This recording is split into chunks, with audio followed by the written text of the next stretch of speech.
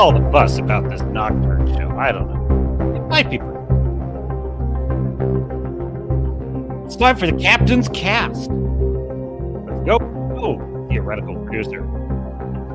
We have to talk to the people. Why, hello. How nice to see you on a fine Sunday. I am Captain Garrett. Welcome. Welcome to the Captain's Cast. Come aboard, one and all. We're going to talk about a lot of shows. I got to tell you, that third episode of the Continental, what a barn burner.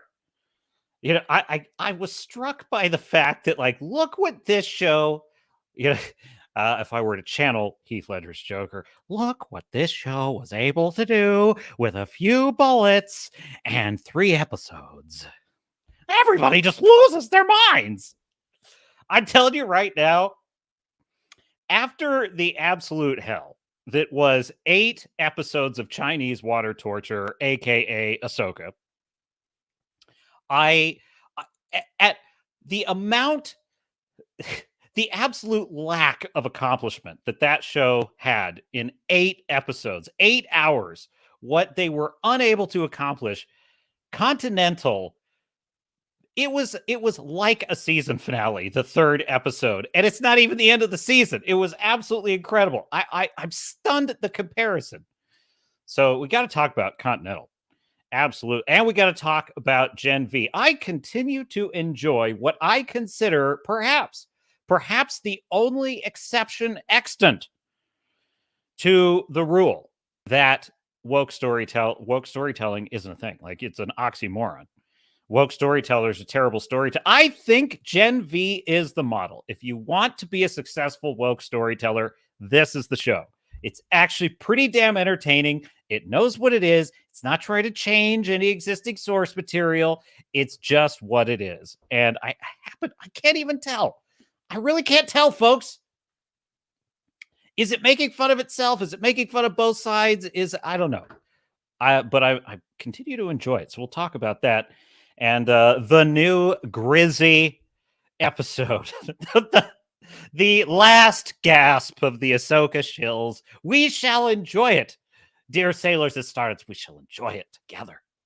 How you doing? How are you? Who's in the chat? I think I saw Fu Man Blue in there.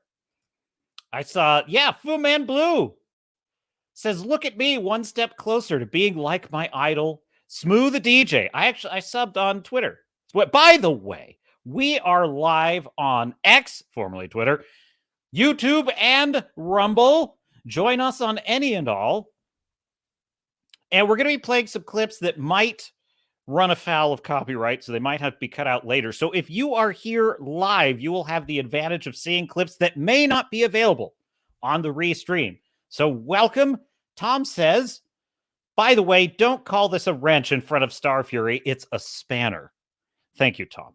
Yes, that would be a reference to the new mods. Fu Man Blue, Tom, Star Fury, you're all mods now. And you too, Wrangler.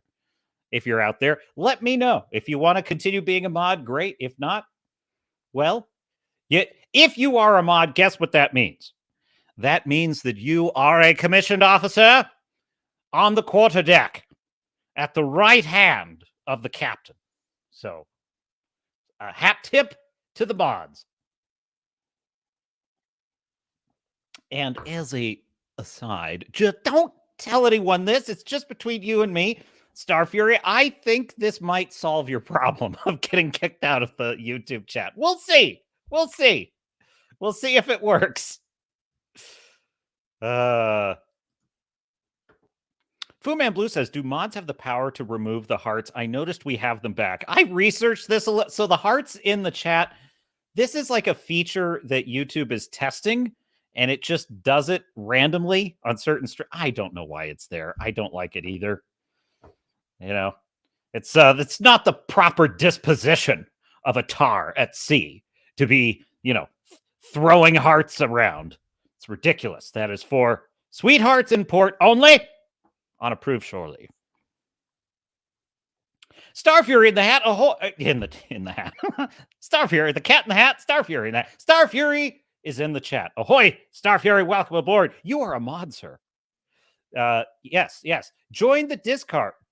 Wrangler, if you're out there, you could join the Discord. The link is in the description. Anyone else, join the Discord. Have some fun. Troll if you want, but Star Fury's out there, so you got to be, troll at your own risk. I'm just saying. I'm going to say Star Fury's position on the ship is probably, I would say, the Master Gunner. So just you have been warned, as Judge Dredd would say. Foodman Blue says, there he is. Welcome aboard, Star Fury. Nice Spanner. Oh, all right. Spanners. Yeah, anyway. You know what? I'm not going to say anything. Wrangler's in the chat. Hail, Wrangler. And in case you missed it, you are a mod, sir. You're a mod. Thank me. No, I'm just kidding. That's something Mark Levin always used to say. Thank me. What else we got to talk about? Okay, we got so much to talk about. We got the Grizzy Shills. Now, this Castlevania Nocturne, I'm scratching my head a little bit on this one. So, I remember the Castlevania games on Super Nintendo. I remember I never really played them, so I don't know a lot about the lore, but I had friends that played all the Castlevania games. So I kind of am Castlevania fan adjacent. And there's this show on Netflix that people have been twisting my arm forever to watch, Castlevania, and I haven't. And part of the problem is I have kind of a 5-minute rule / first episode rule with shows, and I only break it to the extent that I do it for this channel in order to review something and to be fair, as the captain must be. But I have resisted the arm twisting with Castlevania because a lot of times with these animated shows, they don't grab me in the first 5 minutes. And if they don't grab me, I'm out. There's too much content, folks. There is too much. I can't handle all of it.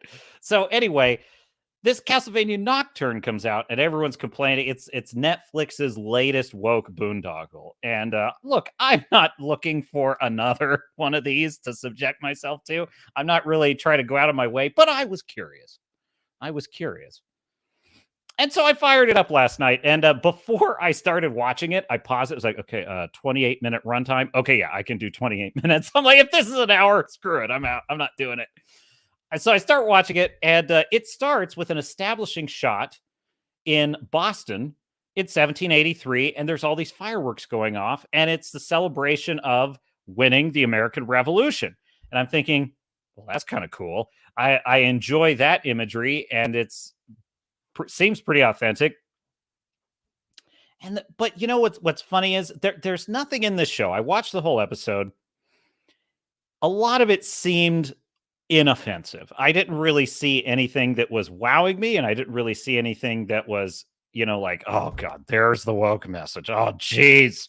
I didn't have any of those moments, but I gotta tell you, it's an extraordinarily boring show. It is and the dialogue is like, no offense to fan fiction writers out there.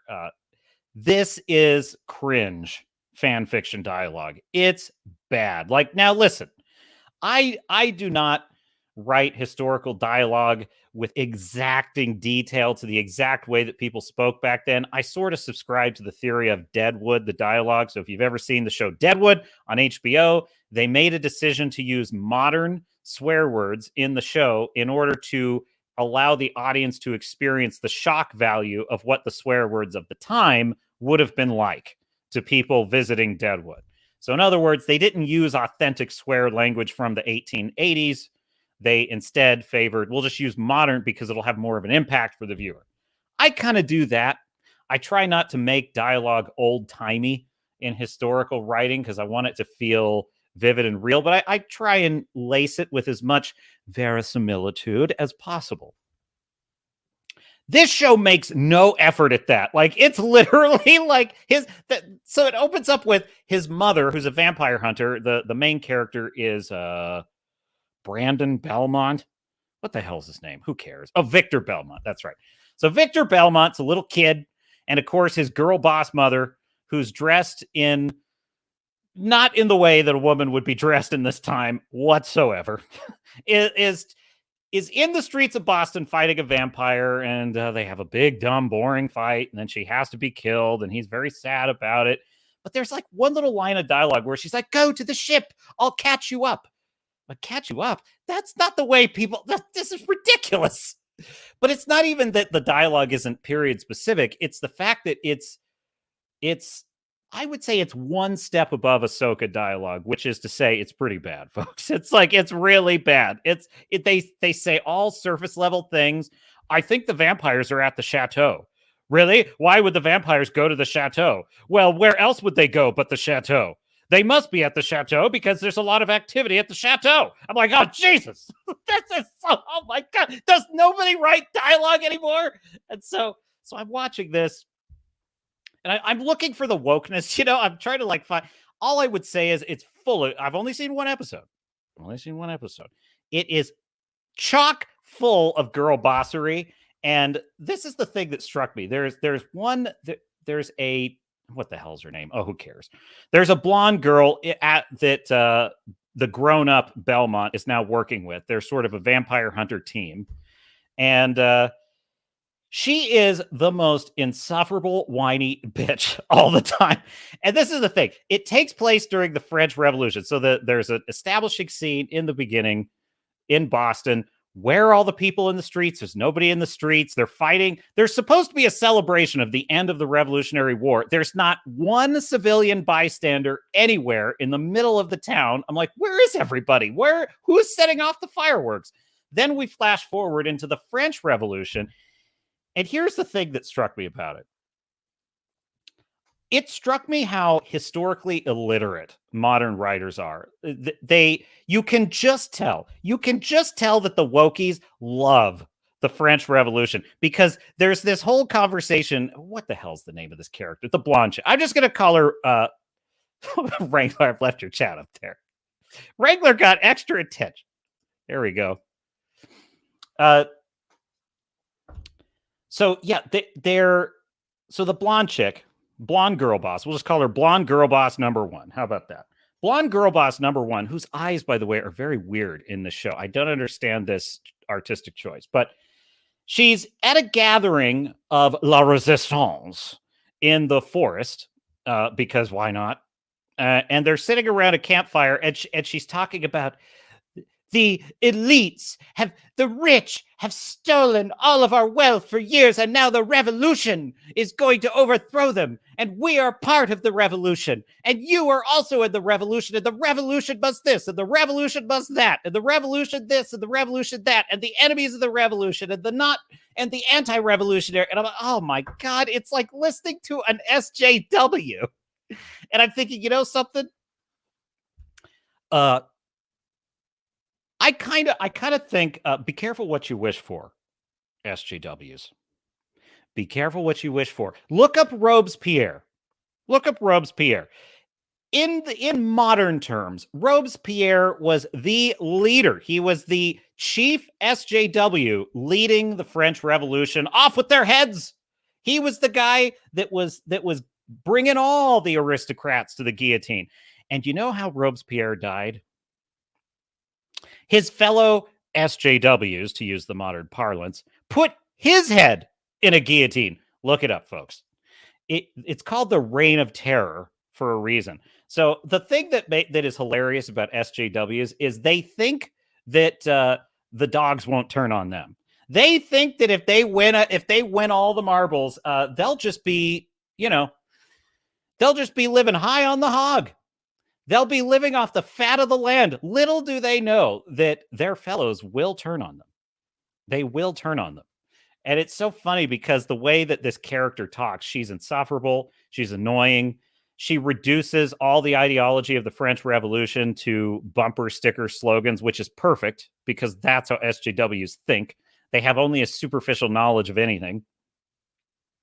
And it just struck me that this isn't even an idealized portrayal of the revolution in France. It's just a historically illiterate modern person's idea of what the French Revolution was, because they're just saying, oh yeah, the aristocrats are just the orange man, and revolution just means the resistance and fight the power. I just find it funny because it's like they don't actually understand what the issue was with aristocracy. The issue with aristocracy was not that they were rich. The issue with aristocracy was because of the status of their birth, the fact that they were born into having a divine right to rule over people without their consent. That was the issue. And that is why they were rich, because they simply had all the power of the state. There was no way for any person who was lowborn to ever become an aristocrat. Now, there were rare exceptions, but such as being knighted for, achievements in battle and things like that. But that was rare. That was rare, and it rarely resulted in you rising to something like royalty. That just didn't happen. That's a fairy tale. That's not real. In reality, if you were born a peasant, you were a peasant until you died. Your children were peasants. Their children were peasants. And that meant you did not have power over the state. You were ruled. You were the subject. In fact, I was doing research for Blood and Oak Book 3, the third book in my Iron Age series. And check out the link in the description, www.bloodandOak.com. I am an author. And it is a nautical story, tales of the high seas fighting the Barbary Pirates. And I'm researching the next chapter. And one of the things that I'm researching for the next chapter I'm about to write. And there was a concept shortly after the American Revolution was won. There was a concept that even if a British citizen emigrated to the United States, became naturalized, had papers to prove it. Yes, even in the late 1700s, you had to have papers to prove citizenship. You had to be documented. Even if you had the documents to prove you were a legal immigrant to the United States in the late 1700s, the British had a doctrine which was called inalienable. What was it? Inalienable. Damn it! I had it written down. I have to find it. Inalienable subjects, I think it was. Inalienable allegiance. Don't quote me on it. I'll find it later if I can. But essentially, it was something along those lines. Inalienable allegiance. I'll find the exact quote when I can. But it basically referred to the fact that if you were born a subject of the British Crown, you were going to die a subject of the British Crown, and you were obligated to serve the king, regardless of whether you moved to another country or not. So what they would do is British ships would stop American ships. This is shortly after the revolution between, I would say Napoleonic Wars and then shortly after the revolution. They would stop American ships. They would search them for British deserters, and they would just conscript. They called it impressment. They would just conscript American sailors into the British Navy because they always had a manpower shortage, and they would just take them. And sometimes it was full-blown, natural-born American citizens. You look pretty British to me. You're now a member of this crew. And it's essentially what led to the War of 1812, because it got so bad that eventually we Americans just couldn't take it anymore. And so we just had to beat the stuffing out of the Brits a second time, which was the foundation of a friendship that was to last another 2 centuries. But why do I bring that up? I bring that up because that is exactly what the wokies now support. The wokies, they want aristocracy. They worship aristocracy. The new aristocracy is the state, the democracy. It's whatever Dr. Fauci wants. It's whatever Uncle Joe wants. It's whatever the woke Democrat agenda is. That's what they want. And they do not want any dissent. They don't want anyone else. They don't like free speech. They don't like, they only like freedom to protest when it's them. They only abhor political violence when it's not them using it. And so here I am watching. And so they don't realize that they're the baddies here. So anyway, this was my impression of Castlevania Nocturne. It's being written by historical illiterates who have learned nothing from history. Yes. Starfury. Starfury! How dare you, sir? Still burnt down the White House. Well, you didn't get all of it. You didn't get all of it, did you? There's still a lot of it left, as you can see. Yes. I do. I'm telling you what, I can't wait till I get to the part of the Blood and Oak series where that event happens. It's going to be a lot of fun. Tom says we didn't want that one anymore anyway. Yeah, we were going to renovate anyway. So yeah, it was no big, Starfy. You did us a favor. It's funny too.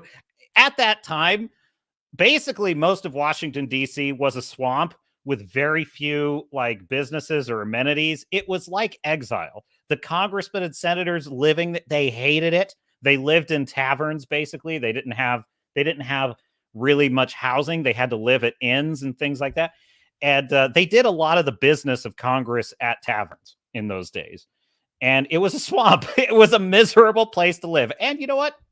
Now it's a different kind of swamp. But Fu Man Blue, yes. Yeah, laugh it up, Fu Man. Laugh it up.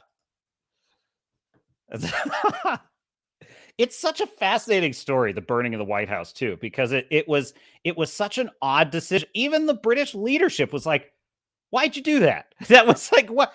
You burnt it down? Why? There was nothing to gain. And it was, well, look, hey, it's war. Shit happens, okay? Tensions run high. Emotions get the better of us in war. So, Starfire says, we Catholics couldn't even blow up Parliament. I know. There you go.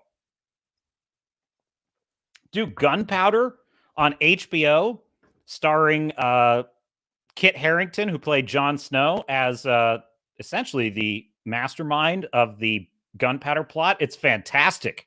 It's a 3-part miniseries. So, yes, you tried hard. And that's what matters. What matters is that you tried. So I want to make sure, okay, checking all the streams. We're looking good. Fu Man Blue, and I had a window in the way, so I didn't see it. Fu Man Blue with a $5 Rumble rant. Yes, don't forget, we are live on Rumble and Frequency. That's the Star Fury. Is also on Rumble. So Fu Man Blue with a $5 Rumble rant says, like I always say, these SJWs don't realize that there is no place for them at the end of the road they are trying to pave, and that is by design. Absolutely. But, here's the deal. It's a warning for all revolutionaries, that revolutions rarely end nicely. It's just the way it is. It's it's a last resort. You really don't want to get to that stage, because that's when things get ugly. There is a scene in Battlestar Galactica in the 4th season. It's one of my favorite scenes ever. Do I dare? I probably couldn't get away with it. What was the character's name now? Who is God dang it, what was his name? What? It's been so long since I saw it. I swear, don't drink, folks. It's bad for your brain. Tom Zarek. That's right. Tom Zarek. It was yes. Okay. I'm trying to figure out how I can locate this clip, because I would love to just play it.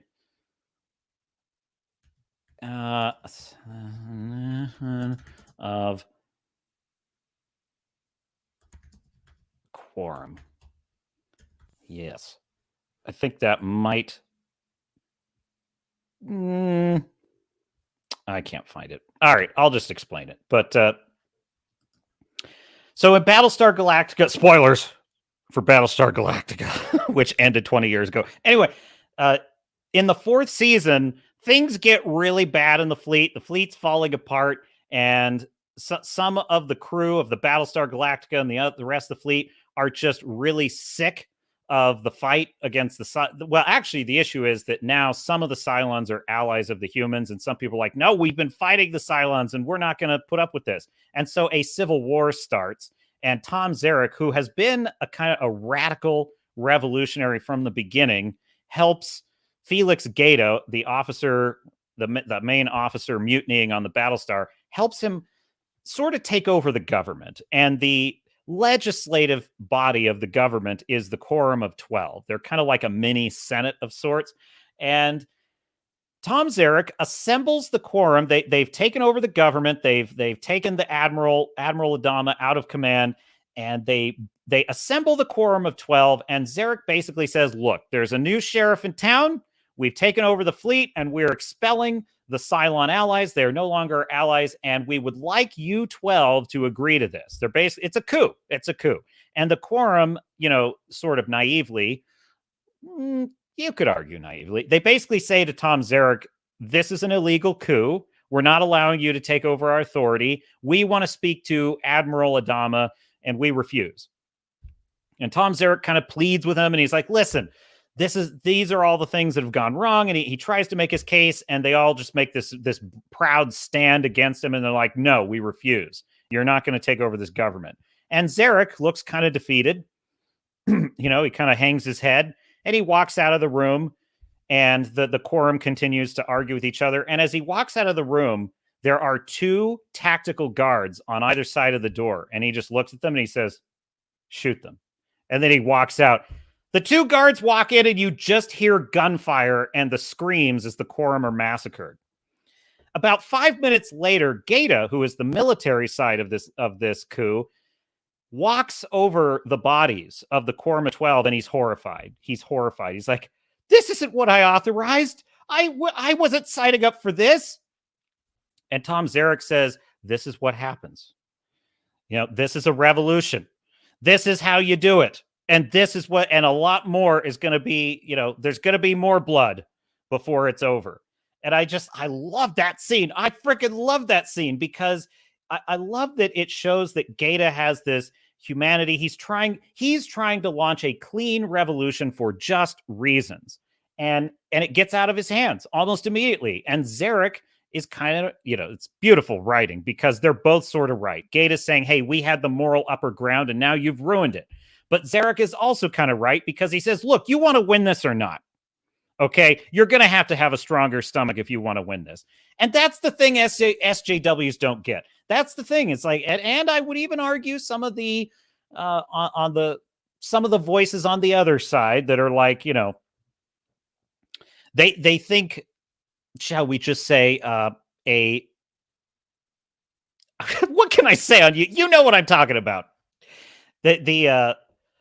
A unhappy separation among the states. Let's just put it that way. It's the same deal. It's like, look, you think that you could do this in a way that wouldn't get ugly. You can't.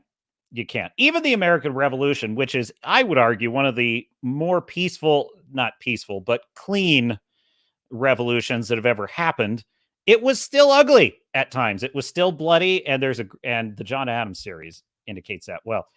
Yeah, Star Fury with a £2 super chat says, "Vive la Revolution!" Thank you, Star Fury. Salute to you and to Fu Man Blue for that $5 Rumble rant. Thank you very much. You do me great honor, sir. £2 sterling. £2 sterling. Beautiful. And what is it? Fu Man Blue says, you took that guy serious as hell after, though. Oh, you're right. Talking about Tom Zarek. Absolutely. God, Battlestar Galactica is such a brilliant show. I like all 4 seasons. They have it. So the later seasons have their problems, but I just love that show. And, Zarek, this is the thing.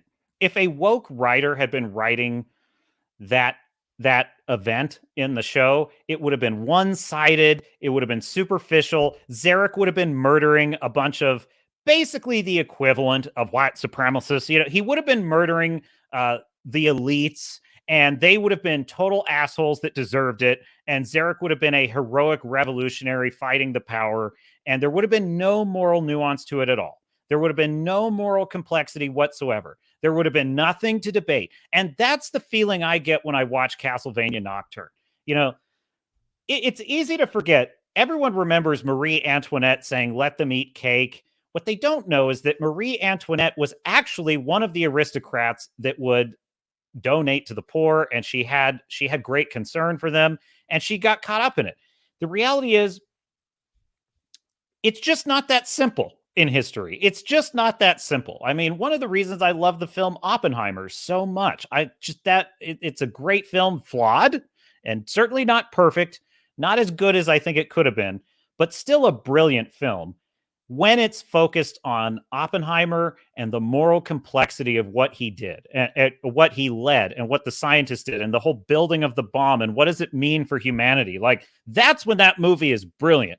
And there is such an incredible scene, spoilers for Oppenheimer, but right after he successfully tested the gadget and it succeeded and the bomb worked, and now he's giving this sort of victory speech to all of the scientists, and they're all gathered in an assembly, and he's giving this amazing speech. And this is some of the most brilliant sound design I've ever seen in a film. It's my favorite scene in the movie. It's absolutely exceptional.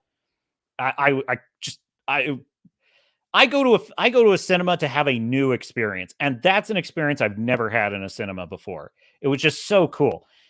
So he's giving this speech, but as he's giving this speech, there's this kind of like sound pounding on his consciousness. And it's sort of like his guilt. And it's this claustrophobic, like walls closing in. And so on the surface, he's all like excited. Oppenheimer is, he's all like ebullient and overjoyed. But like underneath it, he's thinking about what's about to happen to the people that are going to have the bomb dropped in them. And he starts to see the audience suddenly become like burnt bodies. And it's just like, oh my God, it's absolutely stunning. And it adds to the reality that there's no clean way. There's no clean way to win a war. It's an ugly, awful business. It is to be avoided. Although it is sometimes necessary. It is, regrettably, as a very last resort. Hey, look, even the Federation had to fight the Dominion, okay? Even the Federation had to. By the way, I watched a little more DS9 lately, and God, I love that show. I love that show. Captain Sisko, his journey as a character is unreal. Like, they've never had that in Star Trek before, where he starts out as this kind of typical Federation atheist captain. He's all about science and the rational and the material universe. He gets named the emissary by the Bajorans. He's now the spiritual he finds himself the spiritual leader of a less advanced civilization who think he's some kind of prophet, and he knows he's not, but he kind of has to, he's there on a diplomatic mission, so he kind of has to play along with it. And that's how it starts. By the end of the series, he has a full religious awakening. He is going to build a house on Bajor. He embraces the role of emissary of the prophets. He believes in the religion, all of it, even to the point where Starfleet's annoyed and irritated with him about it. It's just, he goes on a spiritual journey across those 7 seasons that's absolutely incredible. Absolutely incredible. One of my favorite episodes of Deep Space Nine was an episode called Rapture. And it's kind of one of the episodes where he finally starts to embrace his role as emissary, because he kind of resisted it. But there's an episode where he finds this tablet buried in an ancient Bajoran city, and it gives him a vision of this ancient city. And there's a puzzle he's trying to solve, which is the location of the city. The problem is the visions are starting to cause like blood clots or something in his brain. So they're dangerous. But he knows that like an important prophecy is being revealed to him, and he's on this like spiritual quest. And Major Kira, who's like one of my favorite all-time Star Trek characters, she, being a believer, she's all for it. She thinks the captain is doing what he has to do, but his other officers like Dax are like, this is lunacy. He's going to kill himself. And it's a brilliant episode. It's called Rapture. It's one of my favorite episodes of Star Trek Deep Space Nine. Footman Blue with a $2 Rumble Rant says, this culture of hyper-acceptance makes it very hard to write an interesting villain without crossing some cultural line that jeopardizes your project. It's all very sad, Captain. The tide is turning. Take heart, Fu Man Blue. Take heart. In fact, I had a note to myself to acknowledge something you said. I'll get back to, well, it's kind of unrelated, but I will get to it later when we talk about Gen V. But you had a point. Fine, I'll just say it. Gen V, you had a point, and I kind of missed it last week, which was that the character who changes genders in the show, the way that character uses the male side for like, brute strength, and then switches to the female side when he or she needs agility and speed. And I agree with you. I think that's a smart, I will say this about Gen V. It shows a better use of superhero powers than we are seeing in any of Marvel Stage 4 or Stage 5 or any of the new DC movies. All you see in the Marvel and DC movies now is just big, bloated, this guy punches that guy throws her, she lands in some bricks and it shatters, that's all it is. Or it's just magic. It's just magic fighting magic. And it's like, how does it work? What are it? Nobody knows. This show, Gen V of the Boyz universe, uses superpowers the way that comic books used to use them, which is cleverly. There's a rock, paper, scissor element of superhero powers that's really cool. And it's even interesting how the personality of the characters is informed by their superpowers. So we'll talk about Gen V a little bit later as well. So the chat is just going crazy. Yes. I should probably read the chats before I put them up. I don't want to put anyone on the spot, but Anyhow, where were we? What should we talk about? Okay. Oh, Grizzy Shills. Yes. Okay. We have the new episode of the Grizzy Shills has dropped now. Your dear Captain. We're not going to spend long on Ahsoka, I promise you. But just to close the book on this dumb show, Critical Drinker has his review out, and it's fantastic. His review of this show, he just nailed it at every level. He is at the top of his game. Let me tell you, it's one of the best. He's the best reviewer that I know of, frankly. And I used to read Richard Roper. I used to read. It's been a while since I read them, but several different mainstream critics of the Chicago Sun-Times. I used to read. I don't read them anymore. It's why I can't hardly remember them anymore. Critical Drinker writes some of the best reviews I've ever read. They're just absolutely brilliant. His ability to break it down and hit every right point. Anyway, check it out. And then, which totally distracted me from my point. Let me just pull up the video. But I watched the last two episodes because I heard what everyone said about it, and I just kind of wanted to.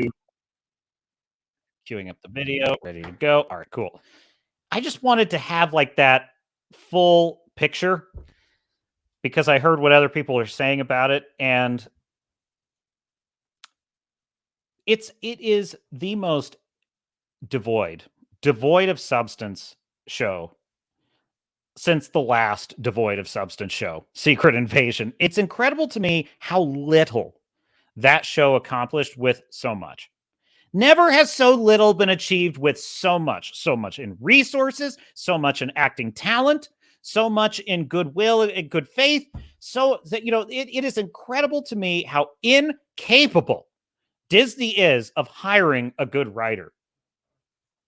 And, the Continental, which is definitely, it's imperfect to be sure. In fact, it's slipped a little in the captain's rating because of some plot holes. There are definitely some irritating plot holes in the Continental, which are dragging it down. Even in spite of that, there is so much that it's doing well, that show. I couldn't believe it. The 3-episode arc of these 3 episodes of the Continental were so complete, were so action-packed, were so absolutely full of shit happening that blew me away. Frankly, I was like, "Wow, what did I just watch?" Got to the end of it, and I was like, "Holy shit, man! Did anything not happen in that 3rd episode?" I literally thought, "Is that the end of it? Was this just a 3-episode season? That was the end of the season?" Folks, it could have been the end of the season. It was that explosive. The 3rd episode of the Continental. It was so well done. It could have been the end of the season, and it would have been a pretty satisfying. It's a 3, like the Sherlock Holmes series, how it's 3 episodes per season. It's incredible to me that it accomplished about 10 times as much as Ahsoka did in 8 episodes in 3. It's incredible. And Wrangler with a $4.20 super chat says, "We're not going crazy. We've always been crazy." That's what? I'm going to use the Joker voice.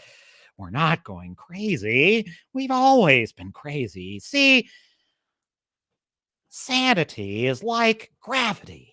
It just needs a little push.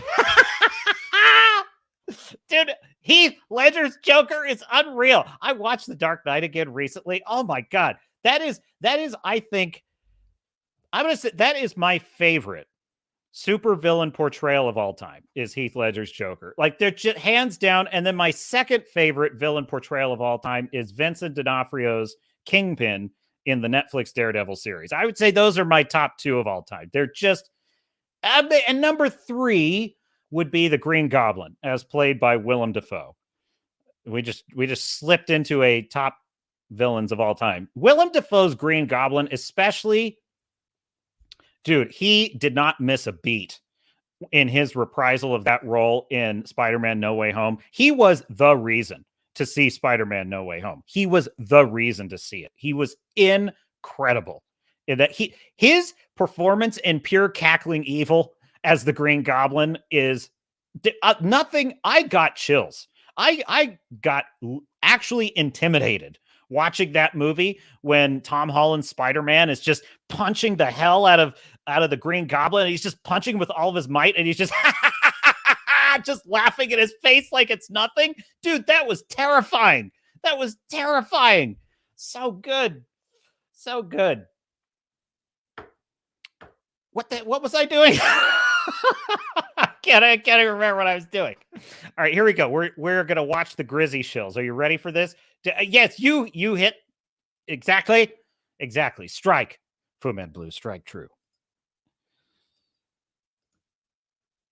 Grizzy Shills. Are you prepared for the Grizzy Shills? The final chapter begins now. Oh.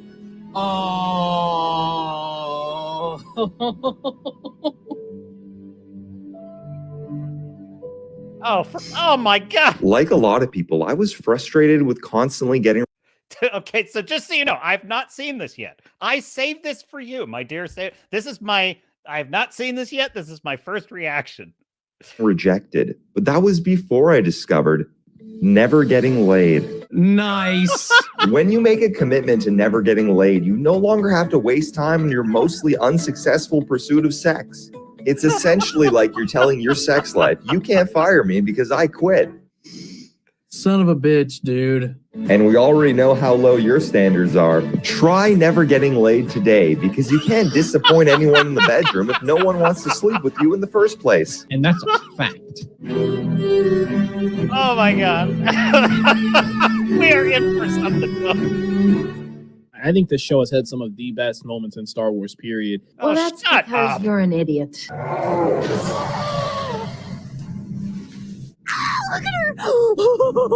So did she get an upgrade? Can she power up now? Who cares? Super witch. Why is everyone so fucking stupid? You dusty old queef.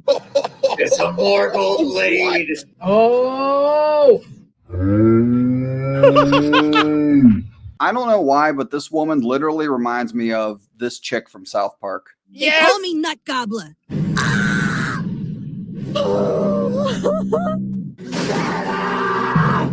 This is everything I've ever wanted.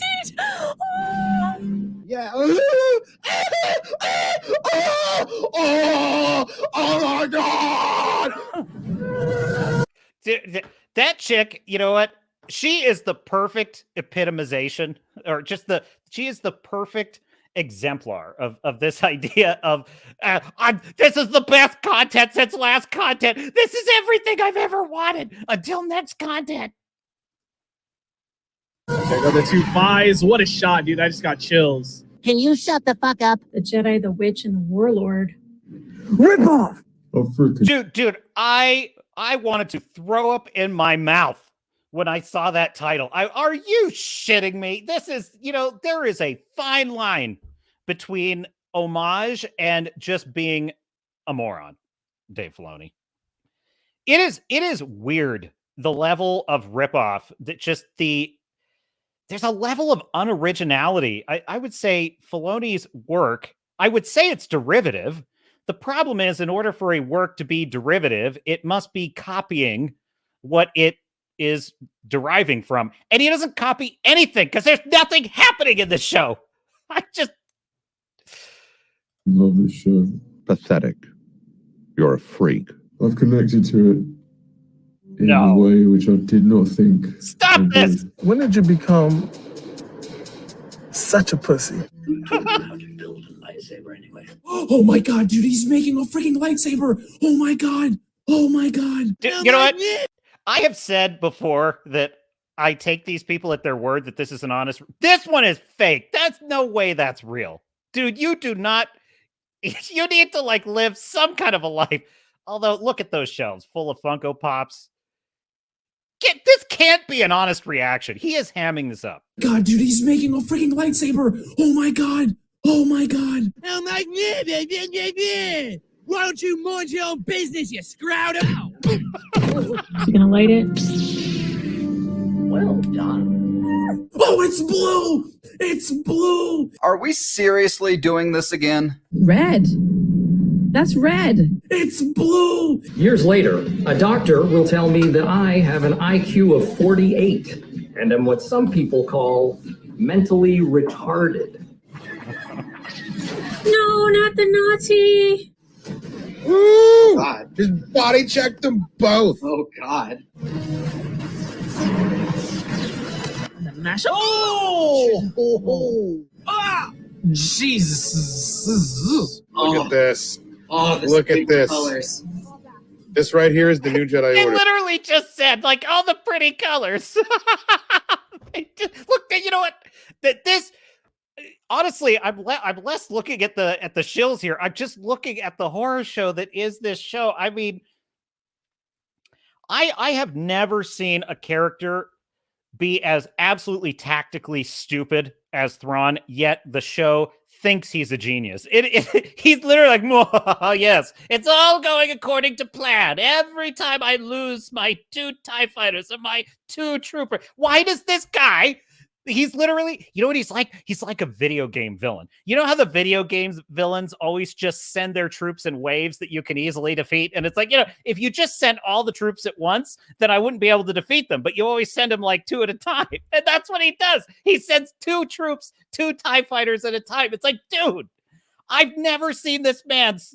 I've never seen a portrayal of a military leader with so much resources that he doesn't use. And I got to tell you something. It's a good thing that I don't consider Disney Star Wars actual Star Wars, because if I did, I'd be done. I would consider Star Wars like childish garbage. I would consider it childish garbage if it were based on this show. Fortunately, I make a distinction between pre-Disney Star Wars and current Disney Star Wars. So it is only Disney. But if this were representative of the entire franchise, I would be done, frankly, with the military portrayal of like ship combat in this. I've always been a little suspect of the way the blasters on ships work. That they essentially look, it's a World War II aerial combat environment, which Rian Johnson took a little too literally in the Last Jedi, but we'll not get into that. And that's fine. It's dogfights in space. That's totally fine. But in the original series, there was still the idea that like a super star destroyer could wipe out a planet if it wanted to. It could glass the surface if it wanted to. And so this has always been implied that these ships have massive firepower, that there is a real danger. In this show, Thrawn unleashes a full bombardment of the surface, which, by the way, why doesn't he just go up to space and glass the planet? Why the hell doesn't he just go up to space, glass the planet? Ahsoka's dead, Ezra's dead, they're all dead. Who cares? Why wouldn't you do that? Why wouldn't you do it? No, he won't. And so he unleashes this deadly barrage, and it's like it doesn't do anything. It's like they just dodge it all. There was an actual Korean War veteran that came to my place of business once and gave a speech about his experiences in the war. In the Korean War. This is a man who lived through actual combat. He watched most of his entire unit get annihilated by Chinese forces in Korea.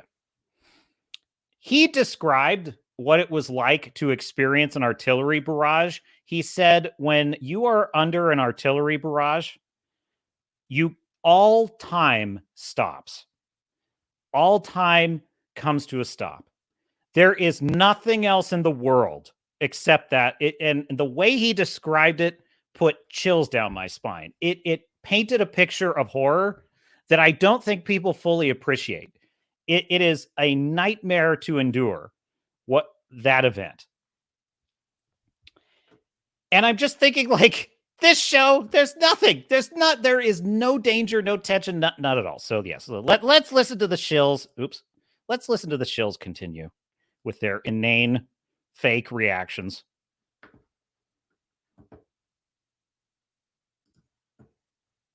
Sure.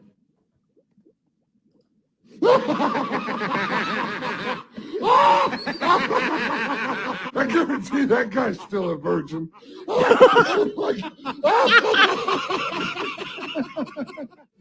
Yes! Seeing Ezra with a saber again, man. Oh, that was sick. That was sick. Oh my god! She moves like a grandma.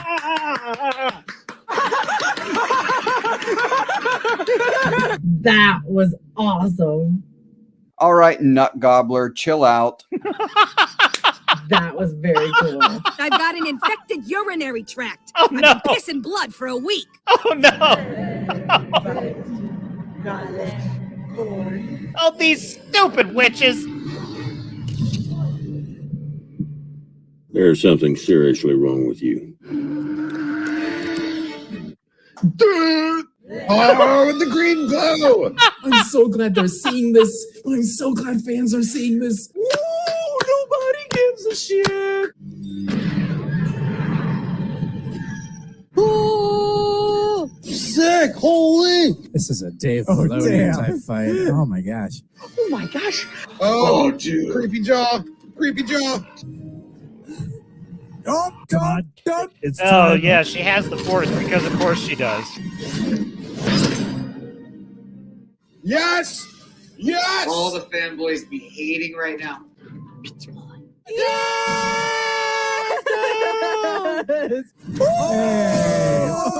See Kylo. Oh, Are you oh. fucking serious? See Kylo. See Kylo. He made See Oh. Kylo. Dude, you guys are fucking retards. Come on. Come on, Sabine. Yes. Yes. I sure do love being gay. Yeah! Dude, decapitation. Oh, the Oh my use god! of that music. Fuck you, Disney. Bam!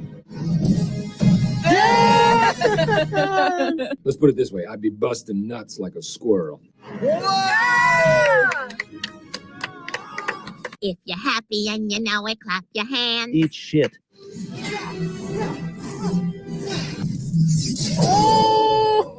Oh! Dude, all the different sound. Oh my god!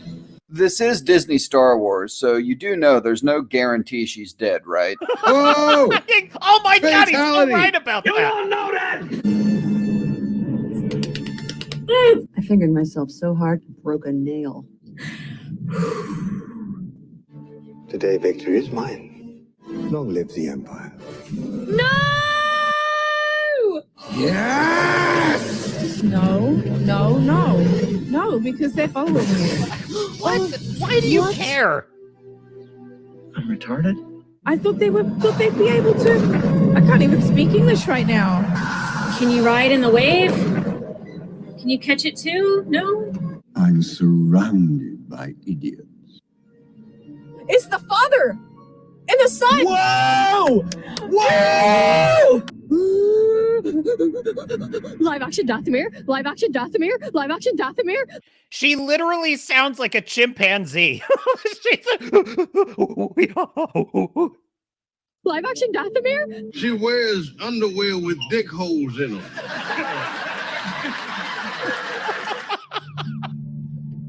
Oh, Dave Chappelle, we miss Ezra? you. Pussy. Hi, Hera. Oh, God. Mom. Ezra? Ezra? All right, nut gobbler, since deep down I am a gentleman, I'll let this one slide. You really care about me. Not really. You're just a hooker, and I need to get laid. Oh, why didn't they hug? I need the hug. Don't you get it yet? Because actual human warmth, emotion, and humanity and romance is not allowed in Disney Star Wars, you dumb... What is wrong with your face? Ah, give it to me, man. Yes! Force goes at God, it. Dude. Oh my god! Oh my god! Yes! I have been finding God throughout this entire experience.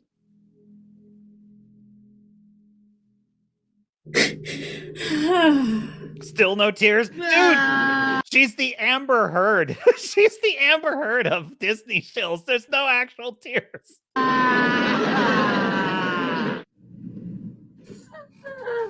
The coolest thing about this episode was probably the fact that we got to see Anakin as the ghost.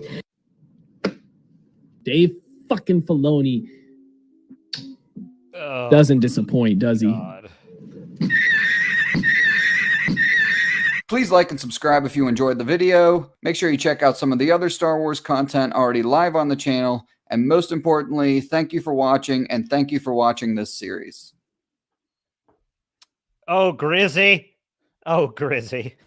A service to humanity. A service.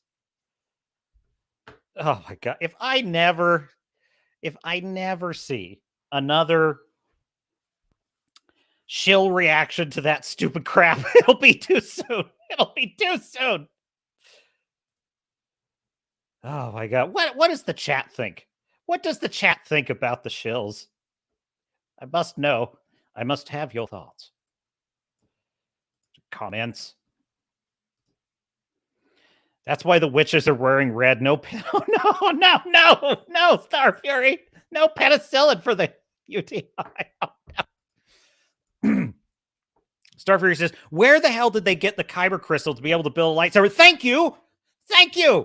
You know, this is so there's this whole scene where Ezra say, oh, he just happens to have as who said this on like Friday Night Tide or something. He just has like a whole Jedi Ace hardware store, you know, in the ship. And he just got all the stuff he needs to build a lightsaber in 5 minutes. Oh, didn't need one. The Force is his ally, but never mind.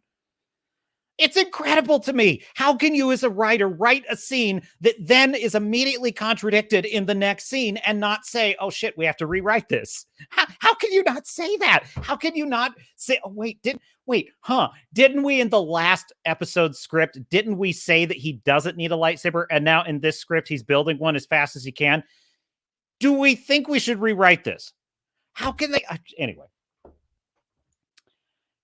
Did not they make a giant deal of this in Rogue One that all the kyber crystals are being strip mined out of every Jedi temple and every planet by the Empire? Did not we make a big deal out of Order 66 wiping out all the Jedi? Was it not implied that Darth Vader hunted down virtually every Jedi in the galaxy to a man? Was it not implied? You know, and so just, oh no, we got a whole drawer full of kyber crystals. Oh, do you want red? You want white? You want blue? You want pink? You want yellow? We got, what do you want? We got whatever you want. We're the Jedi all-purpose hardware store here. Whoa, that guy almost took his beanie off, says Fu Man Blue.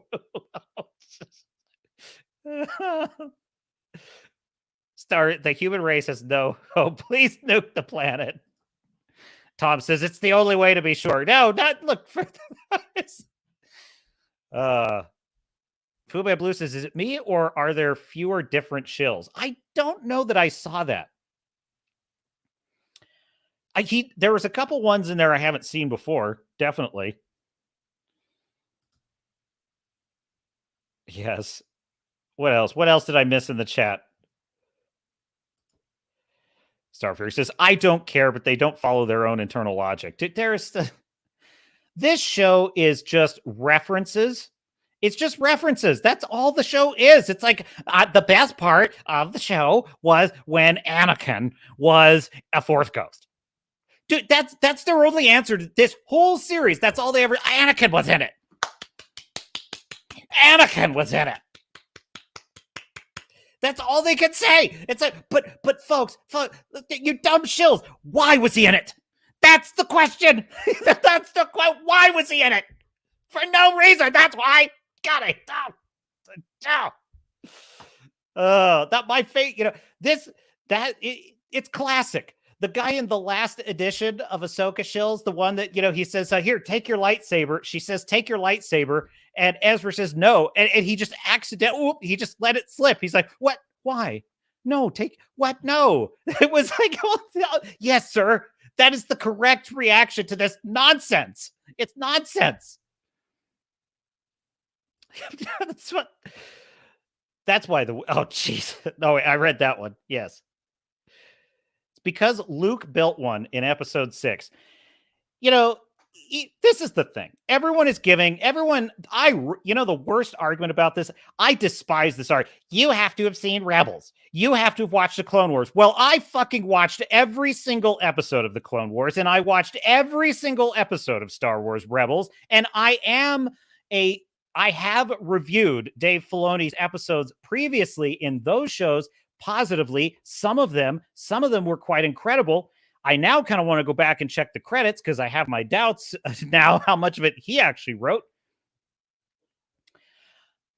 I'm telling you, Filoni is not even consistent with himself. He's not even consistent with himself because there is an entire run of episodes in the Clone Wars in which Yoda takes several younglings to a planet and they have to go on a long, scary, and dangerous spiritual journey into the Kyber crystal caves to find their Kyber crystals. And then they have to spend time in contemplation about what their lightsaber design should be and why they should design it one way or not the other. And there's a whole process, a whole spiritual journey you have to go through. This is in Filoni's own stupid lore. So don't tell me that I haven't watched Clone Wars or that I need to watch Rebels. Filoni is, if he ever had a shred of talent, he is at his absolute rock bottom worst here. He has phoned it in. And I don't even believe that's the case. I believe that there's a lot you can get away with in cartoons, definitely. But I'm telling you, part of it is he is a soy-infused acolyte of the woke mind virus. He has been infected, and regardless of whether he ever had any chops or currently has any chops as a writer, he is up his own asshole with his own lore. He just thinks everything. He thinks he's the golden goose and he's just shitting golden eggs. That's what he thinks. And it's the danger. It's the danger of slipping out of your professional mindset as a creator and going into an amateur's mindset. The amateur is self-identified. Their work is their identity. And that is what I see in Dave Filoni. His work is his identity. Chris Gore made an excellent point on Film Threat, which is if this show had some self-awareness, it actually might work if it just understood what it is and had a better appreciation of its own tone. And I'm going to give you proof of this in just a second. But do you notice that there's something about Ahsoka's writing where it's like it seems very proud of itself and it's so cringe. It's like when, let's just face it, someone is telling a joke that they think is really funny, but everyone else in the room is like, that's not funny. That's what Ahsoka feels like to me. It's like, this is so dramatic. What's happening? And I'm like, no, bro, that's not a thing. That's not a thing. Thrawn is the most embarrassing antagonist I think I've ever seen in a Disney story. And that is saying something. I'm trying to think if there's a worse one. I mean, I hated the High Evolutionary in Guardians of the Galaxy Volume 3. I despise that character. But even he was more interesting than Thrawn, who I can't. Nothing comes to mind. Nothing comes to mind. I'm telling you, Thrawn, there is nothing worse that Thrawn could have been truly an excellent character. I was just thinking, this made me think of Halo, the lore in Halo. If you've ever read the deep lore in the Halo series, the Covenant's war of annihilation against the human race is spectacular in terms of like military strategy. Basically, what the Covenant does is anytime they find a human colony, they glass it. They glass it. That is, all of their ships fly in a grid pattern across the ship and just nuke it with plasma energy. They just strip it of all life and then they move on. And the only thing that's keeping the human race going is that they haven't found all of our planets and they haven't found Earth. That's the only ace in the hole that we have at the beginning of the Halo story. And I think that demonstrates, like, that creates a sense of peril. It creates a sense of stakes and tension. If the Covenant find us, we're fucked. Like, that's important, folks. And there's none of that with Thrawn. And I'm so grateful that I can, in my mind, separate Disney Star Wars from actual Star Wars. Because if this were representative, Thrawn has just demonstrated that there is no such thing as military doctrine, tactics, or verisimilitude in Star Wars at all. Fortunately, I don't say that because this is not real Star Wars. This is a man-child, male feminist who is groveling at the feet of the idiotic intersectional feminist mind virus, and he has his balls are in a purse, and he is showing us all of his favorite toys, and it's super cringe, and we're ready to make an excuse to leave his house. That's basically what it is. So, all right. Well, Rumble, we got to get rid of some. No spamming the chat in Rumble. That's the only rule. Say whatever you want in Rumble chat, but no spamming the chat. So spammers will be removed from the Rumble chat. Okay, let me check. I missed a comment from... I got a couple comments in here. I think I saw someone new in the chat. There he is, Old Man Nixon. The plot holes inside of plot holes and the stupid headcanon. Yeah, dude, the shills don't even, do they even have headcanon, honestly? Like, I watch those shills and I don't actually see them commenting on the story. They're not ever do you notice that? They're never commenting on the story. They're kind of just like, oh, he Vadered. He's Vader now. Oh, look, it's Anakin. It's Anakin. He's Anakin now. Oh, look, it's a red lightsaber. Oh, look, it's a blue lightsaber. It's like, what? They're not even reacting to a story. They're just, you know what they're like? They're like the characters in WALL-E. You know, the fat humans in WALL-E. They're just floating around on loungers all day, and their eyes are just glued to whatever entertainment's in front of them, and whatever picture passes in front of them, that's just all they see. And it's like, that's what they are. They don't even, you know what's funny too is I bet they would enjoy having an actual story to react to. Like, dude, let me tell you something.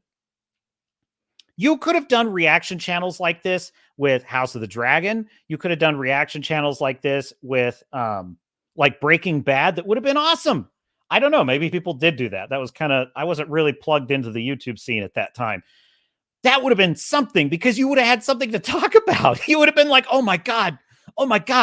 When Walter White's head is in the sand and it looks like Ozymandias because he's just presided over the murder of his brother-in-law. Oh my God. It's like there would have been something to actually discuss, or like questioning. Why does Walt really hate Jesse, or does he just want revenge for being a rat? Like, there would have been things to discuss, is my point. And it would have been nice. It would have been nice. I had to turn my headcanon into a pretzel to get things making some kind of sense. Absolutely. And all I could see in this show was missed opportunities. And there's something, I don't know what it is, but Filoni doesn't seem to want any of his principal characters, protagonists or antagonists, to be effective. I mean, if I could only summarize this in one word, this whole show to me is impotent. Impotent. None of the characters are effective at anything. That's really what it is. Okay.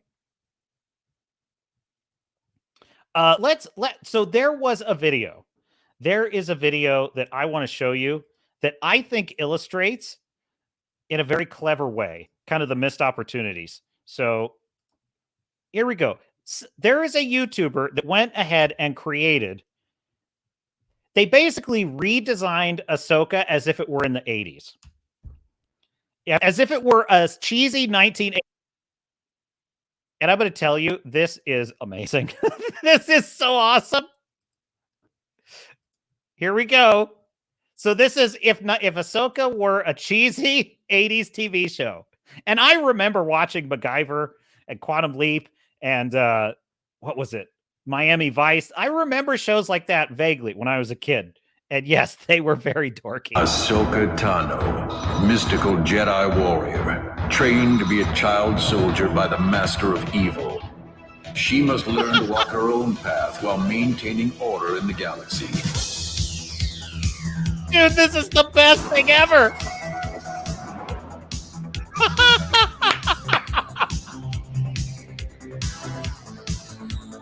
Ahsoka, a Jedi who fights against the forces of darkness using her twin lightsabers and incredible never-before.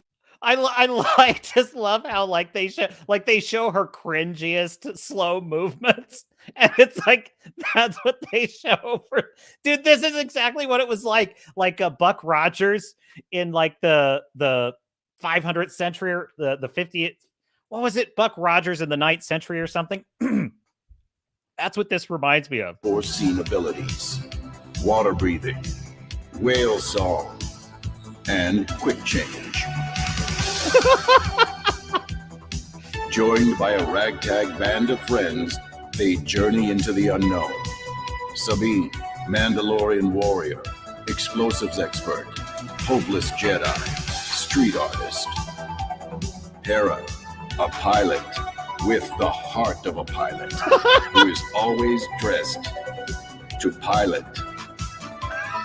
And Huyang, Ahsoka's faithful servant, a 25,000-year-old robot that possesses more knowledge and experience than any other living being in the entire galaxy. Possibly the most valuable relic in all of existence. He is now responsible for ship maintenance.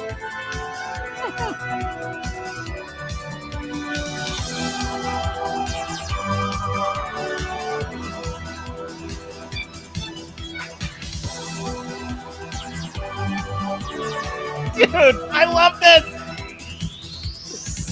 With the threat of a new Star War looming over them, they wrestle against the intangible genius of Grand Admiral Thrawn and his supernatural minions. It's a race to save one of the last Jedis, as one of the last Jedis is hunted by the last remnants of the Jedis. They must learn to put aside their differences, reconcile with their pasts, and risk it all to find a long-lost ally who may or may not be able to help them. Yes! But hope always remains in Ahsoka. Yes!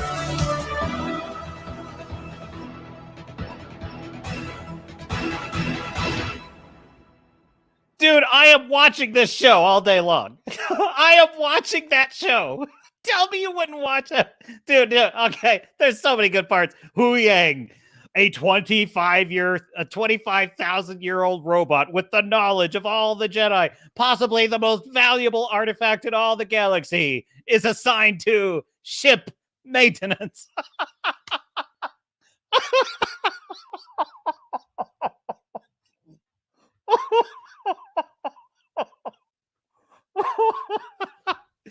Oh my god, that is one of the best things ever. And then I love it's like Ahsoka, the last Jedi, must search for another of the last Jedi, Ezra, who is hunted by one of the last Jedi.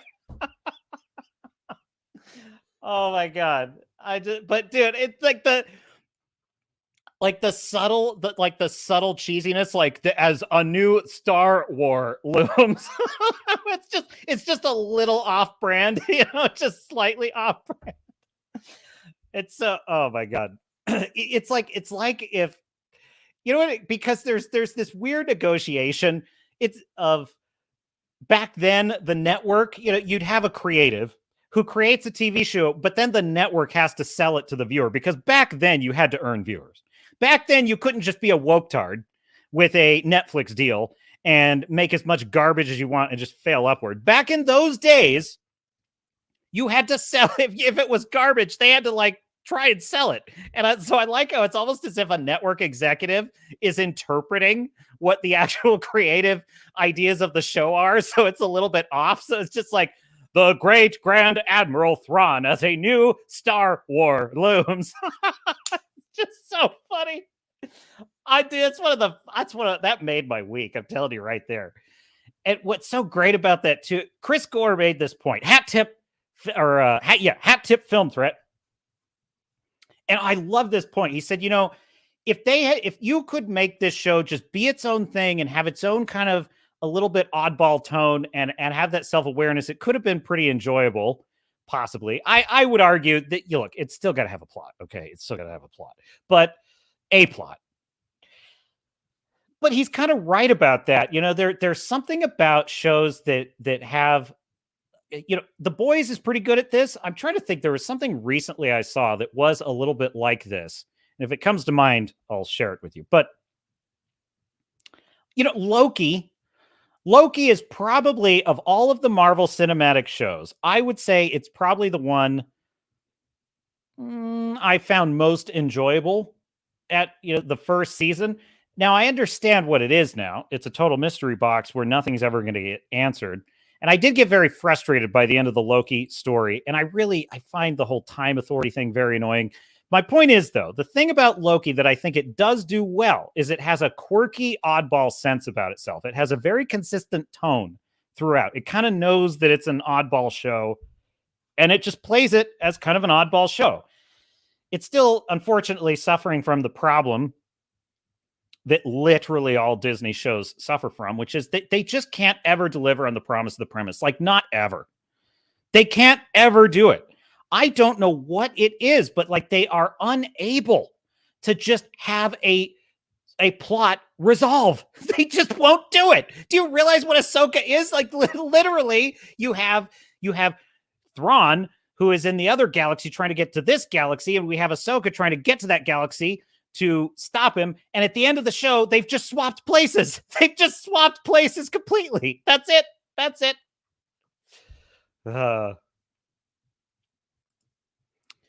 Starfear says, I feel like I am back in the 80s with that TV commercial. Dude, it's one of the best. It's one of the best things ever. So that was Hat Tip. The links are in the description, by the way, for everything I'm playing. So especially make sure you give a like and a subscribe to Grizzy. Oh, throw a like on what is this is. Dang it, I got too much stuff covering it up. Anyway, the link's in the description for that video, so please give that creator a follow.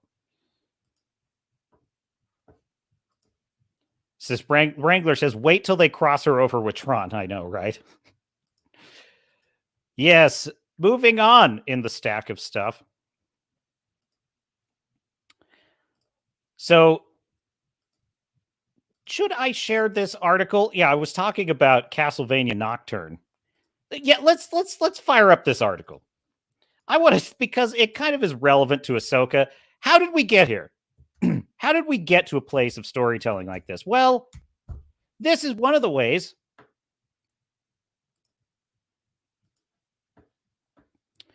So this from Forbes, and you'll have to forgive me because getting rid of all these ads, it won't allow an ad blocker on the site. But fortunately, we shouldn't have to spend too much time. This from Paul Tassi of Forbes. Netflix's Castlevania Nocturne again proves the uselessness of user reviews. I was excited to see that Netflix's Castlevania Nocturne was reviewing extremely well, a 100% on Rotten Tomatoes, living up to the high scores of the previous show. One of the best game adaptations of all time. But I was perplexed.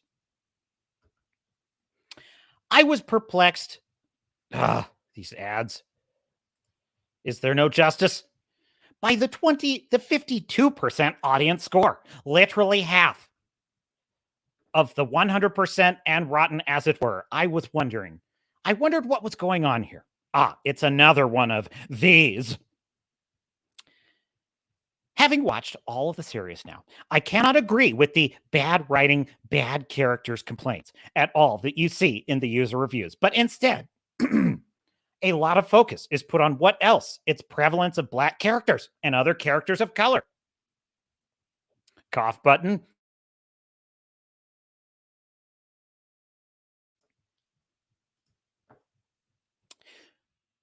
There's a through line of oppression and the horrors of slavery in the plot, And outside of that, a focus on gay characters as well. Multiple reviews call the franchise ruined and are upset. Freed slave Annette has the most screen time. My favorite is multiple reviews that call it wokeavania, the most contorted inclusion of the word woke I've ever seen. Ew, gross. The show constantly beats you over the head with current day talking points, another review says. In fact, let me bring in a guest host to just underscore this point. Because we're boring! We're so fucking boring! It's a good show. I don't know what else to say. The worst thing you can say about it is that it might not be quite as good as the original series, but that is an incredibly high bar, so it's no real surprise. I cannot tell you how exhausted I am of user reviews for projects like this. Who the fuck do you think you are, Paul Tassi? Who the fuck do these people think they are? You have no right to deny anyone their opinion. If I have to listen to your insipid, absurd opinions, and you get paid to just shit out this crap, then you can sit here and you can listen to the opinions of people. As the great Henry Cavill said, it is a fan's right to have whatever opinion they want to have. Do you see how this works?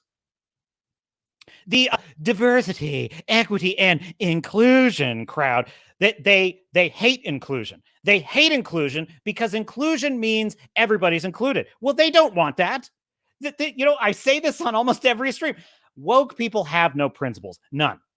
They have zero principles, because if they have a principle, in the next second that it's inconvenient to have that principle, they will drop that principle. So the principle of inclusion is not actually a principle that they hold, because they don't want the inclusion of any ideas that they disagree with because they don't like it. This keeps happening over and over. Some established IP include other characters of color or different orient. You see what's happening? See, he's not actually angry. He's not actually angry that it's getting bad reviews. He's angry because their ideology is in the marketplace of ideas and the marketplace of entertainment. It is failing. It is failing. And it's like clockwork. You can set your watch by it. Every time something that they create fails on its merits, what do they want to talk about? They want to talk about problematic opinions. So that just proves to me that this ideology is an ideology of force. It is an ideology of propaganda. It is an ideology of lies. It is an ideology that can only survive when its critics are silenced. Because when there is an open and fair and honest debate where everyone gets their say, the good, the bad, and the ugly, whether you agree or disagree, in that world, wokeness always fails. And do you know why in that world wokeness always fails? Well, because we're boring! We're so fucking boring! Exactly. That would be the great heels versus babyface. There is nothing I love more. Taking my headphones off. Wrong one. I have another one. Here we go. Guess what? Fucking pronouns! Fuck off! Thank you, Az. He just popped by. He popped by to share that with us. Anyhow. Oh, yes, that clip is getting a lot of use, Wrangler. You know it. You know it. So now, why do I bring this up? I bring this up because the only way that their ideas can succeed is through lies, through subterfuge, through obfuscation. You know, if they had the courage of their convictions, they would welcome debate. But they know they will lose. They will lose on the battlefield of ideas. And you want to hear some proof of this?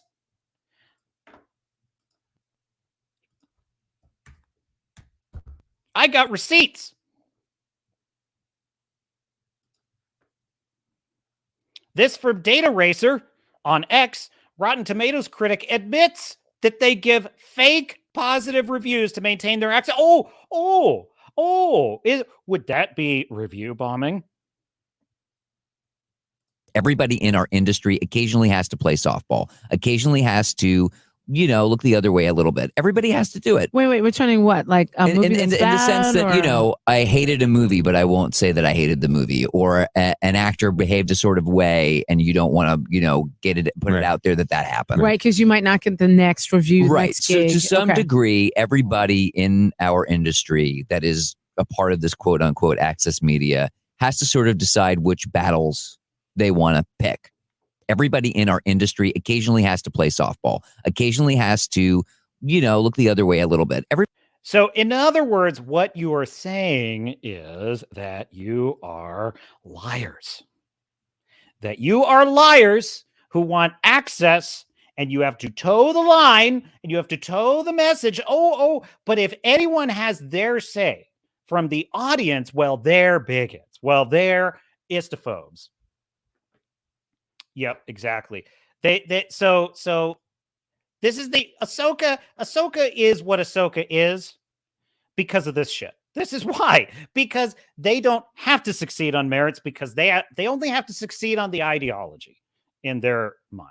So, and this brings me neatly along to the subject of the Continental, because I have been watching the Continental, and by compare, it puts Ahsoka to shame, even with a couple of plot holes that are driving me a little bit mad.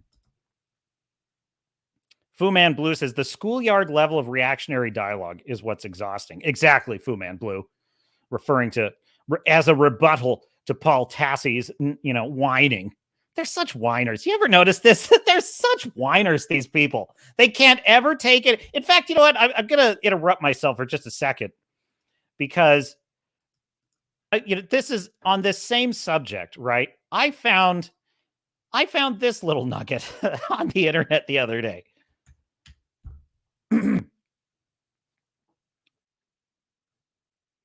not going to play the whole clip. It's a Piers Morgan clip, but he was talking to a podcaster, a wokey pop podcaster, who's defending the Snow White and the 7 magical creatures bullshit. How they removed the dwarves, right? Who played Hornswoggle, the leprechaun in WWE between.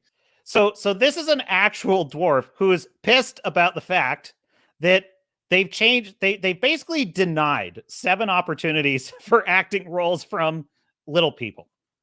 And then you've got this woke asshole. 2016, and by the podcaster and commentator James Barr. All right. Exactly what you said. What gave him the voice for all for 7 different actors that from my community, and I don't feel it's right that got taken away from us. And utterly agree with you. And the irony is that they profess, these progressives, to want to do this to protect you, right? They protect dwarf actors from being, you know, so I somehow get this smeared. one clip of but you don't feel that's response. what he should But feel. definitely Having not. literally, hang on, And that's having literally just lectured me about speaking for someone in the dwarf community, Warwick Davis, you now accuse a dwarf actor. No, it's not what I said. I said that if you're signing with anyone, you've got to worry. Right. What I'd like to say actually is that I kind of mostly agree with what you're saying. No. And Now you're, sir, that's just taking a pot shot there. No, by saying, it is absolutely Morgan taking a agrees pot with shot. me. But I do agree with. So what he said was, he said to the dwarf, this guy on the right, he said, you know, if you're agreeing with Piers Morgan, you really have to be concerned about who you're agreeing with, which is what they're referring to in the pot shot. What you're saying, I completely agree with your point of view, and I think that's really important. But I can only speak from my experience, and as a gay man, I know that growing up, I witnessed gay people being villains in movies when I was 7 dwarves aren't villains. And that I think stereotypes are really important to. What stereotype do you think and they actually, represent? in the universe of Snow White, wouldn't it be better if dwarves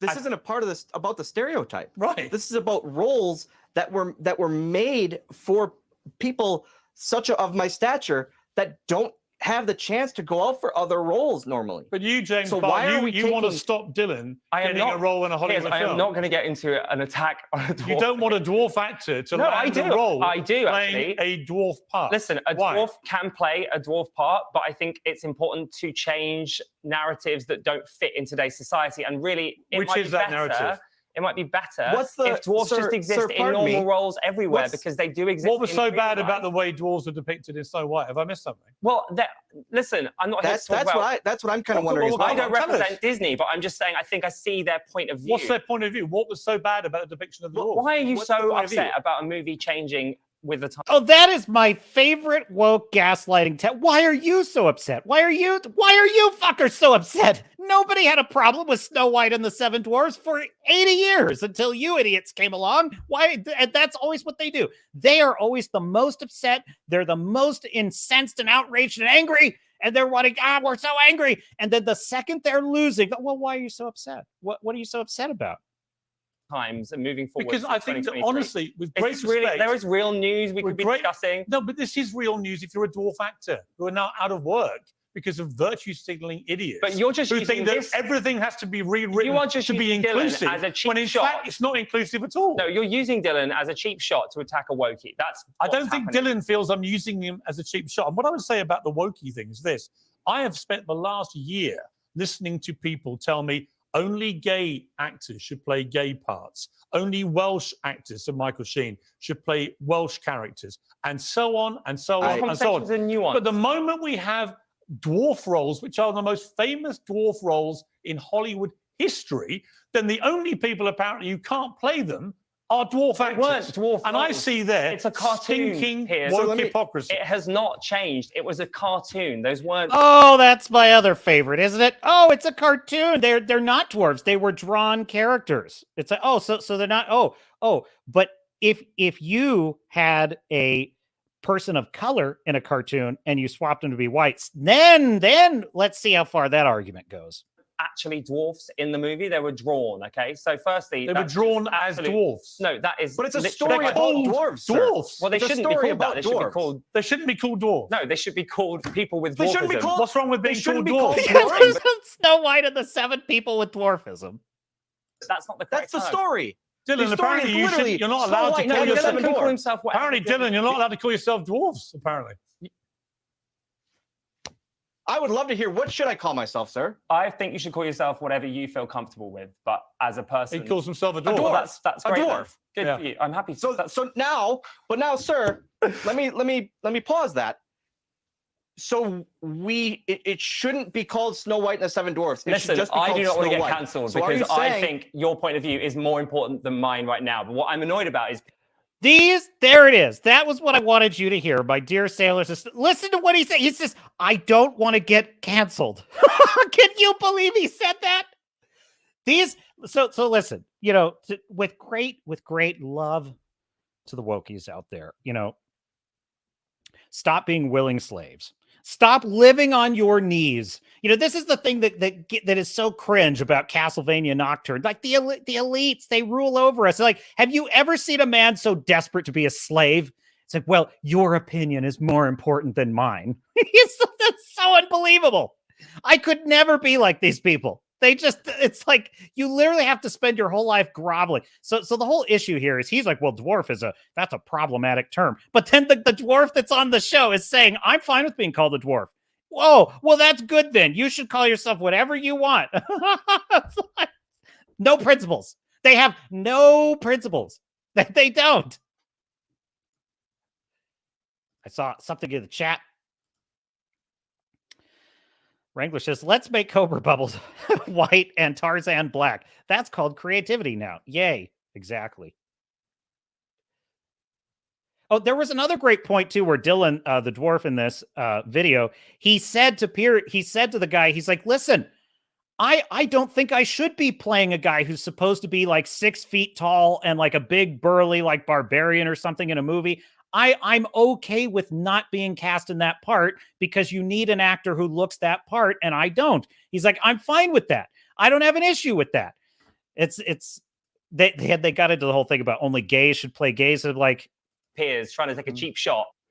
They never have the courage of their convictions, because if this guy did, he would argue to this guy's face against that. At someone that believes in society moving forward. Yeah, I'm actually because really, if I'm actually exposing the hypocrisy of the woke mentality of only gay people can play gay parts, only trans actors can play trans parts, and so on and so on and so on. I think we right get to the to a point, place where right to the everyone can point. play Snow every White and the role. Seven Dwarfs has to be cancelled because you're not allowed to have dwarf. You should be happy, Piers, because it means that now you can play your dream role of Grumpy. I would love to. It is these assholes accuse everyone of what they are because the minute he's losing the argument, he's like, "Oh, you're grumpy." Who are the most insufferable, bitchy, annoying people in the world? Wokies. Okay. Like they're the most shrill. That's why they can't take a joke because they're such assholes all the time. But just the audacity of this guy to be, well, everyone should be able to play any role unless you're white. It's bizarre. It is bizarre how many contradictions they hold in their head. Look, this guy looks like he's a robot about to break. But, you know, this is the thing, though, that I'm acting as though you could take anything he says at face value. I'm acting as though he's acting in good faith and he's trying to make a sincere argument. He's not. This guy is a narcissist. I'm talking about the guy on the right. Don't know his name. Don't care. He is a narcissist. All he wants is fame and adulation. He is towing the line. He is bending the knee. He even openly says it. I don't want to get canceled because that's all he cares about. He would say anything. He would say anything to have the clout and the validation that he wants. There is immense power in adhering to an ideology which empowers you and entitles you to destroy anyone who dissents from your opinions and views. It's incredible to me that the few that are willing to engage in debates, they never debate the merits of the idea. They never debate the merits of any of this. They just go back to, oh, well, you're grumpy. Oh, well, it's just animation. Oh, well, why are you so upset about it? It's like we were fine for years playing our Warhammer, playing our Dungeons and Dragons, our Magic the Gathering, our Halo games, our Star Wars, our Lord of the Rings. All those things were getting along just fine until a bunch of angry, grumpy, bitter, resentful SJW social justice warriors like this asshole came along and started causing problems where there were no problems. So anyway, I just thought I would... but my favorite part of that whole clip is where he basically says, I don't want to get canceled. I don't want to get canceled. It's proof. It's proof that everything they say is a lie. And without those lies, they couldn't succeed. Now, on to the Continental. Wrangler says, if that were true, then Ian McKellen wouldn't be allowed to play Magneto because he's a straight character. For now. Yeah, well, that's true. That's true. Keep watching. Fu Man Blue says, it's so funny watching one of these professional fake offended folks try to explain it to one of the people they've been pretending to care about. Dude, did you see the part where he kind of like slams his head down in exasperation and he's kind of laughing as he does it? And that to me was very telling. The body language there was very telling. He has no respect for this guy, Dylan, the dwarf. He has no respect for him. He would love nothing more than to just treat him like dog shit.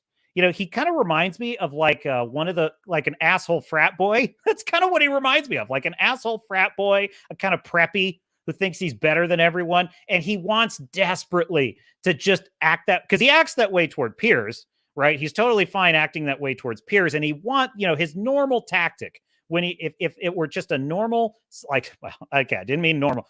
If it were someone of a normal height that was sitting there in that chair saying the exact same things, he would have been happy to be a smug asshole, but he knew that he couldn't. He knew that he couldn't, and that's why he's like, he's frustrated because he's like, oh, my normal tactic of being a smug asshole is not allowed. It's not allowed right now. So it also showed me that he doesn't actually take his own arguments very seriously, I thought. Because I think he knows it's all bullshit. It's like, but what else would he say?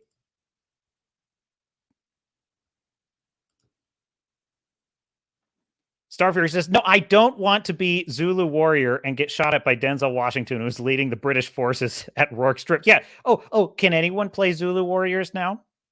I think anyone should be able to play a Zulu warrior. Yeah, right. Yeah. Yeah, Fu Man Blue says, once he gets outside his memorized talking points, has no clue what to say. Right, too, it's kind of amazing because a lot of times these assholes will kind of try and back off. They'll try and avoid addressing the point. He was okay with just admitting he's like, well, he says, what should I call myself? If dwarf is a problematic term, what should I call myself? Well, I think you should call yourself whatever you want. It's like, oh my God, the patronizing, just the ivory tower smugness. And it's like, that is a total contradiction of everything you just claimed, and you don't care. A modern day fop. Exactly right. He's a fop. He's a modern day fop. I also despise this attitude he has about as a gay man. It's like, you don't speak for the entire LGBT population. And quite frankly, you're not wanted. You're not wanted speaking for that population. So there's just the group think. I listened to this entire Audible lecture series on secret societies once. And as for research for kind of something I was working on, it's a really great lecture series, by the way. And it just goes through all the secret societies. It even delves into like the assassins, which are that were the basis of the Assassins characters in Assassin's Creed. Like there really was a secret society of assassins historically. So it's super cool. They go through the Illuminati, the stonemasons, all of them, and a whole bunch you haven't even heard of. And the author in the beginning talks about, I've always been obsessed and fascinated with secret societies, but I've never joined one. I've never been inside one. And people have asked me why. Students have asked me, why didn't you ever try to join a secret society if you were so interested in them?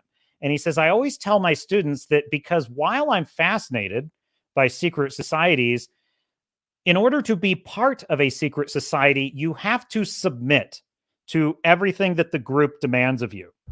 In a secret society, you have your identity and your individuality become subordinated to the secret society and its motives. And you must toe the line. You must buy into the groupthink. You must participate in the rituals, and you cannot break your oath of secrecy to the secret society on pain of consequences. And some of the consequences, even to this day, are quite severe. So he's just said, I'm not a groupthink guy. I can't bend the knee to the group and just go along and be part of the hive mind. I've just never been that kind. I'm a free thinker. And so I would never work in a secret society. And I just found that really interesting. And I was like, I agree with that. I agree with that totally. Like, secret societies are fascinating, but I would never want to kneel and say, okay, I will do whatever honestly, I remember when I was in college, I rushed for a fraternity, and that was, that was never going to work. That was just never going to work.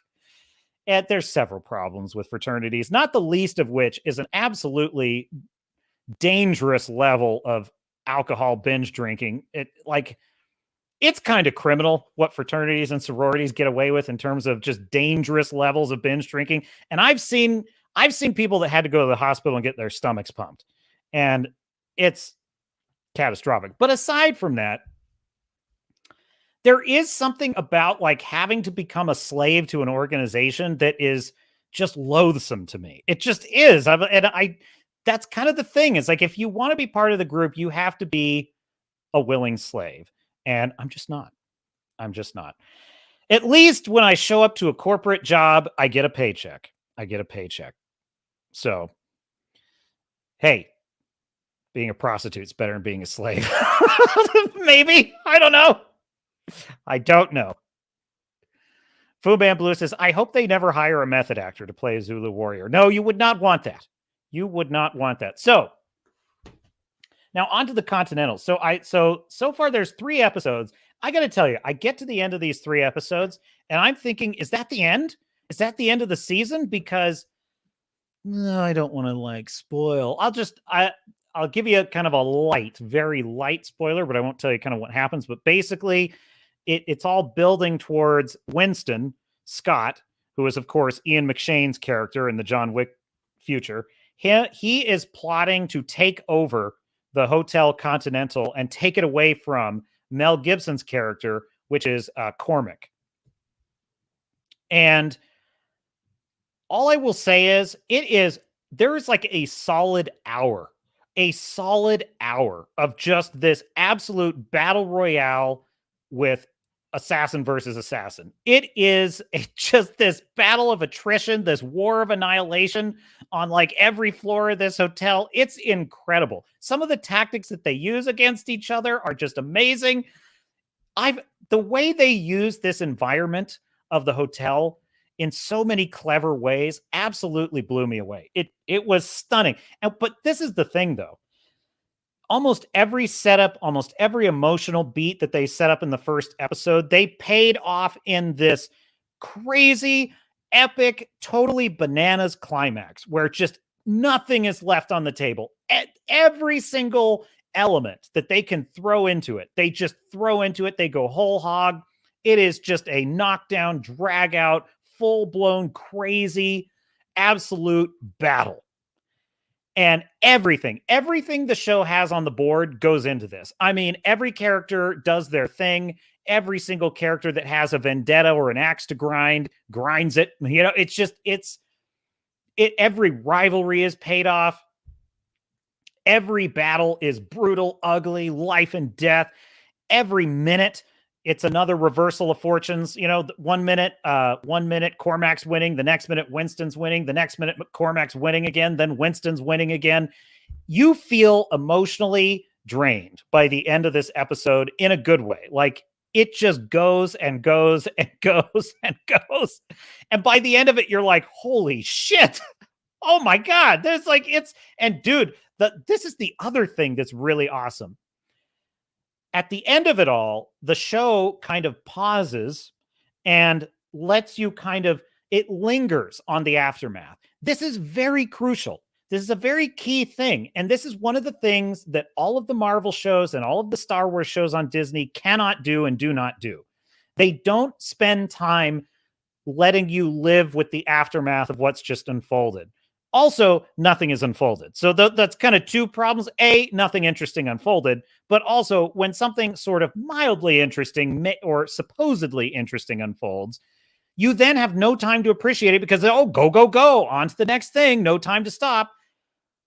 What I love about this battle royale in the Continental is after it's over and the conclusion has happened, they linger on all the consequences in the aftermath, and you sort of see the wreckage and the scorched earth. And it's breathtaking. It's just breathtaking to behold. It's so cool. It's like you've come through an actual war in terms of what's happened in the show. And I was so stunned by it. It was such a complete and satisfying sequence of events with so many great setups paid off that I couldn't help but think, is that the end of the season? Because like that would be a pretty satisfying end to the season. And it's only been 3 episodes. That being said, there is an epic and awesome hook for the next episode, and you want to keep watching. But it would have worked just as well as a hook for the next season. It's like, okay, this is the setup for the next season. See you next year. And I was stunned by this because I have just sat through Ahsoka, and I'm thinking to myself, oh my God, do you realize what Ahsoka could have accomplished? Think of this. Episode 1 of Ahsoka, soup to nuts, establishes the whole issue with Grand Admiral Thrawn and Jason Sedulus being trained by Ahsoka, and he might be going to the dark side. And we get all the way. That's episode 1 sets up all of that, and we're off to the races to stop Balin, and it's a breakneck race to stop him. Episode 2 is an absolute knockdown, drag-out fight with Ahsoka versus Balin, and she almost gets killed. We have a massive spiritual payoff with Anakin. Episode 2, right? Episode 3, we are now in the other galaxy, and we have, in this episode, we find Ezra. There is an absolute battle royale with Thrawn. It is mayhem. Somebody dies, and then he escapes anyway to the new galaxy, and we're kind of screwed. And that's the end of episode 3 of Ahsoka. And we've still got 5 episodes to go. Could you imagine, folks? Those dumb shills wouldn't even know what to do with themselves. They'd be like, wow, what was that? That's like, but the larger point here that I'm getting at is this is what really bad writers or at least really inexperienced or rookie writers don't understand. You know, I've sat in a lot of writers groups, okay, with aspiring writers working on kind of their first novel, or they're working on some short stories or whatever, and they're not very experienced yet. I've sat in on a lot of these, and let's just say, lower skilled writers that I've encountered, one of the big mistakes they make is too much mystery. And we like to, in our corner of the internet, call this the dreaded mystery box, thanks to J.J. Abrams. But that's what I would say it is. It's too much mystery. You don't want to just spoil everything right in the beginning. You want to have some mystery to keep your reader engaged, but you also do not want to have too much mystery where you never answer a question. And it's a very common mistake with rookies where you can tell that they're holding back the good stuff.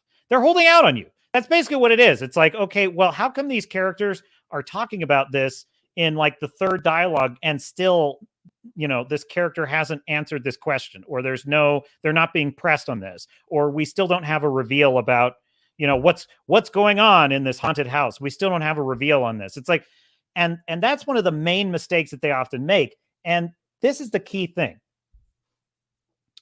Ahsoka, and I would argue Loki, it is shaping up to be the same thing, and Secret Invasion, they were like an entire show of setup. They were an entire show that was saying, get ready for what's going to happen. Ooh, get ready. And then finally, at the very end of the episode, the thing that should be the inciting incident of Act 2 is what happens, which is Thrawn returns. Oh, God. Oh, my God. I'm so excited. It's like, wow, you just accomplished what should have been accomplished in Act 3. Now, why? Or Act 1, I should say.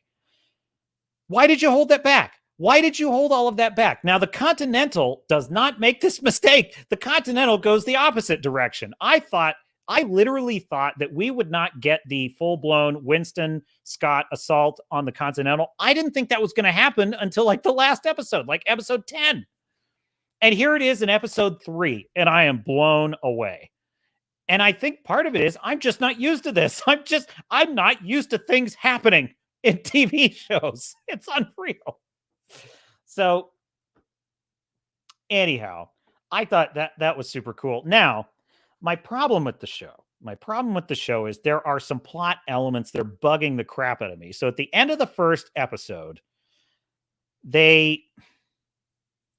how can I say this without spoilers? The coin press. So the gold coin press is really the MacGuffin that everyone's after in the show, and it's what sets off all of the events of the show. Winston's brother Frankie, in the first episode, he steals the coin press from the Continental Hotel, and Cormac, the head of the Continental Hotel, is tasked by the High Table with recovering it.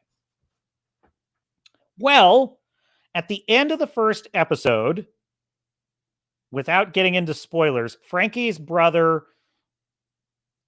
leaves the issue of the coin press hanging in the balance, and he doesn't tell Winston where it is.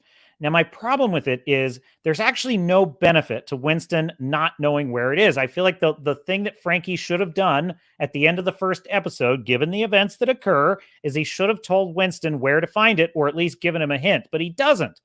And so the way the first episode ends, it puts Winston's life hanging in the balance without any card to play.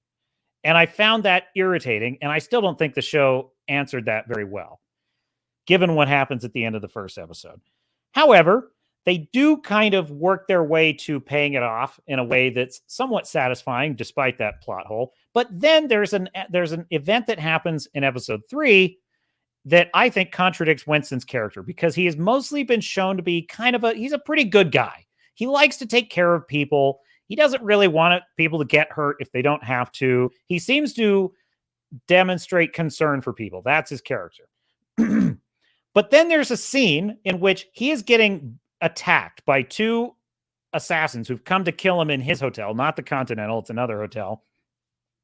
And they're attacking him. And it just so happens that Lou, she's the karate girl in the show.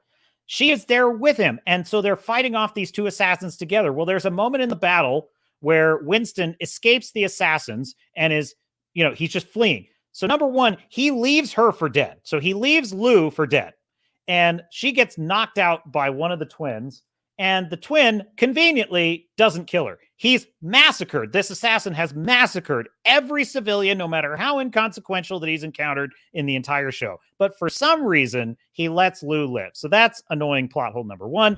And then annoying plot hole number two is the very next shot is Winston calmly walking down the steps of the hotel and straightening his jacket. And then he gets interrupted by the detective shows up and she's trying to arrest him. And it's like, this is classic. You know, this is like Mahler would tear this to shreds. It's like, he has no way of knowing the assassin's not hot on his heels. So number one, he should be running. Number two, why did he leave her for dead? That's out of character. Number three, what was he going to do if the detective didn't show up? So it's a lot of plot contrivance and convenience. And it bugged the shit out of me. And it was enough that like I was still thinking about it, like when the next scenes were happening. And that's really the problem with bad writing. When there is a plot hole or something is not well written, it just takes you out of it. Because now you're like, wait, that doesn't, wait, why did he do that? Why didn't he do that? That doesn't make any sense. So right there, I've just given you like two major plot holes in the show.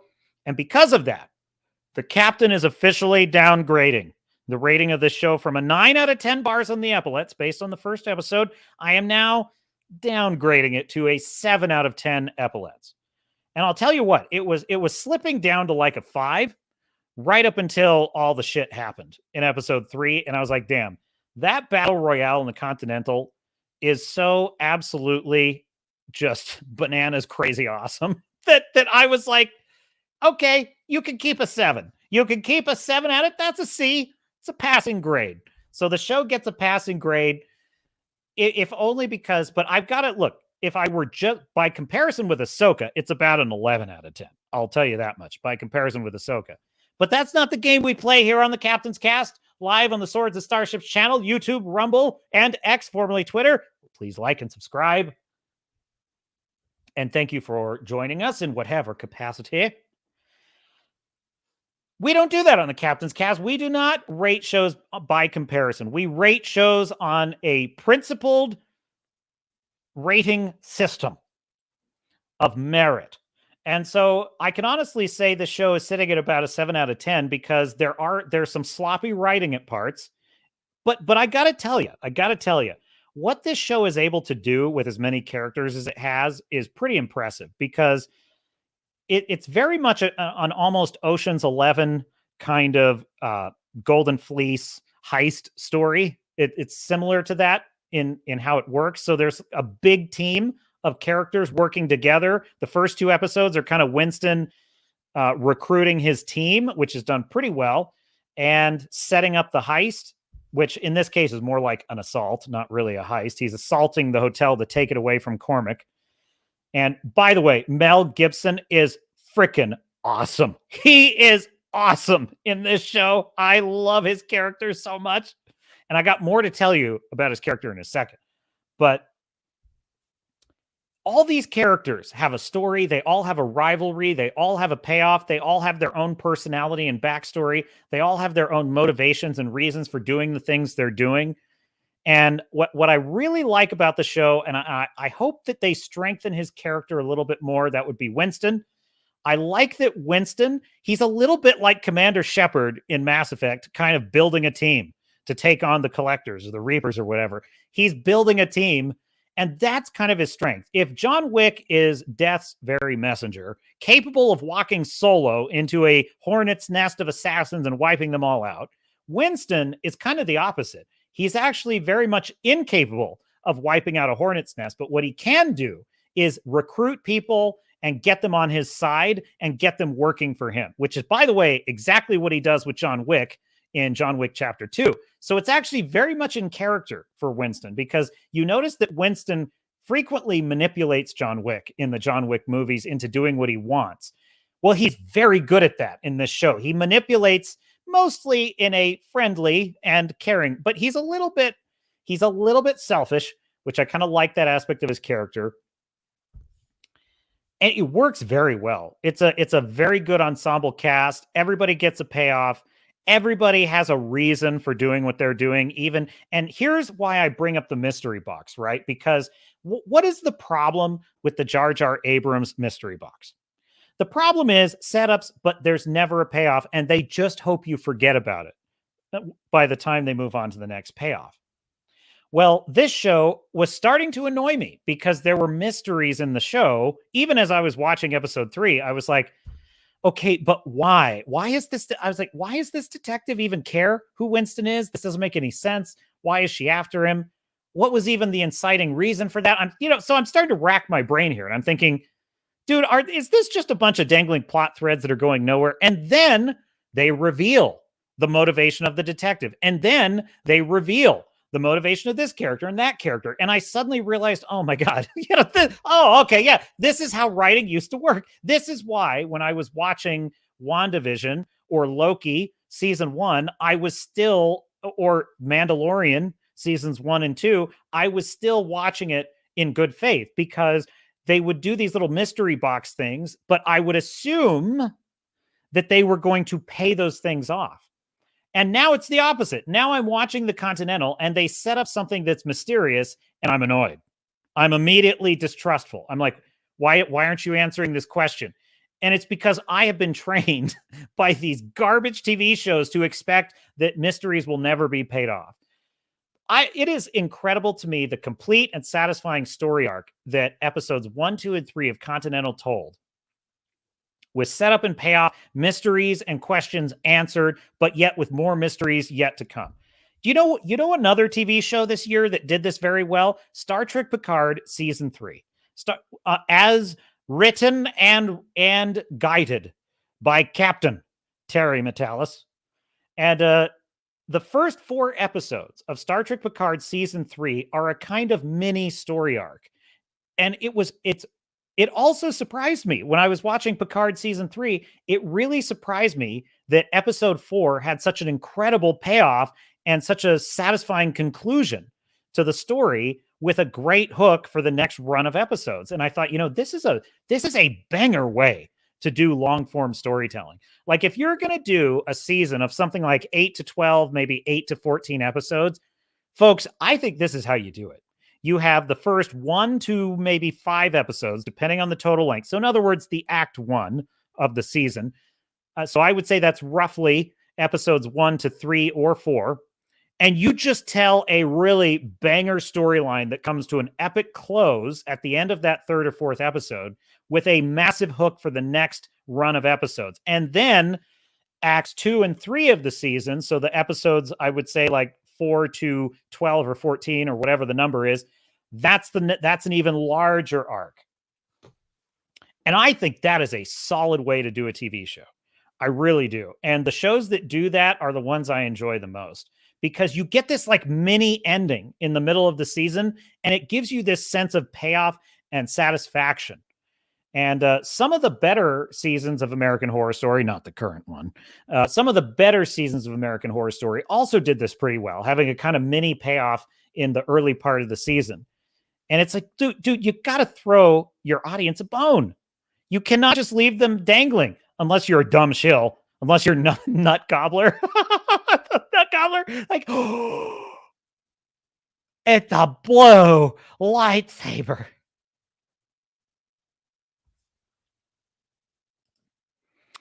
Redoubt Productions, beat bop, beat boop. Yes. Acknowledged. Hail. Star Fury says, permission to disembark granted, sir. Thank you, Star Fury. Thank you for joining. And there he goes. There he goes. What's happening in the Rumble chat? Star Fury. Star Fury, I believe your Frequency Studios. Yeah. Frequency Studios over there in the Rebel chat.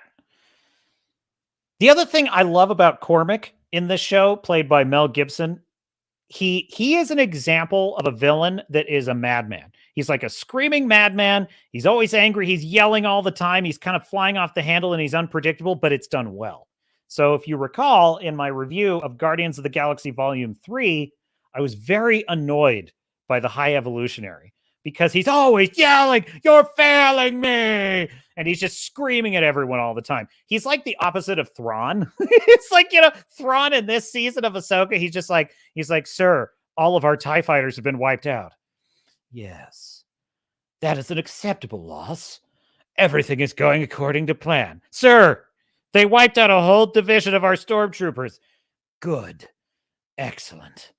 Sir, our resurrected zombie stormtroopers have been slaughtered to a man. We're losing. They're about to catch us. Very good. That is an acceptable loss. We are succeeding wildly. It's so stupid. Oh, I love Thrawn. Thrawn's my favorite villain now. Thrawn is my favorite villain ever. There's no news that's bad news for Thrawn. He's like, sir, a member of the Jedi has snuck aboard. We don't know where he is. He'll probably kill us all. Good. This is exactly what I wanted. And then you've got the High Evolutionary in Guardians of the Galaxy Volume 3. He's like, no, you're failing me. Now, Mel Gibson's character, Cormac, is sort of like the High Evolutionary, but it's explained by his character because he's kind of a madman from the beginning. It also helps that he's so damn hilarious. He has like these incredible lines. I wrote down like one of them. So he's sniffing. He's basically got like this drug that it's like, I don't know if it's not ether because that would knock him out or something. But basically it's this drug that has a vapor that he inhales from a cloth. And so he's telling Sharon, who is the young version of who played Sharon in, his name escapes me, in John Wick. Yeah, Readout Production says Mel Gibson, a madman as usual. He truly is. He is a madman. He is one of the funnest characters in this show. What portray Lance Reddick? Thank you. Okay, Lance Reddick. Okay, so Lance Reddick's character in John Wick is played by a younger actor. He's the younger version of him, Sharon. So Sharon is setting up this drug cocktail for Cormac, and he hands it to him. And then Cormac at the time he's a Catholic, and he's kneeling and he's praying at the same time. And he inhales it, and he's like, "Oh, that's the mother's milk." He's like, "Oh, you truly are a man of the cloth." Well, that's such a great line. And then he's like, "Sharon, they're trying to put me out to pasture. The high table wants to put me out to pasture." He's such a great character. But like, there's reasons why he flies off the handle. There's reasons why he goes so crazy. And when he does, there's consequences because he makes a mess. And now it's a mess that's just adding to the chaos. He is a great character. He's how you do a madman correctly. He's how you do, because it's all justified by his character. It's not just that he's losing in the plot and they just need to make him scary and intimidating, so they just have him yell. It's that, no, he's a mad dog. This is what he's always been. And when a mad dog is cornered, he gets even worse. And that's basically how they play his character. And it's really well done. He's got this dynamite New York accent. It's fantastic. I would just watch the show just for Mel Gibson. He's just too much fun. What else did I have in here?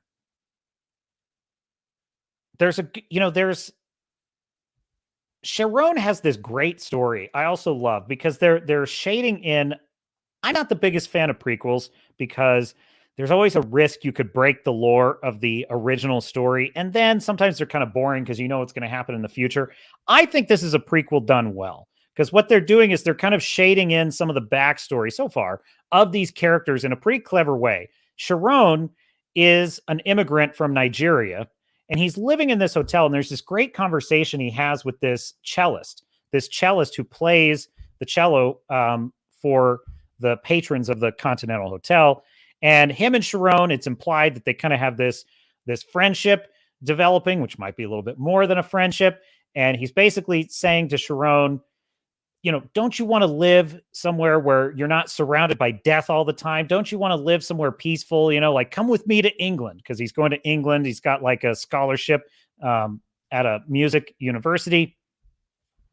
And Sharon tells this story about how his father in Nigeria, when he was living with his father, violence was everywhere. He's like, your neighbors could kill you at the drop of a hat for almost no reason. He's like, I grew up knowing violence and never feeling safe anywhere. He said, but the violence here in the Continental it's controlled violence. It's violence I understand. There are rules to it. So I actually feel quite safe here. And I thought, dude, that is brilliant. That is brilliant character work right there, because it sets up like the fact that Sharon lives in this insane, violent world, but to him, it feels peaceful by comparison to where he came from. And it suits him, and he kind of likes it. I thought, damn, that is super fun. And there's lots of that with all the characters throughout the show. So one of the things that this show proves is that the reason mystery box storytelling, as proposed by Abrams and his acolytes, the reason why it doesn't work is because you need to show us what's in the box, right? What's in the box? There's got to be the missing half of the mystery, right? And this show uses mystery box storytelling, if there is such a thing, in the way that it should be used, if ever, which is there's a mystery, and then in episode 3, you pay it off in an explosive, crazy, bananas battle of attrition, and it's excellent. It's absolutely excellent. Yeah. I could hear Gibson saying that in my head. He said, you truly are a man of the cloth. That's so good. They want to put me out to pasture. The high table wants to put me out to pasture, Sharon. So good. Unlike the J.J. Abrams mystery box, which is, quite frankly... Because we're boring! We're so fucking boring! Exactly. That's the problem with the Abrams mystery box. The captain has some new memes today. So check out the Continental. Still sitting at a 7 out of 10. We'll see how it goes. I can forgive a plot hole or two if the show's really good. And it is pretty good so far. And man, the visuals in this, the way the whole, I said in my episode 1 and 2 review that like New York City in the 70s is just a character that lives and breathes in this story. And that's truer than ever in the 3rd episode. But also the Continental Hotel itself is a character. One of my favorite things about the Star Trek show Enterprise, and I am a great fan of Star Trek Enterprise, the last true Star Trek series. And one of the things I loved about it was because the ship was a little smaller and it was a little more antiquated because it's a prequel series and it's not as advanced as Kirk's Enterprise or Picard's. I liked the fact that over the course of the 4 seasons of the show, I started to actually feel as if I really could find my way around the ship. Like if I were suddenly on that ship, I would know where things are. And because it was kind of the right size where I could just sort of understand where the locations were. And it started to feel absolutely real. The ship just felt very much real and a place you could just imagine was really out there. I loved that. And I think that's the real beauty of all the Star Trek series is they all make the ship a character. Or in the case of like Deep Space Nine, the space station is a character. The promenade, Quark's bar. It's like all those things become this predictable, immersive part of the experience. And this show uses the Continental in that same way that good Star Trek shows used to use the ship. You kind of get to know all the places, the nooks and crannies of the hotel. It's got secrets. It's got hidden doors. It's got hidden floors. It's got, elevators that don't go everywhere. And it's got other elevators that go to somewhere special. It's so cool. It's got this pneumatic tube system that delivers messages by pneumatic tube. It's awesome.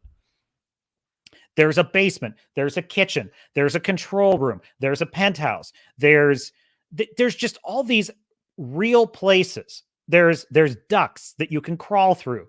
There's a file room where one of those tatted up chicks with the typewriter lives. Like there's all these little cool elements and you feel like it's a real place. And then when the battle takes place in the hotel, they use everything. Oh, and lest I forget, there's the rooftop with the grand fireplace, and it's surrounded by this almost claustrophobic skyline of Manhattan skyscrapers. Dude, it is so cool. It is so cool how they create this world in the show. So check it out.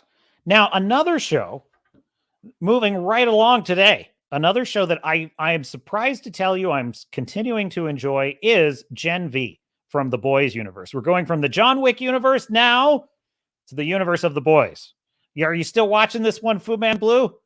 Because I'll tell you what, I gotta say, I'm really liking it. I'm really liking it. In fact, dare I say, it's almost a little bit better than the Boyz. Now, I don't know if I would say it's better than the Boyz season 1, because I really like the Boyz season 1. We'll see. We'll see how it ends, because I did not like the ending to the Boyz season 1. I felt like they just didn't. It was okay, but it was a little bit of a letdown. I don't think they paid off enough. And then in season 2 and 3, I feel it's gone so crazy with just the topical, the current day, you know, or as you know, the problem with the Boyz season 2 and 3 is there is nothing I love more. Guess what? Fucking pronouns! Fuck off! There you go. That's the problem. One more time. Guess what? Fucking pronouns! Fuck off! However, now that being said, what I like about the Boyz is this. Look, it is a woke show based on a woke comic book by woke people who know that it's woke. And actually, I'm okay with that. I don't have any problem with that. In fact, I actually think that there's a couple of things in play here. Number one, these are clearly talented filmmakers, talented actors, and talented writers. That is true of all of the Boyz. I haven't seen the animated show, so I'm excluding that. But these two shows, there's talent here. There is talent at work. That's number one. By the way, they write comedy very well in these shows. You know, the She-Hulk writers claimed this was going to be a Ally McBeal kind of legal comedy superhero show. There was no authentic legal drama at all. There was no authentic comedy. There was just nothing. It was garbage. It was a bad superhero show. It was a bad legal drama. It was a bad legal comedy. It was none of those things. The thing about the Boyz is it's a satire on, it's a dark satirical comedy lampooning the tropes of superheroes that happens to actually be very funny, very dark and witty, and it actually happens to portray superhero powers in really clever and inventive tactical ways. That's what's kind of amazing about it. So, and all of this is from the perspective of what I would say is progressive writers that have a very progressive worldview. They're not, they have no bones about it. But it's their own original world. And that's why I think it actually works very well. And this is, so if you're going to do woke storytelling, this is how you do it. Just make your own original world, make it as woke as you want, get actual talent to write it, and stop with stop whining when it's not good and people tell you that. Stop whining. It's like, actually make it something good, and it works, and it's fine. And if you don't like it, you don't have to watch it. I'm surprised to say that it doesn't really, yes, there's eye rolls in it all the time, but it really doesn't bother me all that much because it happens to be written very well. And this is kind of what gives the lie, I think, to the inclusion, diversity, equity arguments, is that, you know, I'm okay with watching their stuff when it's done well, but if they see anything that's problematic, it must be banned, censored, shamed. So yes, that's what separates us. That is what separates us. Wrangler says, sorry, I had to step away. Had to call. The captain will allow it. No, I'm just kidding. No, Wrangler, you never have to apologize. Never on the captain's cast. Even when you're away, we know that you're here. So good to see you. Fu Man Blue says, if the fish guy wasn't in the Boyz, it would be time better spent. I will admit they linger a bit too long. That's the Deep. You're talking about the character, the Deep. Now, listen, if the guy weren't so damn hilarious, I probably would agree with you, but he's so funny. He's such that character is probably the most hilarious. I'm trying to think of just, he gets what he deserves. Like, bad things happen to him and he deserves all of it. I do like some of the episodes where he's upset about like fish. He's upset about the fish being explained, or like when he has the love affair with the octopus. Oh my God. Fu Man Blue says the eye roll stuff usually garners an eye roll from the main character. I dig that. Yes, and you made this point on the last stream, Fu Man, and I agree with you. I agree with you. And also, I realize your name is a reference to Fu Manchu. I believe I discovered that recently. I still don't know. I still don't know what else to tell you. He asked me in a previous stream if I understood what his name was from. Marie is the main character who has the blood powers, right? That we're talking about Gen V now. She is a great character. She really is. And I thought, from the first scene of the show, I thought, oh my God, here we go. Here we go. This is going to be one of these girl boss characters that's going to be lecturing everyone and bitching at everyone all the time. And she's going to be insufferable and annoying. She's not. She's actually a very complex character. There are times where she's greedy and selfish, and she does cringe, I wouldn't say cringy things, but she does things that are clearly irritating, like irritating things, but in a very human way. She also has times where she does the right thing. She goes out on a limb to help someone in need. She sometimes aspires to be heroic. She also realizes she has to play the game. She's kind of this naive character who's down on her luck, which makes her very sympathetic. In other words, she's a character with complexity and nuance, and she actually makes a pretty good protagonist for the show because she's kind of on the fence. She's sort of caught between, the selfish narcissism that dominates this school for the gifted supers. But on the other hand, there's a part of her that wants to actually do good. Mostly what drives her character is that she wants to make up for the damage she did when she accidentally killed their parents and orphaned her sister when she discovered her powers. It's a pretty solid motivation. So her specific goal is not to get famous and be a superhero. Her specific goal is to use her powers to achieve something that allows her to provide a good life for her sister, because she's trying to make up for the damage she did. That's a pretty solid foundation for the character. What surprises me about this show, because in the Boyz series, the sympathetic characters are the humans for the most part. Starlight is the only character that's sort of a good guy. And actually, Queen Maeve turns out to be a really good character by the end. Actually, I really like the character of Queen Maeve. They do a great job with her. Dude, the way that she is so terrified of Homelander while still kind of standing up to him, that's how you do a badass woman right there. Not saying she has to be terrified. I'm saying she's in the presence of literally the most dangerous character in the show, but she's not just like girl bossing her way out of it. Like, no, she knows if Homelander decides it's over for her, it's over. And that is what makes her character so likable, because it takes courage. It takes courage to stand up to him. And so when she makes the choice to stand up to Homelander, it makes it that much more meaningful and that much more. That's actually inspiring. That is actually inspiring. When a character who's in fear for their life finds the courage to stand up to someone that could easily kill them, that's what makes you like the character. And but the thing with the Boyz is most of these superheroes were not likable in the Boyz show. And the characters I like are the humans that are trying to kill them. What's interesting about Gen V is I expected every single one of these students to be insufferable. I expected it to be like the show Bloodline or Succession, where it's like every single character in the show is awful. They're all pieces of shit and they all deserve to die. And I wouldn't have stayed. I wouldn't have kept watching it, because that really is a boring. I don't enjoy watching shows like that. I need some characters I want to root for.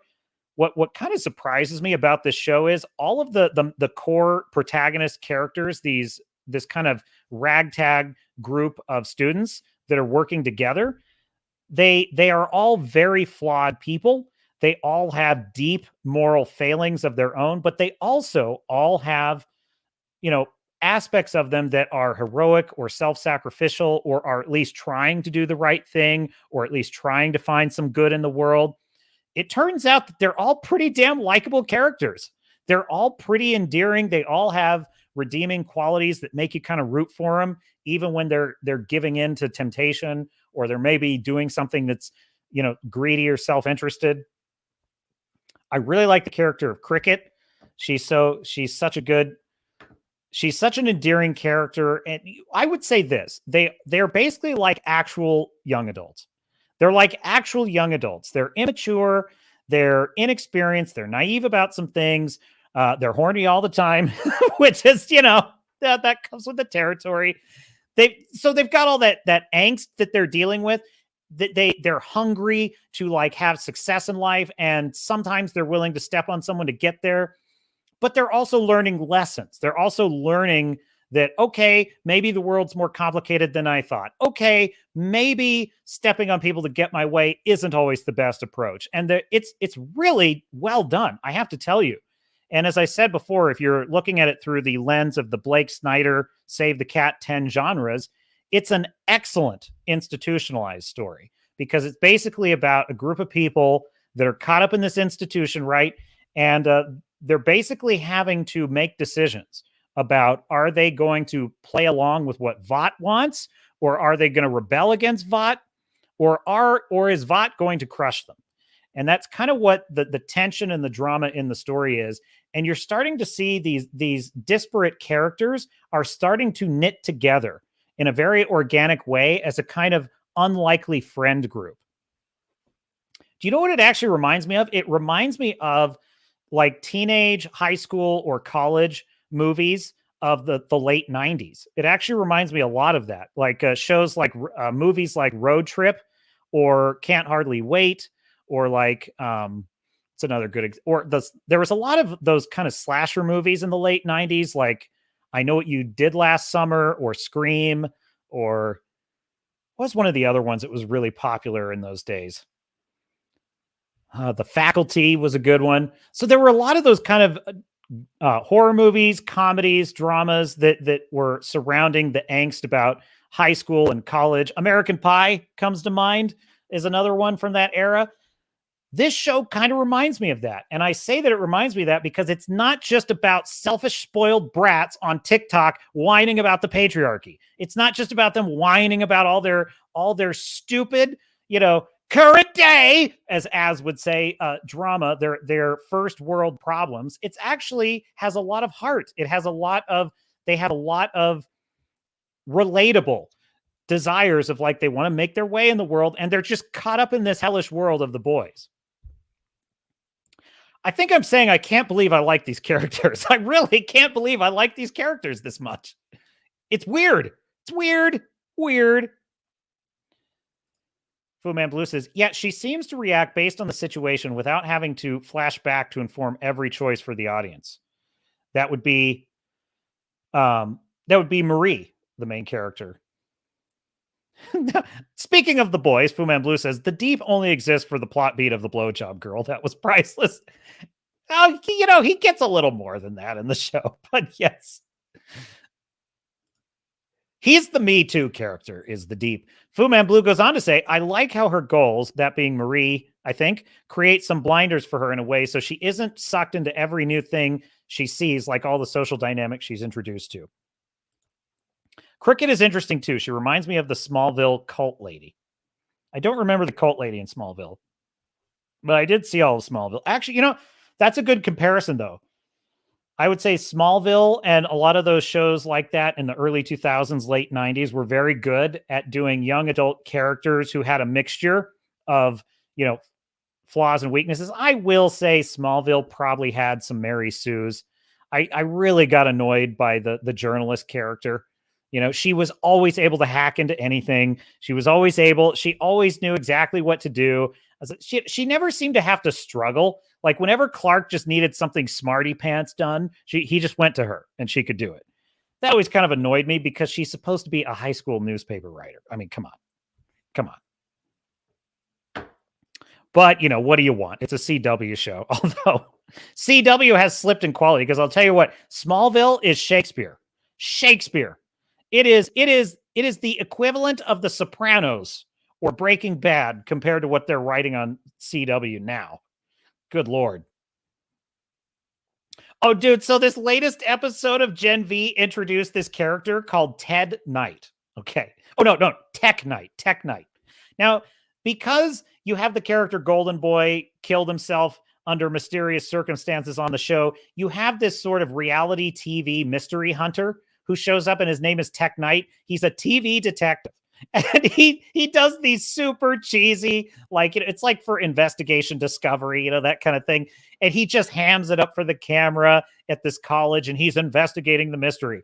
But he also has a superpower, which is something along the lines of like a Sherlock Holmes kind of mentalist ability to just notice every detail. So he can detect people's pheromones. He can see sweat dripping down. He can hear their heartbeat. He can smell the adrenaline coming out of their pores. So basically his superpower is like super alertness to people's physiological tells.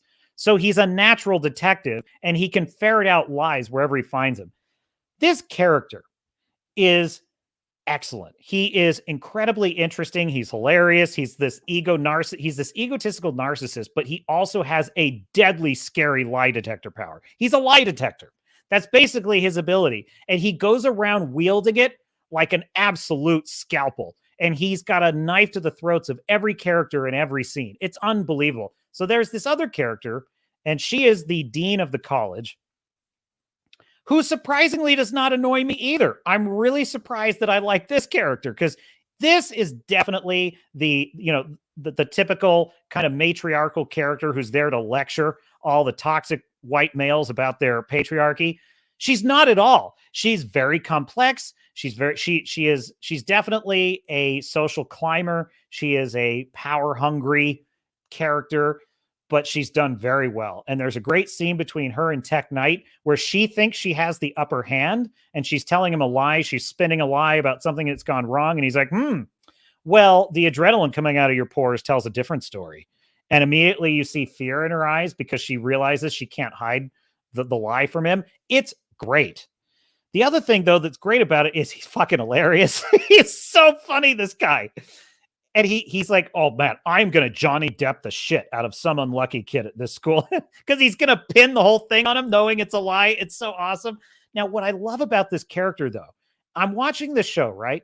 I'm watching this show that is really a satire or a light parody, a tongue-in-cheek parody of superheroes. And I'm thinking, but look at how seriously this show takes superpowers. The Boyz universe takes superhero powers 10 times more seriously than the current MCU or DCU does. Because in the MCU or the DCU, every time a character does something with superpowers, somebody has to make some kind of meta joke about how silly it is or whatever, and constantly has to undermine it in some dipshit way. Also, they use superpowers in the most banal, boring, uninspired, uncreative way possible. You now have, perfect example, Tony Stark, who was one of the coolest, and the Iron Man suit, one of the coolest visual elements of the entire Marvel Cinematic Universe, seeing all those different gears working together, seeing the mask slide down over his face, seeing how all of the internal, rockets and everything are working. It was cool. It was cool. And what did they turn it into? Stupid nanotech. Oh, it just Ant-Man and Ant-Man and the Quantum Wasp. Who fucking cares? Everything is nanotech now. Just helmets on, helmets off, helmets on, helmets off. So they don't even use the powers in a clever way. They don't even look visually interesting with the suits anymore. Now you have the Boyz universe, and it's like, dude, this is what comic books used to be like.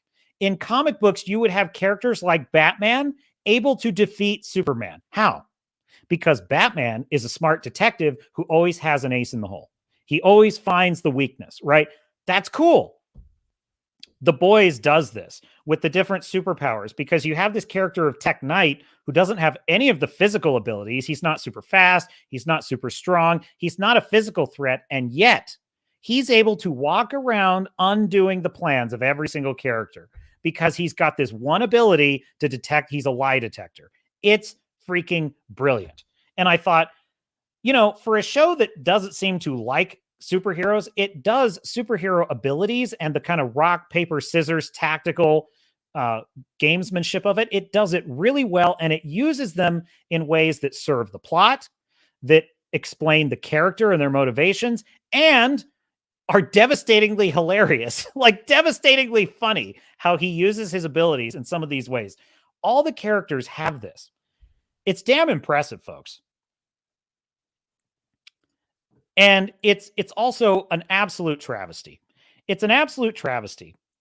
And I'll tell you why. It's a travesty because Marvel and DC should be embarrassed that a show that is essentially a tongue-in-cheek parody of superheroes understands superheroes and how to use their abilities in clever, creative ways. It should be Marvel and DC that are making the Boyz look silly. The world is upside down, folks, is what I'm saying. That is what I'm saying. Fu Man Blue says Ted Knight. You laugh my eye. I missed that guy. No, I meant Tech Knight. Tech Knight. On the show, yes, Ted Knight. Hyper perceptive. That would be the word I was looking for. Hyper perceptive. So Tech Knight has this hyper perceptive. That would be his ability. But that's what you were talking about. Yes, 2 actors got sucked into the cult. The journalist is one of them. Yes, the journalist character from Smallville. She got Rose McGowan. Rose McGowan has exposed a lot of that. I really like, but going back to Gen V, I really like Cricket's character. She was starting to annoy me a little bit in the first episode because she had this kind of Carrie thing, like, oh, everything bad that can happen happens to her. And it's like, look, when it gets to a point where I feel like the only purpose of a character to show is for me to always feel sorry for them, I start to get annoyed. It starts to strain my patience. I start to feel manipulated as an audience member. So the bullied character is becoming the modern trope of this, where it's like they are just in every way a human can be bullied. They're perfect example. Stranger Things season 4, which I really liked and turned out to be pretty good. But in the first episodes, the way that 11 is getting harassed and bullied in a way that is over the top. It was way over the top. It was very much like they had contrived situations just to make it worse and twist the knife. And it was starting to piss me off. I was like, you're starting to seem manipulative, show, and it's annoying me. And I didn't like it. Fortunately, they stuck the landing with season 4 of Stranger Things, and it all worked out. It all worked out for the best. So the captain will allow it. But in this show, Cricket has actually turned out, when she meets Luke, which is Golden Boy's brother, who's locked up in the loony bin under the school. He's locked in the basement of the school. Their interactions are actually pretty awesome. And the way that they're able to build a kind of romantic relationship naturally it's so refreshing, because you definitely get the sense that they are 2 people that can't quite trust another person, and yet they're starting to trust each other. And it's beautiful, it's touching, it's moving, and you also know it's headed for disaster, which is fine because it is the world that it is. But it struck me also that, look at how lifeless and dull every interaction is between Sabine and Ezra in Ahsoka. I mean, they're like strangers at a DMV talking to each other. There is no life whatsoever in the interactions between Sabine and Ezra, or frankly, any other characters. As the critical drinker would say, he's an absolute block of wood. One of the dullest characters I've ever fucking seen in Disney Star Wars, and boy, is that saying something, is Ezra. And he's only the dullest character since the last dullest character, quite frankly. And it strikes me look at how Gen V is able to take these 2 characters. One is he's essentially suffering from some kind of schizophrenia, and he's been locked in a loony bin. The other is a girl that's being bullied and harassed and kind of used by the people she's met at the school. And look at how these 2 are able to have this kind of tender, charming, slow, tentative, but slowly earning it romantic relationship. And it's interesting to watch. It's fun. It pulls you in and makes you root for them. You kind of want it to work, even though you know it can't. You're like, oh, I hope it works out for him, but I know it won't because it's the Boyz world. It's not going to work out. That's charming. That taps into all those primal elements of being young and, trying to find your way in the world. It's great. Wrangler's got to go. Permission to disembark, not needed, but always granted, Wrangler. Yes, good to see you. Thanks for stopping by. Plank of wood, hail the drinker. Hail the drink. Oh, his review of Ahsoka, it is nuclear, folks. It is devastating. Like, he nukes Ahsoka from orbit. It might be one of his, I mean, it's in his top 10 reviews of all time, I think. He tears it to shreds. And it's not even like it's a soft target, but even so, there's not like one point I think he missed about it. The characters are dead and lifeless. Ahsoka, as played by Rosario Dawson, is one of the most sluggish, frankly embarrassing acts of choreography I've ever seen in a show. Totally unconvincing. Like, I was struck by the fact in Ahsoka that when the characters are running, I still feel like they're moving slow. I can't explain it. I'm like, why does everything in this show happen like a glacier moving across the tundra? I don't understand it. Like, even the plot is set up for it. Like Thrawn is very, very slowly docking with the ring. It's just, oh my God, I can't take it. And I think the greatest crime of Ahsoka is the show thinks it's brilliant and it's dumb as a box of rocks. It is dumb as a box of rocks. There is no tactical. And this is the thing too, is I really despise this argument of like, because people who have not seen Rebels and Clone Wars are criticizing it. Let me just tell you, as someone who has seen all of Clone Wars and all of Rebels, and I'm very well aware of all those plot points, I'm telling you, you do not need to have seen those shows. All the critiques from people who have not seen those shows are 100% dead on accurate, deadly accurate. So it is a bullshit argument that you need to have seen Rebels and Clone Wars. First of all, you don't. The show's duty was to bring new audience members up to speed. It's not that hard. You can do it in 3 minutes with a voiceover if you have to. That's a pretty blunt instrument, but at a minimum, you could do that. Show doesn't even bother. Frankly, I would argue the show doesn't even know who the hell its characters are. They really don't. I don't think this show understands who Ahsoka is. I don't think it understands who General Hera is. She's a general. I'm a general. It's like Bo-Katan saying I'm Bo-Katan. I'm a Mandalorian, and this is the way. It's unreal. It's like every one of these things. It's like, okay, what is a Mandalorian? What is the way? What is the way? The way is, have you seen the Mythosaur? Okay, what does the Mythosaur have to do with being a Mandalorian? Well, it's the way. That's basically what all the lore in Dave Filoni world is. So it's like, oh, but you have to have seen the show. No, you don't. Because I'm telling you right now, there were military tactics in Clone Wars that were really interesting to watch. Now, trust me, there's plenty of episodes in Clone Wars that are pure filler, pure Saturday morning cartoon. But there are episodes where there are brilliant tactical plays that the characters make. Some of the Inquisitors do really interesting things.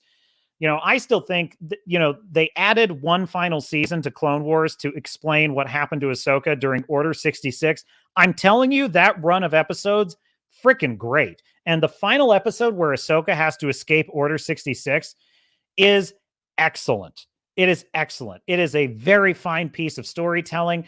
And the show Ahsoka has zero of that. And so the problem is Dave Filoni has no understanding of how military tactics are doctrine. There is literally a scene in Ahsoka where the two TIE fighters are flying right at the ship. Now, number one, every time a blaster shot has hit this ship, it just goes pew, pew, pew, pew, pew, pew, pew, pew, pew, pew, pew, pew, pew, and it just bounces off the hull. It doesn't do anything. So that kills all the tension. But then these TIE fighters are shooting at it. It's a stationary object hovering over the ground, and they can't hit it. It's so stupid. Listen to me. If you as a writer are not able to write an action scene in which your bad guys can hit something, can hit a target, you are not a good writer. You are not a good writer. If you cannot write a conflict in which your villain sometimes beats the heroes without killing them, but does beat them, if you can't write that, you're not fucking ready to write. You're not fucking ready. You are not a good writer yet. You have more work to do, fucking Filoni. The fact that Thrawn was not able to do one effective thing is a criminal. It is a crime against good writing. I have no respect for this man. I have no respect for this show. I have no respect for the actors, except for Ray Stevenson, rest in peace. I have no respect for any of them. This is the worst. This is the worst shit I've seen since the last worst Disney shit. Sorry, I look. It's because there are still people defending this show, and I'm like, I don't understand it. I don't understand how you could defend it gave me anxiety. This is pent up from watching the show, folks. When I'm watching the show, that's when these feelings are happening. I'm like, why can't Thrawn just, why doesn't he send 4 TIE fighters? Why doesn't he go into space? Like it just, and then it boils over. It boils over on my stream. So I apologize. The order here, there will be order on this ship. Captain must demonstrate decorum on a vessel of entertainment. You know, it's not that there weren't episodes. There was like one episode. So like in the episode where Ahsoka has to escape Order 66, one of her tactics is she lets Darth Maul out of containment because she has Darth Maul arrested, which by the way was a pretty smart way of explaining, well, how did Darth Maul escape Order 66? So they kind of explain that as well. She lets him out and she says, you need to go do what you do. Because all the clones are attacking her. She still cares about the clones. She still doesn't, by the way, back when the characters had like motivation, you know, she still cares about the clones, even though they've turned on her, and she's trying to kind of save them if she can, but she still recognizes that like this is a fight for survival and she has no choice but to defend herself. So she lets Maul out, and Maul's like, well, I'm glad to see you've made the right decision. I'll go, we'll work together to do this. Oh, no. She says, you misunderstand. I'm not teaming up with you. I just need a distraction. I just need someone to cause chaos. Now go cause some chaos. And then Darth Maul says, well, he reaches out implying, give me a lightsaber because she's got 2 of them. He's like, wouldn't you at least give me a fighting chance? And she's like, I'm not rooting for you. Get going. And so now that's good character work. It shows that Ahsoka is not the peppy little child that she was in the beginning of the show. It shows that she's wise. She's a fully realized Jedi. She's learned a lot of lessons through all the wars that she's fought. It also shows that she has confidence. She has confidence in her moral convictions. She knows who she is as a person. She understands that she's playing a bit dirty here, but she understands it. She's good with it. She's made her peace with it. Like, that's all very smart, consistent character work. That was in the Clone Wars. Okay, so no, this argument that some are making, honestly, I think it's probably just the shills making this argument. I don't know, but saying like you have to have seen the Clone Wars or Rebels. Well, to get the references, sure, but that has nothing to do with whether or not this is good storytelling, because it's not. Fu Man Blue says it's why they write the way they do that is so sad. All these people could at least write a cohesive story without all the restrictions of the industry. It reminds me of that guy on the Piers Morgan show. When he's like, well, the problem is it shouldn't be called the 7 dwarves. It should be called the 7 people with dwarfism. And then the dwarf on the show is like, well, I'm fine with being called a dwarf. So what do you think I should call myself, sir? Oh, well, I think you should call yourself whatever you want. And it's like, dude, so in other words, these are the kind of mental gymnastics that idiots like Dave Filoni have to go through to write this slop. This is why they write such garbage, because it's like Sabine shows up and it's like, oh, what if she's had long buried romantic feelings and they're reconnected? Oh, no, we can't have that, because that means that she needs a man, and good career women don't need no man. Okay, well, what if she's just feeling sentimental about the fact that her old friend who she thought was dead for 10 years and she's been pining for all this time, she's so happy to see him that the emotions get the better. Oh, no. We can't have that, because that would imply women have emotions. And we all know that women don't have emotions because all women are badass. And the ones that seem to display emotions just haven't discovered that yet. So no, she can't have any emotions.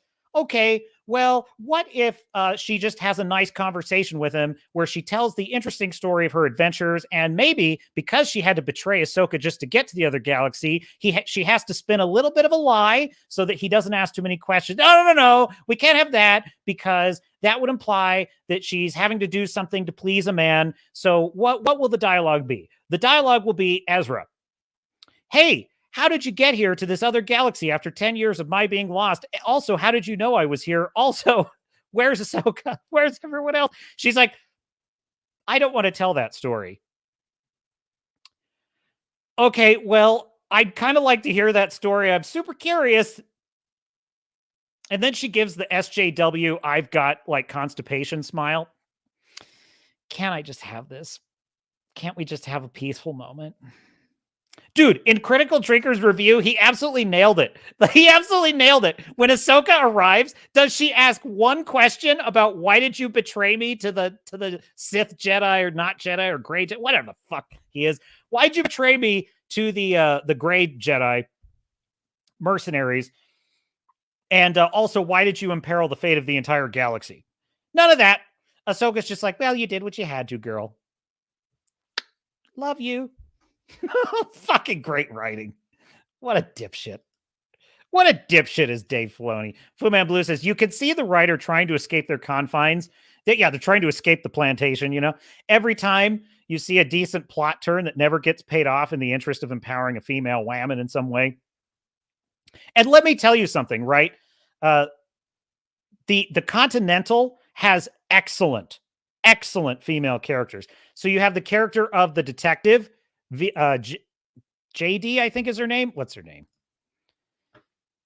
It's either, I think it's JD. I might have that wrong. So you have the character of the detective. She has a very good reason why she's on Winston's trail. It is super awesome how she's able to handle criminals. She does it in a way that rings true to me to how cops learn to deal with criminals. She often uses mind games to get the best of them, but when she's got to throw down, she's smart about it. She gets the drop on people. It's great. Then you have the character of Yen, who is a Vietnamese fighter who has been trained in martial arts. She was basically a suicide bomber who wound up, her bomb didn't go off, and she wound up falling in love with one of the American GIs and following him back to America. That would be Frankie, Winston's brother. It's a great story. And she's got and the way she fights is freaking great. She uses her agility. She uses knives. She crawls through ducts so she can get the drop on the assassins. It's brilliant. She uses her brains. There's another character, which is Lou, who is her father trained her in karate in his dojo that he founded, that she has been trained in all of her life. One of the reasons she's such a good karate fighter is she loves she's trying to live up to her father's legacy. She's trying to keep the dream of his dojo alive. She's also a believer in her father's philosophy, which is guns are a stupid thing to use because they commit you to only one outcome, which is killing someone. If you use fists, if you use melee weapons, you have options. And so she's not just a good fighter for all those other reasons. She's a good fighter because she believes in her father's ideology about what it is to be a good fighter and what it is to use combat effectively. And there is an incredible scene where Lou is being followed by this Mayhew, who is a big burly detective, and he's on her trail. Lou is in a phone booth, an old-timey phone booth. It's not old-timey, it's the 1970s, right? She's in a phone booth and she catches on to the fact that this detective is following her. So she's in this phone booth and she tries to warn someone, and then she tries to escape the phone booth before he can get the drop on her. Well, he gets the drop on her and he charges at her right as she's opening the phone booth. She slams the phone booth closed, and this close quarters fight in the phone booth ensues. Now, here's what's so brilliant about this. Lou is an excellent fighter who is so good at karate, she can fight off multiple men. They've already shown this in multiple scenes. However, because she's in this cramped space, her agility, her speed, her ability to dodge is gone. She has no ability to dodge Mayhew. Mayhew has no fight. He has he kind of has the bare knuckle fighting ability, but he does not have like advanced martial arts skill. But he's big, he is strong, and he's got weight and size on her, and she has none of those advantages to avoid him. So what's interesting about it is she's just punching him, she's kicking him, she's like dodging him, but like all he does, he takes all the hits and then he just throws her, he slams her. It's freaking brilliant because she can't beat him because he's just, she can't go anywhere. So his weight and his size are allowing him to win. And so she's got to get clever, and she's got to use, like, she tries to strangle him with the phone cord. She waits until he throws a punch, and then she dodges it. So he punches the phone booth and then hurts his hand. Like, ah! So they use clever tactics. And these characters, all of their fighting ability is earned. It makes sense, and it's explained in the story. So there are 3 badass women in the Continental from the world of John Wick that are done excellently. I love these characters. I'm invested in them. I love watching their martial arts scenes. They're satisfying. They're interesting. They're inventive and creative. So woke storytelling is garbage because in woke storytelling, you're not allowed to actually be creative with how women can win in a fight. How does a 110-pound woman beat like a 220-pound man in an enclosed phone booth? How is she supposed to do that, even with all of her martial arts skills? Well, the answer may surprise you. Watch the Continental for more. But anyway, Readout Production says, I thought Ahsoka's personality was folding her arms and looking stoic, which is yes. A lightsaber is not all there is to being a Jedi. This is the way. Have you seen the mythosaur? The mighty mythical mythosaur? Fucking stupid. Herman P. Hunter's The Lore Forge says Wrangler bolted. Well, he had to go. He's got family stuff. He'll catch us on the restream. He says, I just got here. I know we're all very sad. We're sad that Wrangler is not with us, but he's a good chap and always in the chat. Welcome aboard, Herman. Good to see you. The captain welcomes you, sir. Welcomes you. I am Roth. Love it. Fu Man Blue trying to hold the gas face. Yes, that would be the SJW smile. Dude, I for the new people on the stream, okay, I found a clip. I can prove to you that this is how SJWs always smile. Are you ready for this? Are you ready to see it in the real freaking world? I'm queuing it up. Prepare yourself for SJW face. This is how Sabine smiles. This is how they all smile. Okay, here you go. Let me get the right. There we go. In 3, 2, roll tape. You were quoted back in July saying you look forward to buying a union-made electric vehicle, but you currently have a non-union-made Tesla. Look, she's been caught in a lie, right? She's been caught in a total hypocrisy. Electric vehicle, but you currently have a non-union-made Tesla. Look at how she got like this woman. Like, it's so sad that you know so little. It's so sad that you're not smart enough to understand why my lie is the truth. Electric vehicle, but there it is. Dude, when I saw that, I hat tip Benny Johnson. But when I saw that, I was like, there it is. Oh my God, it's large as life. That's how they smile all the time. That's how they smile. That's how that twerp on the Piers Morgan show smiled. Well, you can call yourself whatever you want, Mr. Dwarf. That's how all the Ahsoka characters smile. I tried to hold the gas face. Yes. Eric Marr in the chat. Hail, Eric Marr. Welcome aboard, sir. Hail the Iron Age. Yes, sir. Agreed. A fellow bard. It's good to welcome you. In fact, I've been seeing that on A Drink with Crazy. I saw that you've had some interviews with him recently, so I got to check that out. Star Shatter, hat tip, hail, Star Shatter series.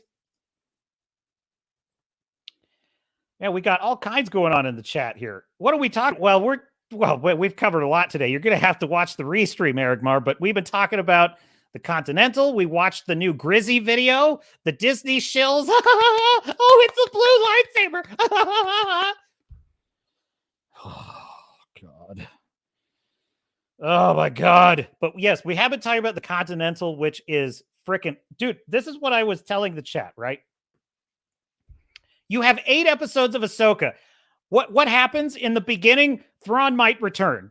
What happens in 8 episodes? Thrawn returns. Gee, that was fucking great. Okay, now I'm watching the Continental last night. Okay, it's 3 episodes. 3 episodes into the season. The final episode, or not the final, I keep saying the final episode because it's like a final episode. The 3rd episode of the Continental is so absolutely explosive, just off the charts, full of action, payoffs. Just shit hits the fan. I'm telling you right now, shit hits the fan and it just keeps hitting the fan. And it just keeps hitting the fan. It's absolutely bananas. It's amazing. And I at the end of it, just the aftermath of it was so cool that I was sitting there thinking, wait, was this just a 3-episode season? Is that the end of the season? I really thought that. I'm like, I mean, damn, that was everything. That was so cool. And I thought, look at what this show was able to do. I like to use I watched The Dark Knight recently, so I just channel a little bit of the Joker, you know? Look at what I was able to do with a few bullets and a hotel in 3 episodes. Well, everyone just loses their minds. It's like, that's basically the showrunners of the Continental talking to Dave Filoni.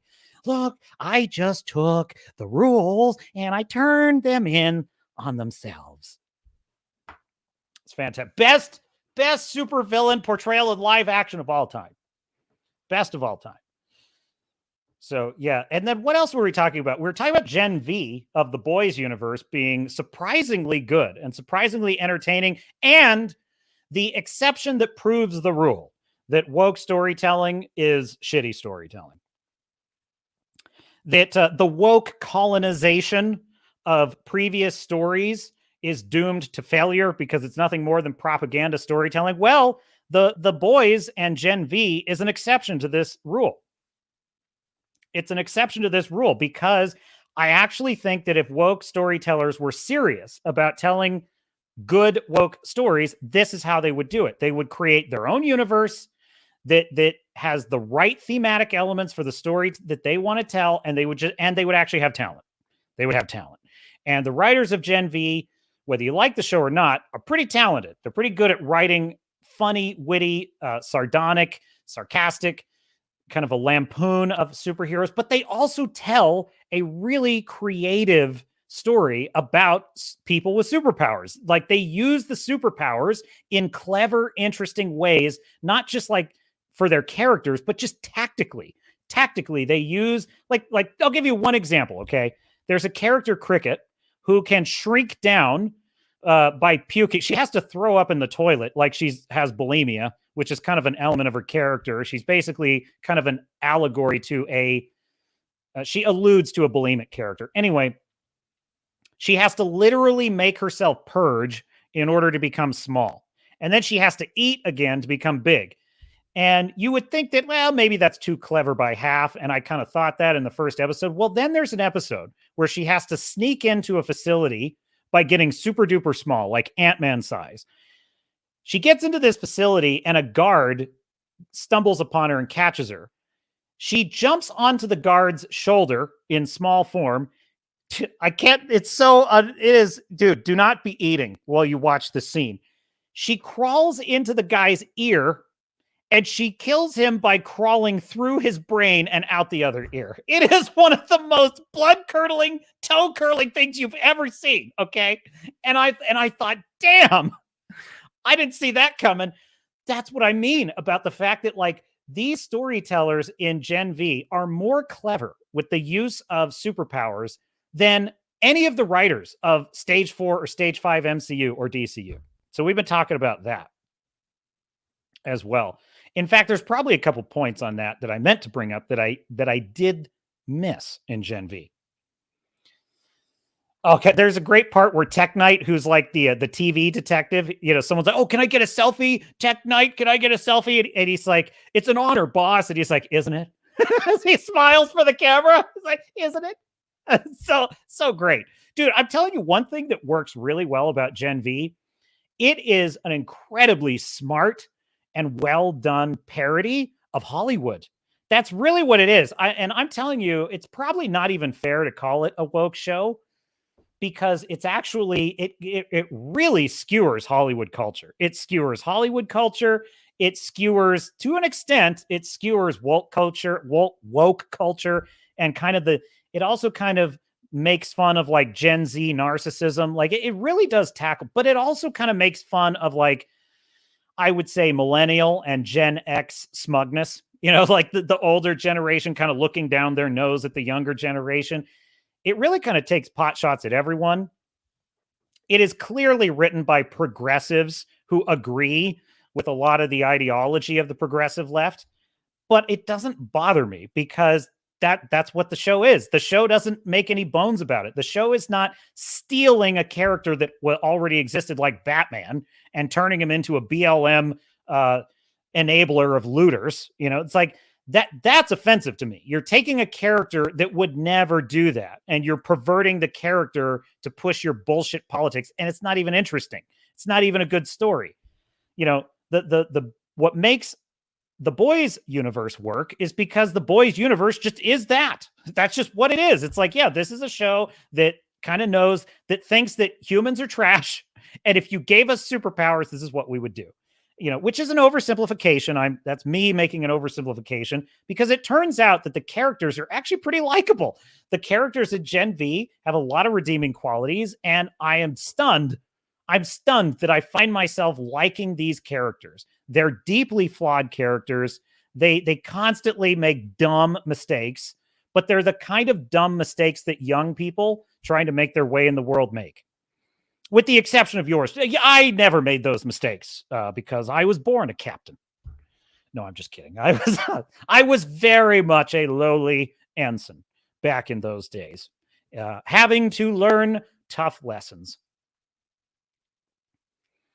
And Fu Man Blue made this point last stream also, which is that, there's another great example of how the superpowers are used very creatively in Gen V, which is there's a character named Jordan who literally can switch to the opposite biological gender at will. So this character literally is the personification of either a non-binary or a transgender character. Take your pick. And clearly this character's story is an allegory to that. But what's interesting about it is when Jordan is fighting another super, if he needs like strength, power, force, he's a male. If he needs agility and speed, then she's a female. And then she's using her agility and her feminine wiles.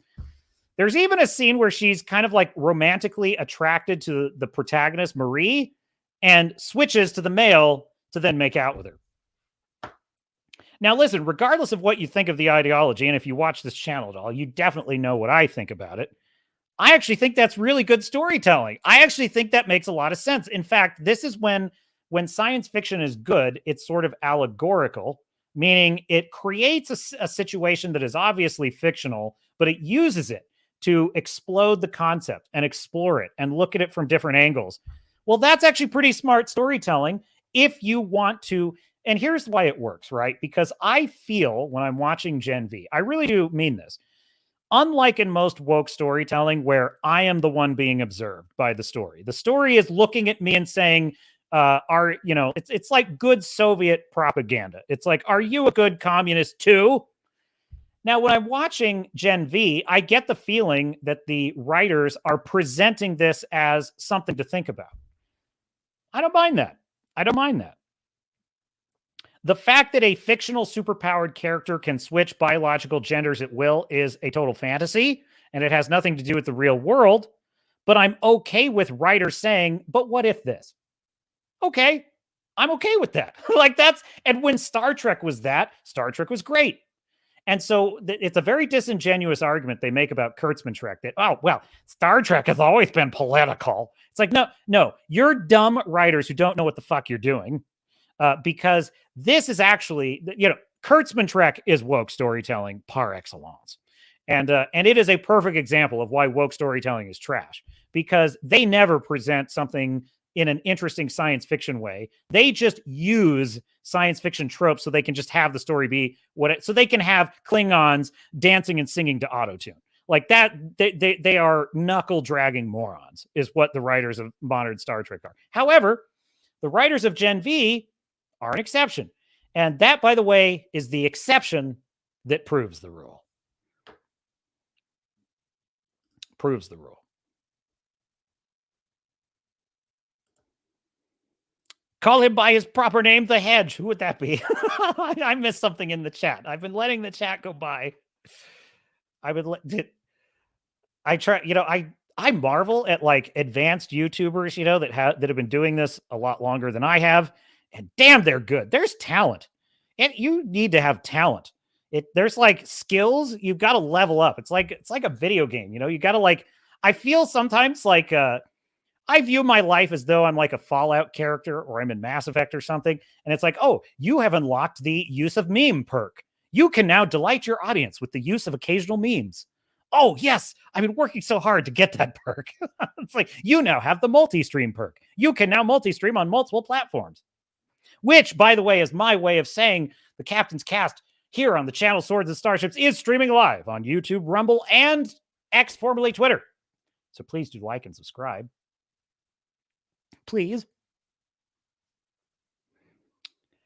What else? I'm going through the chat here. There's so much to go through. Somehow Palpatine survived. Yes, Herman. Yes. Absolutely correct you are. Dude, I'm telling you something right now. If it were not for this channel, I would not watch another minute of Star Wars under any circumstances, with the exception of, maybe the original saga, the original 6. I would just never watch another minute of it. I couldn't. It's such trash because I know what's going to happen. The only reason I liked the Luke Skywalker return at the end of The Mandalorian Season 2 is because I mistakenly thought that was a course correction. I mistakenly interpreted that as a sign that they understood what they did. Or that, well, not that they, I would say that Favreau, and at the time I would have attributed this to Filoni as well. I thought it meant that Favreau and or Filoni understood the mistake that had been made by Rian Johnson in The Last Jedi, and that this was a way of saying, no. Here's Luke how he's supposed to be. A heroic guardian of justice, a Jedi at the peak of his ability. And it turns out, no. They are absolutely just full steam ahead, heading right for the sequel trilogy. And honestly, Palpatine coming back from the dead, to me, it is like not even the worst part, because then you've got Palpatine, and then you've got the Final Order and a copy-paste fleet of 10,000 Star Destroyers just chilling. And, oh, by the way, they all have a big, giant, planet-killing death ray, too. Why the fuck not? Dude, I could never enjoy Star Wars again, knowing that that's where it's going. I never could. I cannot watch Star Trek anymore. Picard Season 3 was an anomaly and a very welcome one. But Kurtzman Trek, my God, it's such, dude, Strange New Worlds. I knew that show was going to be trash. I knew it. And that musical episode, I've also watched other episodes of it, and I'm telling you, it's garbage. They have no, dude, you know what they did to the Gorn? In the final episode of Season 2 of Strange New World, they ripped off freaking Ridley Scott. They turned the Gorn into their own personal alien monster. And, because Alien was cool. We like Alien. So we're going to make the Gorn babies are like the Xenomorph. And it's, oh God, I hate Kurtzman Trek with every fiber of my being.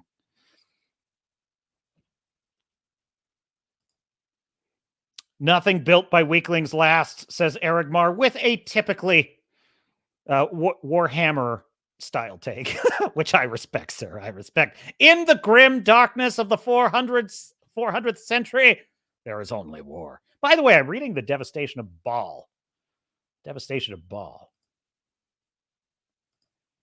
Herman says, I'm also the guy who coined the term the wig of destiny, which is another huge inside joke. In fact, I think about half the inside jokes over there come from me. Yes, I must know more about the Wig of Destiny. Fu Man Blue says, again, I think the only talent the writers have that others don't is how to write a real story while adhering to the woke guidelines. I don't get the feeling that the writers of Gen V are writing according to woke guidelines. They're not, because I think a lot of the jokes at the show, that they're literally making fun of how narcissistic, self-serving, superficial Hollywood culture is. I mean, frankly, a lot of the characters are just a dead-on accurate parody of assholes like Rachel Zegler. Like, this show is skewering entitled brats like Rachel Zegler. They are skewering all these dumb celebrities that do these selfie, that singing a song during the COVID lockdowns. Like, dude, that is exactly the kind of mentality and culture that the Boyz universe just goes right at. And I appreciate that. I respect that a lot. And I don't think you can do that if you're following the woke code, because, it's just like that guy on the Piers Morgan show. He's so dumb. He's so dumb that all he can say, I won't say that to a dwarf because I don't want to be canceled. These are not smart people, most of them. I think Tucker Carlson had a great take the other day. He was talking to, who was he talking to? He's being interviewed, one of his interviews on X. And I just remember he was talking about how he spent a lot of years in Washington, D.C., and him and his brother, and they spent a lot of time around people because, doing his job for so many years as a broadcaster. He actually met a lot of people inside the Beltway, a lot of the politicians, congressmen, lobbyists. He met a lot of those types of people. And he was stunned by how not smart they are. He said, most of them are not, these are not geniuses at work. Like, very charming, a lot of them. They have magnetic personalities. They like the spotlight. They're good at that. Not smart people. Not impressive people. And I thought, that fits. That fits. Fu Man Blue with a great observation. Go down and hit that Discord link. It is in the description. As is also a link to bloodanoak.com, where you can check out my Iron Age novel, Blood and Oak, which is a nautical tale about when John Sullivan's sister is kidnapped and sold into slavery by the dastardly Barbary Pirates. He must embark on a suicidal quest of rescue and revenge. So it is a bloodthirsty tale. Now, on the Discord, we just like to hang out. We just like to hang out and chill. It's awesome. So don't be flexing, Eric Marr. Don't be bragging. That would also, aka Black Knight, my Star Shatter books. Which one? I have 11 of them. Respect. Impressive, sir. Captain Salute. Dude, you know what? Andrew Klavan, who is a novelist, and I love listening to his thoughts on writing. And he had this great point. He had a question from a viewer, and the viewer said, hey, I've been thinking about writing, but I'm wondering if I have what it takes to be a writer. When should I start writing and blah, blah, blah. And Andrew Klavan just had this great no BS answer. He's like, well, first of all, let's just clear up the bullshit. If you want to write, start writing. He's like, because someone who does not write is not a writer, and someone who does write may be a writer. So you just need to stop with all the excuses, start writing. In other words, you got to get to work. That is what a professional does. A professional shows up. A professional puts in the work.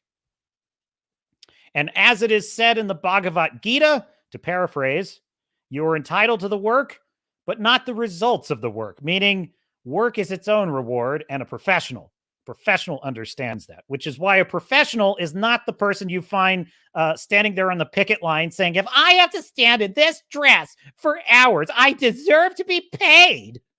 Or Director X, who's having a big old melty because nobody likes Robin Hood. Oh my God, I totally forgot about that. I was going to talk about that too. All right, maybe we'll pull up Director X in a minute because that's always fun. Oh, this Director X, dude, this is the epitome. This is the epitome of an amateur at work. Like, I've talked about this before, the difference between a professional and an amateur, right? An amateur understands, a professional understands that there is a degree of separation between them and their work. Their work is not their identity. Their work is what they do, It is not who they are. It is not their life. It is not their identity. An amateur is defined, their identity is defined by I am the director. I am the actor, right? So Director X is a classic amateur who has been elevated to a professional position that is unearned. The man does not deserve to be directing anything. He does not deserve to be the writer of anything. That being said, I respect any man who says, hey, I'm writing something, I'm putting it out there, I'm creating it. But the flip side of that is if it's a failure, it's a failure. And the professional mindset is, okay, time to write the next one. That's how a professional responds to failure. Time to learn, time to grow, time to get better, time to write the next one.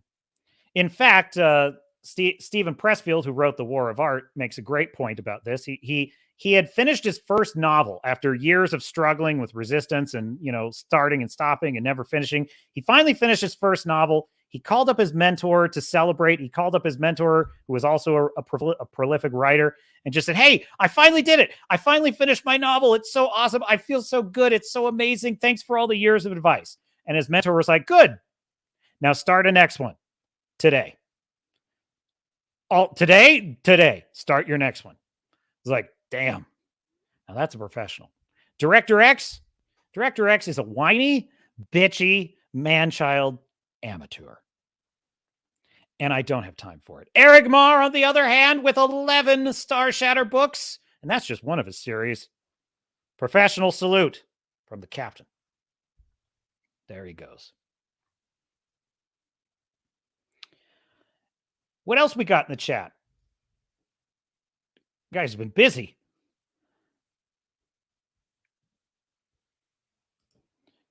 Redoubt says, gosh darn, dude, you've been streaming over 3 hours. That's some stamina. Honestly, it's not. I mean, dude, when I'm having fun, I just keep going. When I'm having fun, the stream's a long one. If the stream is like 2 hours, I'm like, honestly, and who makes it fun? You guys make it fun. You in the chat are the reason. Again, I could probably do 10 hours, honestly. That would be no problem for me. I would enjoy it. It turns out that I talk a lot. My family laughs because I tell my family, I'm like, yeah, I went 3 hours. And they're just like, yeah, that makes sense. Better that you're on YouTube talking for 3 hours. They all get to hear my opinions as well. Yeah, my opinions are no different on or off camera. In fact, I remember one of the reasons I used to think about starting a blog back when blogging was kind of more the thing. People would always tell you got to start a blog, dude. I'm like, maybe someday. I'm working on a novel. I don't have time for that. And, but I would come to work and people would be like, hey, I just saw this movie in theaters, but before I tell you what I think, I need to know what you think. And I was like, that was quite fun. I was like, yes, well, let's get into it. I love critiquing stuff. But part of it is because I've always loved storytelling. It's always been one of my favorite things. And whenever I've been watching, ever since I was a kid, if I was reading a book, if I was watching a movie or watching a TV show, anything, if I liked it, if I really liked it, I would immediately start thinking about why do I like it? That would always come to my mind. I was like, okay, why was that funny? Why was that joke funny? Why was that such a great battle? Why was that so exciting? And really, it just came down to how do they do that? How does a storyteller do that? And so I've just spent my whole life being fascinated by exploding the story, looking at all of its parts, and just figuring out what makes it tick. So I could do it. So in other words, in the words of Captain America, I could do this all day. I really could. Fu Man Blue says, why did it have to be 10K? I mean, it could have been a lot less and still win. I missed the chat that set that up. Man, if you keep talking, he's not going to stop. If you keep talking, he'll go long. He can riff for days if you give him ammo. That's true. That's true. Give me ammo. In fact, I have more ammo in the stack of stuff. Cometh the hour, cometh the man. Shall we then, Fu Man Blue? Mr. Redoubt. With them in the past, which I'll get to in this video, I also didn't try. Hat tip to As Heels versus Babyface. So if you don't know, Az has been reviewing, he's been doing the Lord's work. He has a service to humanity, which is he is watching this stupid Robin Hood show and he's reviewing it. He has torn it to absolute shreds.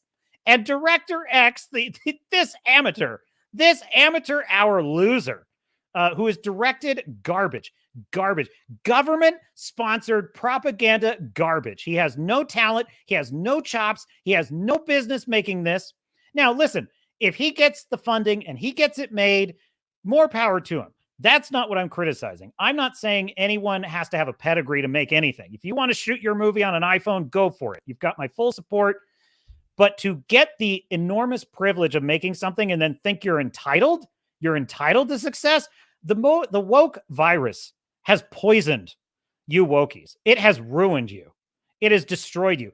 It is anti-human, the woke mind virus, because let me tell you something. When you get it in your head that you have a right to success and that you should, and that the reason you're not successful is because of some other guy, well, you're fucked.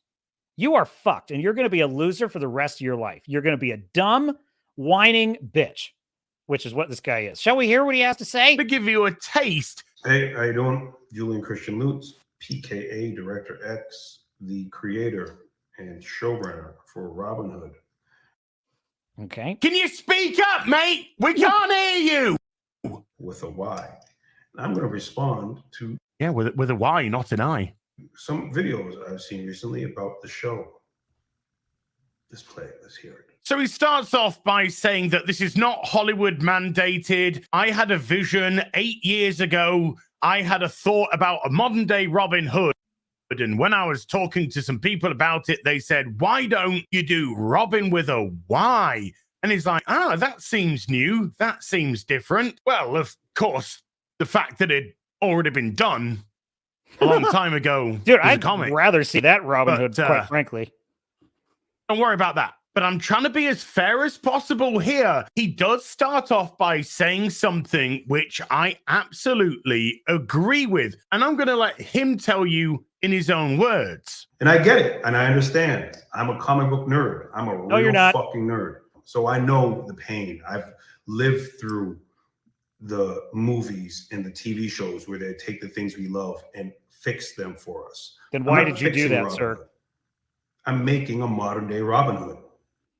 Well, that's the bit that's up for debate. But, however, I do agree with what he says at the beginning. Yes, you know, I've lived through it myself. I've lived through people fixing franchises, fixing characters. However, he does sort of discredit himself by saying this quite a bit. Because first of all, none of y'all care that much about fucking Robin Hood. Two, no one cares about Robin Hood that much. Nobody. Stop this. There's no little boy at home like, oh. Exact same argument that little twerp on Piers Morgan made when Piers is saying, you know, well, why do you have to change the 7 dwarfs into the 7 magical creatures? And he's like, why do you care? Why do you care so much? This fop, you know, this fop, as Star Fury put it. And he's just sitting and he says, well, you why do you even care? They're animated creatures. What's the big deal? And here's this guy, it's the exact same argument. You can set your watch by these people. He's like, oh, you don't care about Robin Hood. It's like, well, then why are you destroying it, sir? Then why are you pissing all over it? This is amazing. It's amazing. These are the people, meaning wokies, adherents to this ideology. These are the people that are constantly saying we need to make space for people. People need to speak their truth. We need to hear everything. Why is it that it's never the truth when any fan criticizes something they have destroyed? It's interesting. It's like, imagine responding to bad reviews this way. I could not imagine going and making a very serious dour. So I got a bad review on my book today. And I'm going to have some words with the person who gave me 1 star on Amazon. And it's, first of all, they're wrong because my book is an excellent... Dude, I've gotten bad reviews. It stings. I understand how it feels. And I'll tell you what, they are entitled to that opinion. I have a guy with a bunch of spelling errors who gave me a bad review. It's like a 1-star review. And it literally was like, you won't feel nothing. Well, that was his whole critique of my book. You won't feel nothing. And I'm like, well, that hardly seems fair or nuanced. I'm like, but look, that's his opinion. That's his opinion. He has every right to that opinion. Robin Hood. Robin Hood is my favorite character. Stop this, bro. It's not decimating some sake. It's Robin Hood. As one self. Then why did you undertake to make this story, you dumb fuck? I don't understand this argument. He's saying nobody cares about Robin Hood, which is why I wanted to make a Robin Hood story. Is it because you thought, because in your world, nobody cares about Robin Hood, you thought nobody would notice your dumb, shitty work of garbage? Is that why? Is that why you did it? Let's just skip to the lead, shall we? This is a great video, by the way. It's linked. Did I link it in the description? If I didn't, go check out Az's video. It's excellent. You literally told people This is how 101 retweeted the video. Oh, dude, Gary absolutely destroyed him, Nerdrotic, on Twitter.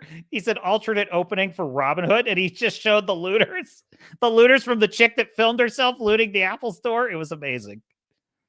Now he ascribes this to racism, right? He says, well, Nerdrotic is being racist here because he's implying that that essentially the looters, this is a racial thing that they're looting. No, the interesting thing is, the problem is the morality of these stories, like the new woke Batman, where Batman is looking the other way when shops are looted and burned down.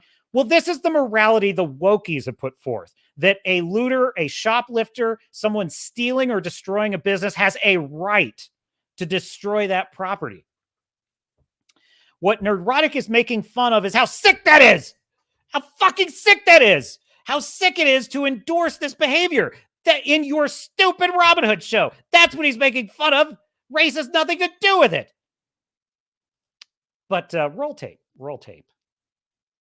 Roddick put out, taking the beginning music of the show and placing it to some current things that are happening in communities around America. And Director X decided to give his reaction to that.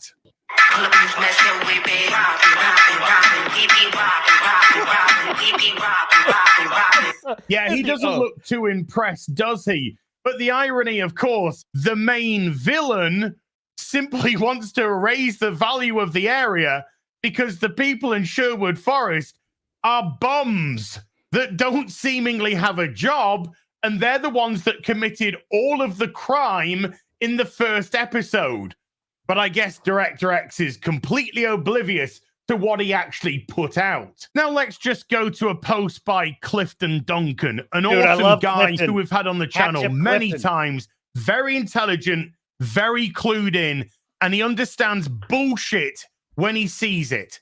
Audiences don't hate diverse characters. Bingo. What they hate is being slammed as bigots for rejecting bad work from pretentious, unskilled activists posing as writers. Preach. If the demography of your characters becomes more important than the story, your story will probably suck.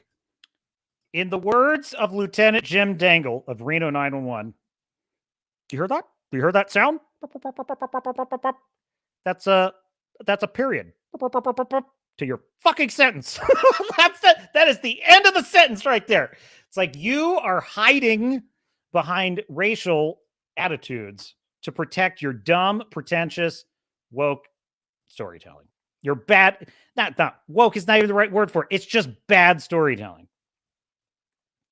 So I just want to cut to the end because, dude, Az's finish to this video is great. It's just great. Exactly who he is. An egotist. Weren't and made all the white characters in the show the bad guys.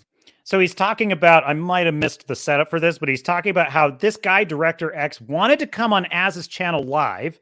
And Az said, I will talk to you privately. I will agree to that. But I'm not letting you on my channel out of respect for my audience because I'm not walking into I'm not just going to give you I'm not going to give you my platform to sit here and smear me or my audience or the fans, but I'll talk to you privately and we'll see what happens. We'll see what happens. And I think that was pretty cool. And the guy clearly was showing signs of chicanery. And he's like, nope, you're not coming on my show. Screw you. And this is how Az kind of closes the loop on that. Because he's so fucking obvious. Projection is exactly what he has done. He's accusing people of the very thing that he is guilty of because he's unable to accept responsibility for the pile of trash which he's put on our TV screens. And I'll quote to you, the audience, the very last communication that I had with Director X. I said to him, you have nothing I need to hear. And the reason I said that is because I see him for exactly who he is. An egotist, self-driven and self-centered. Somebody who wanted to create another boring, far-left ideological story about victimhood so that he could get pats on the back from his peers, that they could tell him how stunning and brave he was and what a good boy for adhering to the message. Another vile ideologue that uses race as some sort of virtuous currency in the whatever fucking world he lives in. Well, we live in the real world, and we are brought together by things that we can all relate to, not by what you're putting out, which is trying once again to cause more division. Get out of here. I'll see you guys in the next video. You take care. Bye for now. Dude, Az absolutely crushed it with that video. That just nailed it on every level. And there was something else he said in there too, which is like, no, I'm not letting you on my channel because I work for the audience and I have too much respect for them. There is nothing you have to say that we need to hear. There is nothing new that you're going to say. You're not arguing in good faith. You already have your mind made up. And, we don't have time for it. You have nothing we need. And, we've been talking about this earlier in the stream, too, of like how sad it is that that writing has fallen to so much. Like, it really is stunning. 80% of everything written on Netflix, Apple, what you name it, it's garbage, folks. It is absolute garbage. And I'm not even just talking about wokeness. I'm just talking about just bad writing. Like that Castlevania Nocturne. I only watched one episode. I mean, I didn't even see all that much wokeness in the first episode other than girl bossery. But the dialogue, it was like written by a creative writing 101 first year student. It was bad, folks. And I'm just, as much as we are upset by this, what I can say is 5 years ago, 10 years ago, people, it was very difficult to push back against this crap. It was very difficult to get any traction pushing back on this nonsense because so many people were being guilted. Well, I'm not a racist. I'm not a racist. That word is so meaningless now. All of the ist words, all the faux words, they mean nothing now. They mean absolutely nothing. And people are getting to the point where we have a thick skin. You know what it reminds me of? It reminds me of, I'll give you exactly. I thought of this the other day. Maybe I should say, I'll just put it in here. I'll put it in the video anyway. How can I find this? Owl. Let's see if I can. I might not be able to find this clip. I'm usually pretty good at this, though. There it is. This might be what I need.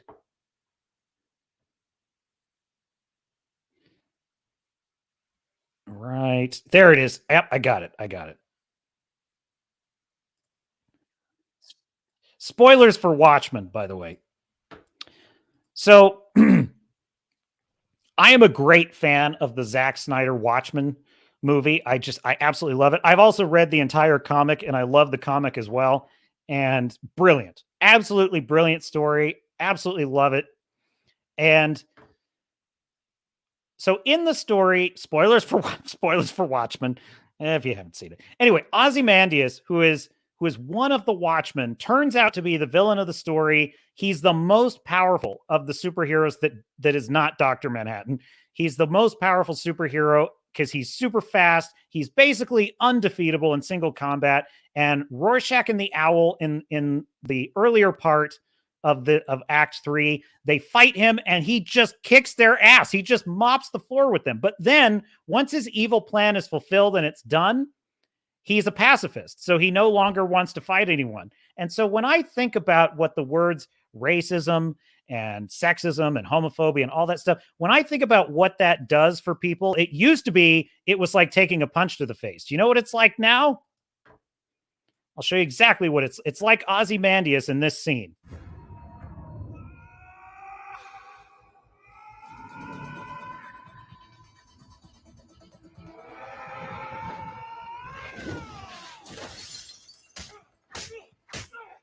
Racism, homophobe, sexist. You're a sexist. Dad, a world united in a peace that had to be sacrificed. You have an idealized man. There you go. We're like Ozymandias. It's like, yeah, it's just, all right, sure, fine, whatever. Nothing, you have nothing we want. The wokies, you have nothing to offer anymore. We don't need Hollywood. We don't need the media. We don't need any of that. Hello, Eric July. Hello, Brandon Sanderson. Hello, Epic Verse. Hello, Eric Marb, aka Black Knight, the Star Shatter series. We don't want anything you're selling. We don't need Disney. Star Wars, yes. You killed Star Wars. You killed the MCU. You killed the DCU. You killed all the comic book characters. You killed Star Trek. My beloved Star Trek. You destroyed it, all of it, gutted it, left it for dead on the side of the road. You vandalized the Lord of the Rings. You vandalized the Wheel of Time. You vandalized Willow. You vandalized what else? Indiana Jones? The list just goes on and on and on, doesn't it? Well, we don't need your shit anymore. We don't need any of it. It's falling on deaf ears.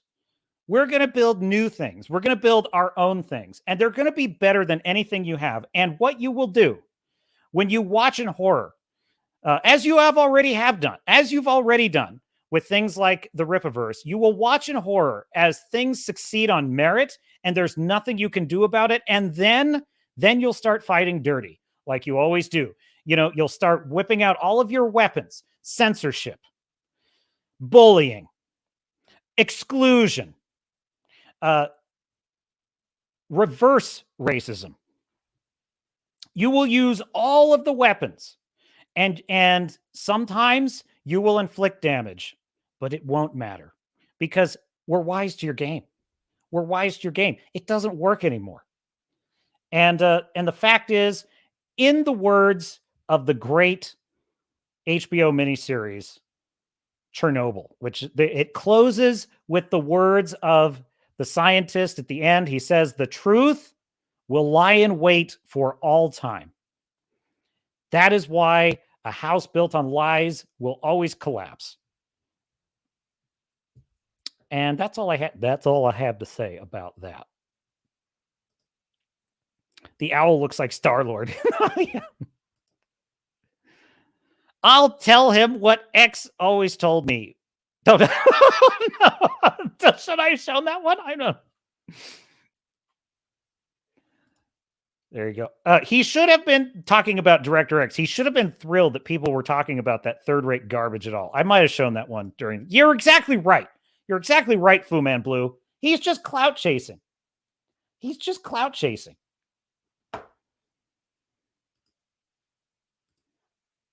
There you go. Redoubt says, Chernobyl is also one of the best miniseries to come out in the 21st century thus far. It might be the best miniseries of all time. For me, I'm telling you, that show blew me away. I love it. And you know what the best part of it is too? The final episode.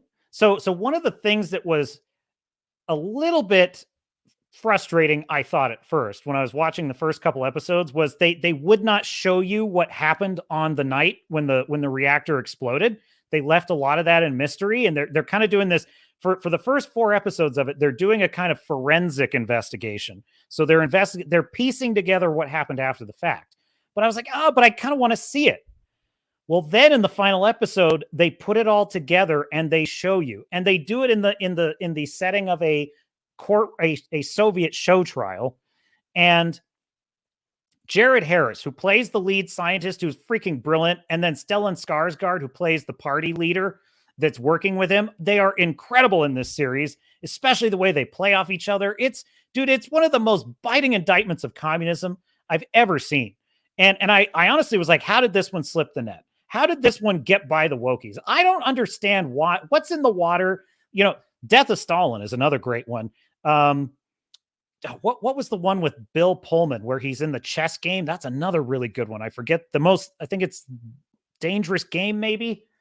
It's on Netflix. That's a really good one. Anyway, I'm like, why are they suddenly making these anti-Soviet movies? And you know what I think it is? I think it's because they're like the current thing is just, we hate Russia. We hate Russia. We hate Putin. And I think that's might be what it is. It's like, it's okay to bag on Russia. So that's why I'm just a theory.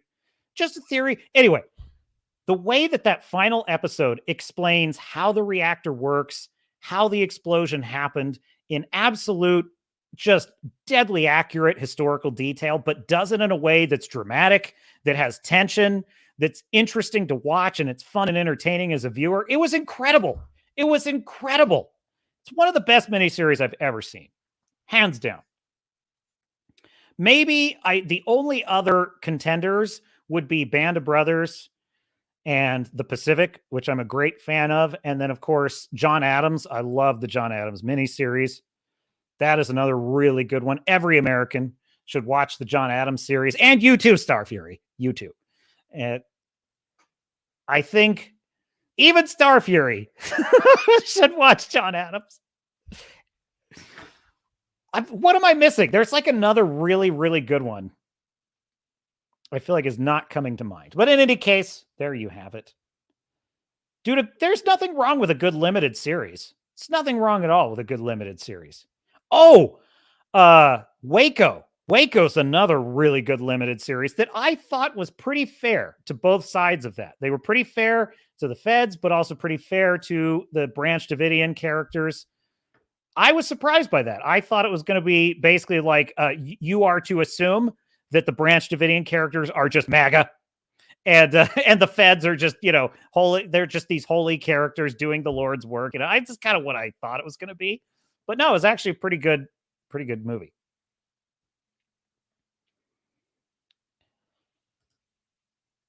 Speaking of Chernobyl, I'll always talk Chernobyl.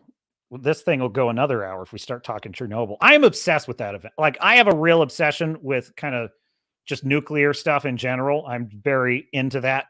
And that disaster, since I have been a child, I remember being like 8 years old and there was a movie about Chernobyl on TV and it was disturbing as hell. And I was glued to it. I couldn't stop watching it. I remember, like, I rarely remember things from when I'm that young, but I remember being a kid and loving the Chernobyl thing. So I've always been a Chernobyl junkie. Anyway, my biggest grievance with the show is how it misrepresents radiation in the sense of the firemen are shown to be able to transmit radiation, and that's why they are quarantined. Well, I don't actually think that's inaccurate, because what the issue is, and I have a family member who was a lieutenant commander in the Navy, and he literally worked in nuclear reactors, and he actually would explain a lot of this to me. And so I kind of understood a lot of it.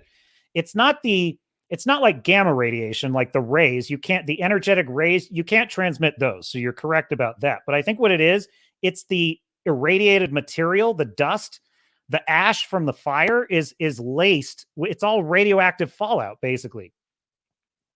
In fact, after the bomb on Hiroshima, this is what would happen. If a nuclear detonation happened and you were close enough that you saw it, but you were far enough away that you're not like vaporized or dead or whatever, and it starts raining, do not be under that rain and do not drink any of it. That's one of the things that happened to the Hiroshima.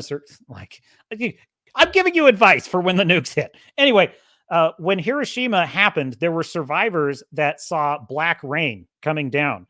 Because what happens is the heat from the blast condenses a cloud, and then it rains all the ash back down in the form of condensation and rain.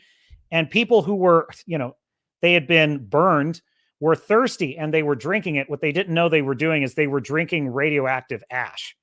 And they call it black rain. In fact, the Fallout universe even references black rain. which is very clever. So anyway, the point is all that ash is on their clothes. To this day, the fireman suits are still there. They're still there under the reactor. You can't go near them because of the radioactive material that's on them. So I think that's what they were talking about, is like, if just even a little bit of that dust gets on you, you're in deep shit. Because if you inhale it, there's not much they can do for you. If you inhale the dust, you're pretty much done for. Because now you've basically got little bits of radioactive material going through your bloodstream, poking holes in all your cells. Readout goes on to say, in fact, it's because they were now hypersensitive to illness and therefore were quarantined, also likely not going to survive. Well, that definitely has to be a part of it, because your immune system is trashed if you're irradiated. Yeah, they hate Russia, but it's okay to adopt Soviet policies. It's effed up. Yeah.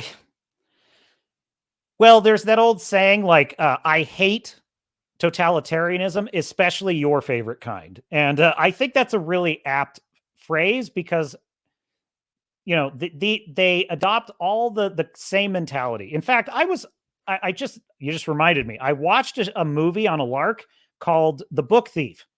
Has anyone seen this? The Book Thief? I didn't watch it because it looked like cloying Oscar bait, and I'm just not interested in Oscar baiting. So I just don't like movies that are, you know, an exercise in Oscar baiting. And so I avoided it, but I was just I was doing the movie slot machine, you know, where you're just paging through things. And I just saw it and I read the description, and it was, you know, a young girl in Nazi Germany survives the horrors she sees by reading books. And I thought, I'll give it a shot. And I literally was given it 5 minutes. That's what I do. If I watch a movie, you've got 5 minutes. If I'm not interested after 5 minutes, I'm gone. And so I start watching it. 5 minutes goes by. I'm like, let's go another 5. 5 minutes goes by. Let's go another 10. And then I'm like, dude, this is a great movie. It's a fantastic movie. It's definitely a little bit on the emotional side, but it's done very well. It's a beautiful story. It's one of the best movies you've never seen, I got to tell you. And I really loved it. And there's even a voiceover by a character that is clearly Death. And he has amazing killer lines in this movie. Like for one, there's a scene where all the young boys are going off to be trained to grow up as soldiers, you know, in the Nazi army, the German army. And they're like, I would say they're more like teenagers, young men, I guess. And they're basically being recruited into the army. And Death is sort of doing this voiceover. And he's like, I have seen so many young men who believed they were charging at the enemy when really they were just charging at me. And I thought, oh, that's a great line. Maybe a bit on the nose, but I like it. I like it. Anyway, what struck me about the film is they kind of went through a lot of the things you've heard about, but it was portrayed in a really, like, there's a part of the film where she attends a book burning. The whole town is organized to attend a book burning, and they have to throw books on the pile. But it's done in a way that's very nuanced, and it portrays it accurately.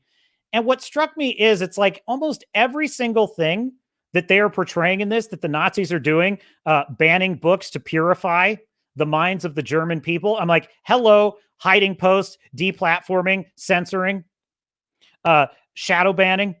Dude, that's all it is today. That's book burning in the modern age. You burn the comments, you burn the posts, you won't let people see it. No, you're not allowed to see that footage. There were people trying to get Tucker Carlson to take surveillance footage of the J6 situation. They wanted that footage censored. It's just footage. It's just footage. They wanted it censored. That's book burning. So I'm like thinking to myself, every single thing that they're showing in this film is shit that the wokies are arguing for. But the wokies are too dumb to know that, like, dude, if you want people's comments and if you want people's YouTube channels taken down, if you want Russell Brand taken off of everything, if you want people's lives ruined, you are for book burning. The difference is books are not that's not the modern way of transmitting information and ideas. In 1930s and 40s Germany, books were the primary way that ideas were transmitted that criticized the state and that criticized, you know, things like warmongering. Do you want to know one of the books that the Nazis banned and burned? All Quiet on the Western Front. By the way, a great Netflix film as well, All Quiet on the Western Front. It was a book written by a German about World War I that was criticizing the madness and the futility of endless war. And they wanted it banned. What are you not allowed to criticize today from the left? You are not allowed to criticize an endless war in Ukraine. Isn't it fascinating? Isn't it fascinating? It's like literally they don't understand that they are the people. They are the people they hate so much. Watch The Book Thief, folks. I'm telling you, it's like every moment in that movie, you see something else the Nazis are doing that's awful. You're like, oh yeah, that's something a leftist would do. Oh, that's something they are doing. So just between us, don't tell anyone this. It's just a secret among friends. But the Yahtzee party, they're not a right-wing. They were not a right-wing party. They were a left-wing party. They were a left-wing party. They were obsessed with group identity. Sound like anyone you know? Leftists are always obsessed with group identity, whether it's socioeconomic status or racial status. They're obsessed with it. It's all they can ever think about.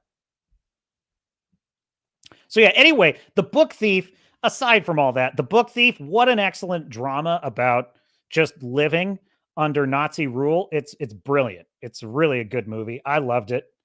And really a surprisingly powerful story that doesn't quite go where you think it's going. You kind of think it's going in this very cloying, syrupy kind of direction, this very sentimental direction. And it actually turns out to be, I thought, it's just really good. Really good. I don't want to give you spoilers if you haven't seen it. Go see it. It's a good one. And you know what else I love about it too? It's inspiring. It's an inspiring film because it's about actually the beauty of humanity. It's not a black pill. I think that's what it is I love so much about it. It's easy to look at the horrors of the 20th century and get black pilled about the human species. For a good while, I'm telling you, when World War II was over and people started sifting through Auschwitz and all that stuff, it's like it cast real doubt on what we are as a species. We were like, what are we doing here? Like, what's going on? How could a civilized country do this? It's like, well, lots of civilized countries do this. So did Russia. Russia did that with their Gulag archipelago. But what struck me about it is in the film, the story is really about Lisbeth, who is she's the daughter of a communist. Here's another example. She's the daughter of a communist I believe a German communist, who is being sent to a concentration camp. And so what the Germans were doing is they were taking anyone that was a political enemy, which included anyone that expressed communist sympathies, and they were putting them in the concentration camps. That's the first thing the concentration camps were used for. And what they would do is they would rehome their kids with an adoptive family of Germans. And so this couple is adopting this daughter of a communist mother. And dude, I'm telling you, it's brilliant character work in this movie because Jeffrey Rush is excellent in this film. And he plays the German father. And he's married to this wife. I think her name is Ilsa, maybe. And she's actually one of the actors that was in Chernobyl, actually. And she plays this really hard, kind of angry, bitter woman who's always nasty to her husband. But her husband is this kind of playful. He kind of goes along with it. He's quiet spoken. And I gotta pull up the IMDb to get the names of the characters. But I think her name is Lisbeth. If I'm not, I might be mistaken. It's hard. They all have an accent in the film. They're all speaking with like a German accent.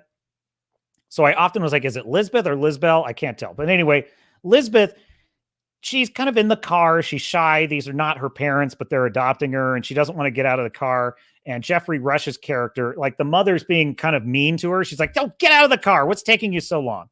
Well, then Jeffrey Rush's character, he kind of takes a different approach. And he just says, your car has arrived, Your Majesty. And she kind of smiles a little bit, kind of charms her. And he shows her kindness and warmth. And the mother kind of just shows her harshness and discipline. And so you're kind of thinking, oh, this is a story about how the mother is kind of a bitch and the father is kind of a sweetheart who's kind of stuck with this ball and chain.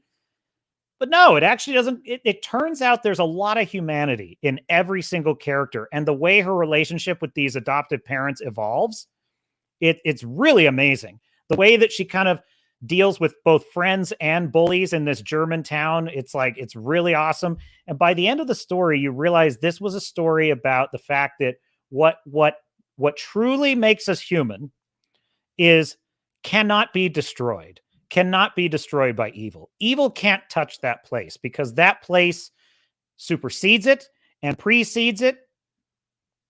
It is the source of all creation. It is what we truly are. And it is only when we forget our humanity that we become, those ugly things we saw in the 20th century and some of the ugly things we're seeing in the 21st. So I love it. It's a great film, very inspiring, excellent performances. But like another example of just kind of, they are the things they hate. We had the Hillary Clinton was like, when are we going to start putting the MAGA people in some kind of official re-education? And I'm like, dude, do you not hear yourself? They just think German concentration camp, and they just think, oh yeah, the Holocaust. That's all they think of it as. They don't understand that it began. Look, dude, every leftist ideology, every totalitarian state uses concentration camps. They all do. All of them. There's no such thing as a totalitarian society that doesn't have a prison where they put people who need to be re-educated or removed from society because they're inconvenient. The Soviet states called this the gulags. This was the gulags. That's where you sent people who are the enemies of Stalin or whoever to be shot. So they all have them. And that was the first thing they did. The Nazis took power and they started taking anyone who was their political enemy. They outlawed all of their political parties, and they took all the other extremists that they disapproved of, and they put them in concentration camps. There you go. So the leftists are everything they accuse everyone else of being. Band of Brothers, the GOAT, the greatest of all time is the Band of Brothers. It is. It really is. I'll tell you what, though. Have you seen the Pacific readout? Because I'm going to tell you the Pacific is magnificent. I really love that miniseries. And John Basilone, who is a real historical figure, I'm reading a book about his life as we speak. John Basilone, one of the most incredible stories of a real life hero. A real life hero. He would have been like a real life Commander Shepard. Like if you want to know a real life Commander Shepard, go read about John Basilone, and he's portrayed in the Pacific. It's incredible. Dude, the guy was a war hero who won the Congressional Medal of Honor on Guadalcanal. They sent him home to sell war bonds. He got sick of it and went back to the Marines and started training recruits. And then he was just tired of not actually, doing anything to help his guys. He went back to Iwo Jima, voluntarily stormed the beaches of Iwo Jima. He took out several machine gun nests and pillboxes on his own single-handedly. The guy was a real-life Commander Shepard. I'm telling you right now, unfortunately, he caught a bullet, and he died on the beaches of Iwo Jima. But dude, what a hero. What an absolute hero. So I really love the Pacific because it captures all that so magnificently. It's excellent. And yes, Waco, surprisingly good. It really is good. Yeah, I mean, I was never up on the deep lore. I had a friend whose father during the 90s when that whole thing happened, I had a friend of mine's father was deep into the Waco lore. He was like an Alex Jones of like the Waco lore. I'm not that deep into it, so I don't know all the ins and outs, but I did get the sense that wow, I feel like I learned something true.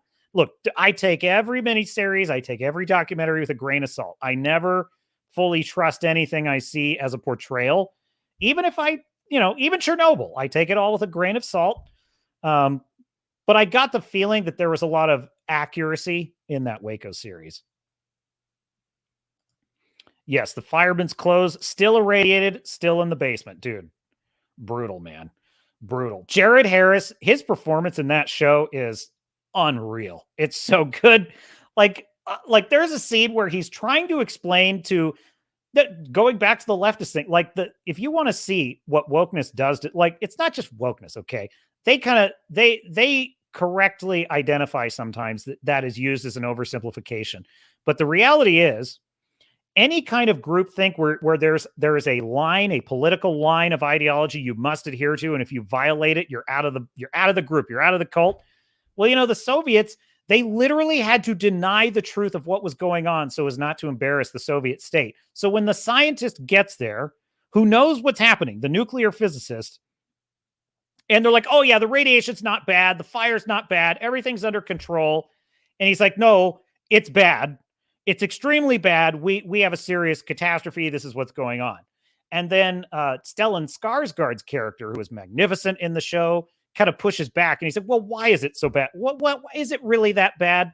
And Jared Harris's character just goes on this epic rant where he just breaks it down. And he just says, what is happening is that fire is emitting a Hiroshima bomb level of radiation every hour on the hour. It has already been running for 20 hours, which means it has already emitted 20 bombs worth of radiation. And it will keep emitting that radiation every hour for week after week after week until everything on the continent is dead. And he's like, okay, we need to put out that fire. And I'm like, dude, dude, I love that movie. I love that show. Fucking great. Wrangler, you're back. See, look, you know, the great L. Rush Limbaugh, harmless, lovable little fuzzball. May he rest in peace. The mighty Rush Limbaugh. He used to say on his show, he's like, look, folks, look, just admit it. You're addicted. Just admit it. I love Rush. He was like, I was doing what I am born to do. I was born to host, and you, my dear audience, were born to listen. I used to be like, yes, Rush, I was born to listen to you. Fu Man Blue says, a person, dust or not, can absorb enough to irradiate it themselves and become lethal to others. It does not take much. It does not take, it's the particulate. It's not the actual rays. You know, this is the thing. Like, so if a nuclear bomb goes off, it's going to emit a burst of gamma radiation that will fry you. It will fry you. It's going to emit a bunch of particulate that will actually degrade very quickly. Within a couple of days, a lot of the nuclear fallout is harmless. It's completely harmless. However, there's going to be a lot of other elements that are irradiated. I don't know the exact elements, but like, I think like cesium, for example, and some other elements, they have long half-lives that will last for weeks, some of them years. So there are certain kinds of like particulate that will be radioactive and deadly, and it will be in a dust form. So like if you touch the dust, you inhale it, like, you know, you're done for. You're done for.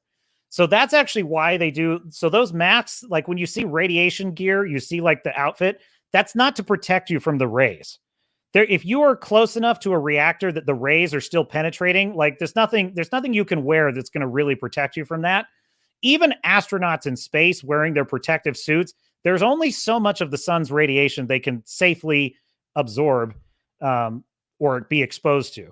However, what they're really being protected from with those suits is they're being protected from inhaling the dust or getting the dust on them, which is the real problem. It's a really great. I think they seem to portray it pretty accurately, but look, no show is going to be 100%. I'm sure there's inaccuracies. There's definitely going to be inaccuracies. They also did, and they said this in the closing, they had to condense the role of, there was like 30 or 40 scientists that were working on the problem, and they condensed all those characters into one character, and they kind of represented one scientist. I forget her name because it's a Russian name. It's hard to pronounce. But anyway, she goes around sort of investigating things. She was a stand-in for like the 20 or 30 other scientists that were working on it. So they have to take some liberties. I've heard some people refer to it as bit burning. The 1930s All Quiet is better than the 2022 remake. I saw that version also. Been a long time though. I saw it in school. It probably is. I do think like the Netflix version, they did this weird kind of like third act battle that I felt like was totally made up and was just because we needed a cool action scene to close it out with. And I wasn't wild about that. But I think they did the story of, you know, the characters were done really well, and it was powerful. And the way they showed trench warfare was very accurate. I mean, it was like, there were so many interesting psychological things about World War I, like how the both sides would figure out what to do to keep the other side from fighting. And if one side figured out the other side wasn't fighting, they would just quit fighting, because basically both sides were giving each other a break. They're like, oh, you're not fighting? Okay, I'm not going to fight either. And they literally had to send in more leadership into the trenches to make these guys fight. And it was like, see, that to me is human nature actually asserting itself. It's like, that's human nature correcting itself. It's like, okay, what are we doing here? Like, I don't want to die. You don't want to die. Let's not die. But then it takes like the state to come in and make you die. It's like, make you die for your country. World War I is absolute insanity. World War II was also complete madness. It was complete madness. And both sides engaged in a level of madness. Now, that is not me saying that we didn't have to.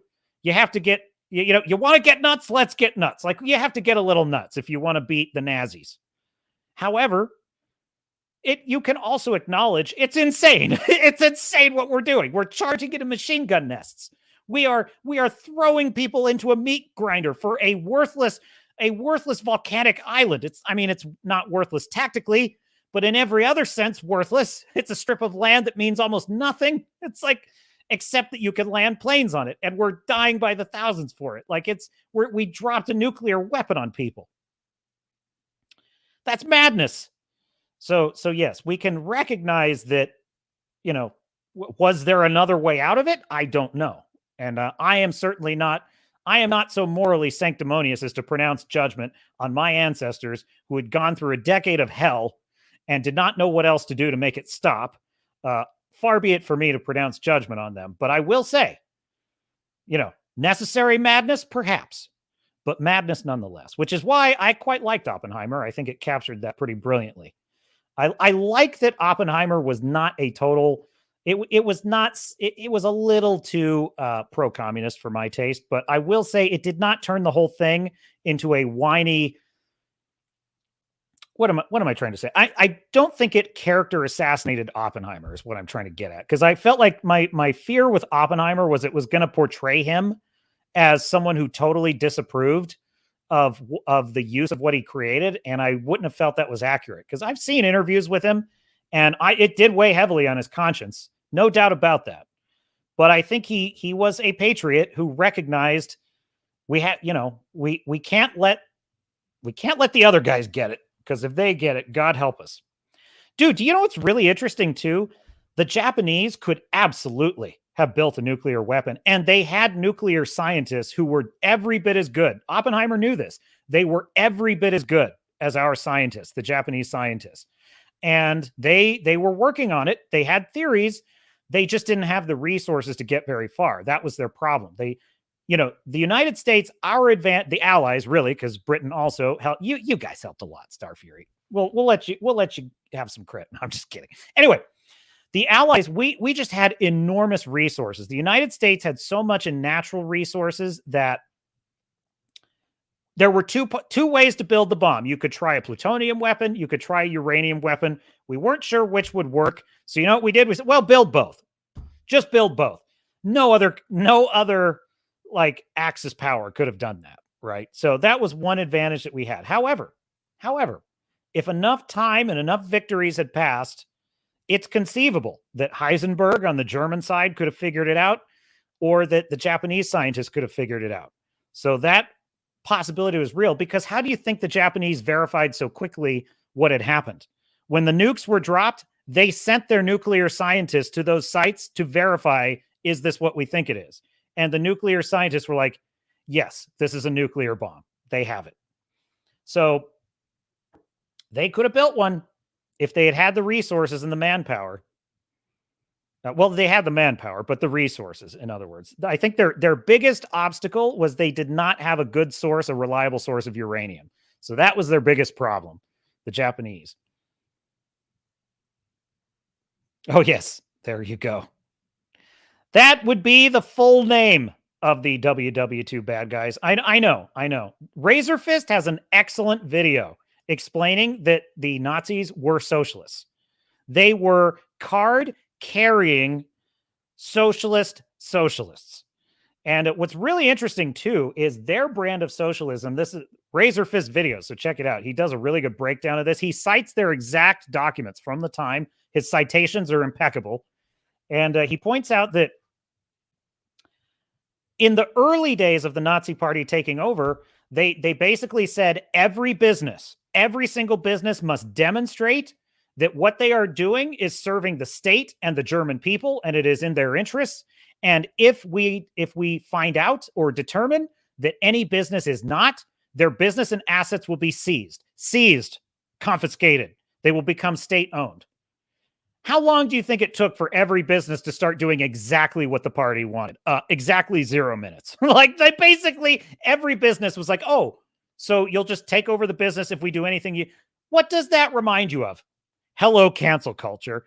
If your business, and I'm not talking about individual consumers not buying products or choosing to boycott, individual consumers choosing to boycott. I'm talking about the state will intimidate or threaten someone out of business, or, the mob will come after you, try and get your business shut down, your sponsors pulled. There you go. Redoubt says, that's my only doc on Chernobyl, though, and it may come down to a disagreement on the directing of certain segments. The roof sequence gives me gray hairs for how tense it is. Oh my God. Dude, the roof sequence. I literally am in physical pain when I'm watching that scene. And Redoubt, referring to the Chernobyl miniseries on HBO, they're on the roof of this building, right? And literally the radiation from the blocks of graphite, which is totally irradiated, every block of it'll freaking kill you in minutes if you're near it, right? And they've got to get all these blocks off of the roof. They have literally sent robots that are rated to work on the moon in solar radiation. They've sent those robots out, and every single one of the robots is fried. The circuit, literally the radiation is poking holes in the circuitry and killing the robot before it can even get a minute. So it's like, what are we going to do? Well, they said, well, what we'll do is we'll use humans. We'll just have humans who can withstand roughly 1 minute of exposure and survive. Their lives will be shortened, but they'll be able to live.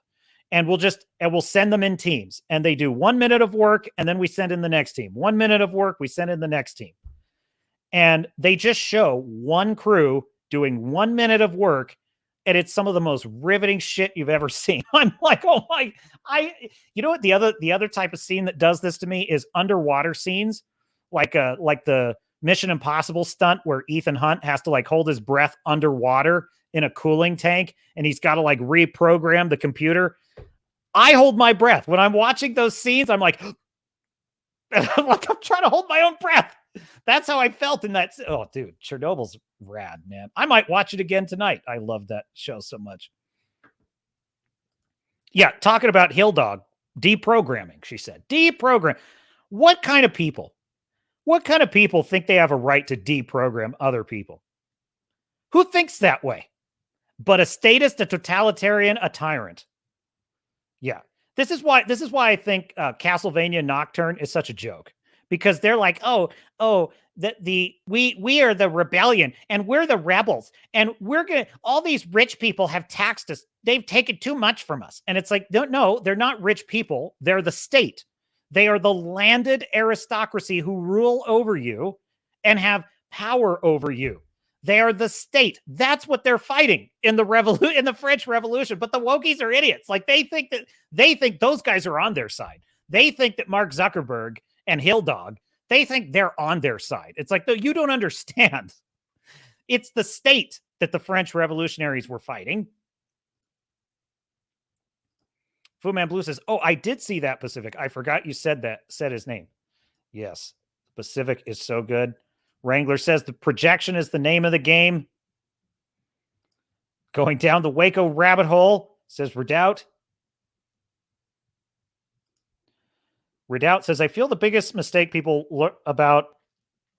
make about learning from Chernobyl is the scare word used to stop nuclear energy. You're exactly right. And my family member that was a nuclear, that worked on the reactors, both in submarines and in actual like civilian nuclear plants, he explained exactly, well before I ever saw Chernobyl, he explained the difference. I said, because why was Chernobyl such a disaster? And he said, well, because they used graphite as their moderator.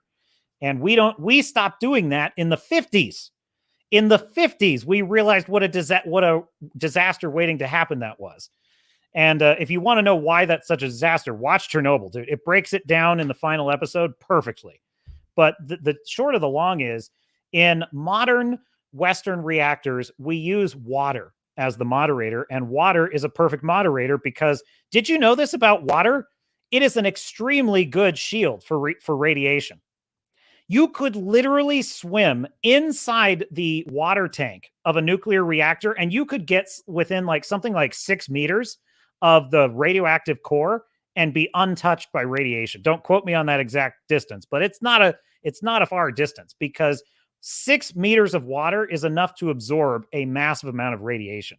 So in any case, yeah, we use water-cooled reactors, which have a kind of built-in failsafe, which is if you evaporate, well, don't quote me on this because I'm not like the biggest expert on it, but essentially the hotter the reactor gets, the less effective it gets. And so it will kind of naturally shut down if it gets too hot. But if you're using graphite and you lose water coolant, or trying to think, I won't get into it because I'll have to go through Chernobyl again. But basically, using graphite to control the reaction, it's bad news because if it does get too hot, the graphite burns. And then the graphite, which is radioactive, turns into radioactive smoke. And then radioactive smoke turns into particulate that will blanket a continent and irradiate the whole area. We don't use that kind of technology anymore. So, and even Fukushima, which was a really bad disaster, the only reason that happened is because the seawater was able to get into it. That's another really interesting case because with Fukushima, if they had not had to use seawater to cool it down, they would have been fine because these things are built so that you could bury them in concrete and let them burn, and they'll just burn and they'll work themselves out in about 25,000 years and no harm, no foul. However, because they dumped a bunch of seawater in there, seawater is full of minerals. And the minerals in seawater then become irradiated and radioactive minerals, which then corrode all of the technology around them, which then adds to the problem, and it just becomes a huge disaster. So, safety tip, if you can avoid using seawater as a last-ditch effort to cool your reactor, avoid. Yeah, you do your best. Do your best. Oh, Wrangler, you warmed my heart with this one. With half his brain tied behind his back just to make it fair. Yes. That would be El Rushbo. Dude, I'm telling you, I went on a total, I wouldn't listen to anything political. I stopped listening to anything political for quite a while. But I would still listen to Rush Limbaugh because he was so much fun. He always had such an upbeat, positive personality. He was a white pill. Rush Limbaugh was always a white pill. He always had even now, if he were still alive today, I'd still be listening to him and I would still feel better every time I listened to him because he would always have a positive message.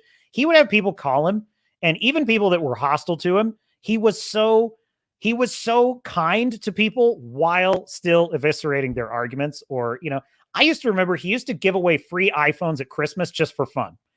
Every single caller that got through to his show, he'd be like, "Hey, would you like a new iPhone 10? And they'd be like, "Oh, sure, Rush, I'd love one." They'd be like, "Okay, which size do you want? Do you want the big screen or the small screen?" "I don't know, Rush, which one do you think I should get?" "Well, I'll tell you what, I'll send you both." He's like, and then sometimes you get like an 11-year-old or a 12-year-old who was like just whip smart and listen to him all the time. And he'd be like, "Oh, well, that's so nice of you to call. And I'm so glad you like the Rush Revere books. Hey, would you like an iPhone?"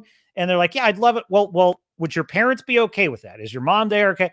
Okay. Yeah. And then the parents are, "Okay. Yeah, my parents. Okay. Okay. Well, if you have permission." And so he would always make sure he had the parents' permission to send them an iPhone. And sometimes he'd be like, "You know what? How about, let's throw in an iPad. Yeah, let's get him the iPad with the EIB logo on it. And we'll throw in like a whole bunch of Rush Revere goodies too." And dude, I had more fun listening to that than anything else on his show. I was like, this is like the best thing ever. Because he just loved Apple products. He was a junkie. He was an Apple. He's the reason I have Apple products. Because I would listen to him talk about them. And I'd be like, "Oh, well, I'll try a MacBook here or there." And, I like MacBooks. I like Apple products, but I also still like PCs. So, dude, he just had a big heart. He really did. He really did. And you know something? Rush Limbaugh would never have said something as horrific as saying that like leftists need to be re-educated or leftists need to be reprogrammed. He would never have said something like they shouldn't have a right to have a radio show, or they should be deplatformed because what they're saying is communist and it's dangerous. And we can't have communists spreading their hate. He would never have said that, ever. Rush Limbaugh defended liberty for all people. All people. And so that's the difference. That's the line. You know, there's such a great episode of Star Trek Voyager I really love called The Void. And it's an episode in which Voyager gets sucked into this void of space where the only way to survive is to steal from other ships. But Janeway decides to do a different strategy, which is, you know, we're going to hold to our Federation principles and we're going to make a deal. Any ships that join us and agree not to raid and pillage other ships, if they agree to those terms, we will share our resources and technology freely. And they create this mini federation. But here's the key. It's very difficult at first, and it fails. She fails multiple times in the episode. And even her own officers start to question her and say, listen, Captain, I appreciate your idealism here, but this is starting to look bad. And she's, you know, but she keeps fighting on. And eventually it starts to work. And I just always loved that episode because it reminded me that the difference between a tyrant and a liberator is the liberator will honor their principles even when it does not benefit them. That is the key. Even when our principles may not be in our best interest, we will still hold to those principles because they're our principles. And there was a phrase that my liberal civics teacher taught me in high school that I've never forgotten, which is, you know, I may disagree with every single thing you say, but I will die to defend your right to say it. That's what I believe. That's what we believe here on the Swords of Starships podcast, Captain's Cast. That's how Dad did it, and it's worked pretty well so far. No, that's right. That's the Tony Stark line. That's how Dad did it. That's how America does it, and it's worked pretty well so far. The readout says the 2022 version has the advantage of better technology to visual the horrors of war. The tank sequences horror. Oh, talking about All Quiet on the Western Front. But the 1930 version leaves you with a true sense of the futility of WW1 combat. Agreed. America has one advantage over Germany: anti-Semitism. Oh no, no, Cillian Murphy and Oppenheimer. Oh yeah. Okay, no. I misread that. Okay, yeah. America has one advantage over Germany. Yes, exactly right. That's such a great point. You know, one of the beautiful things about the Lord of the Rings is the moral tale that is the Lord of the Rings.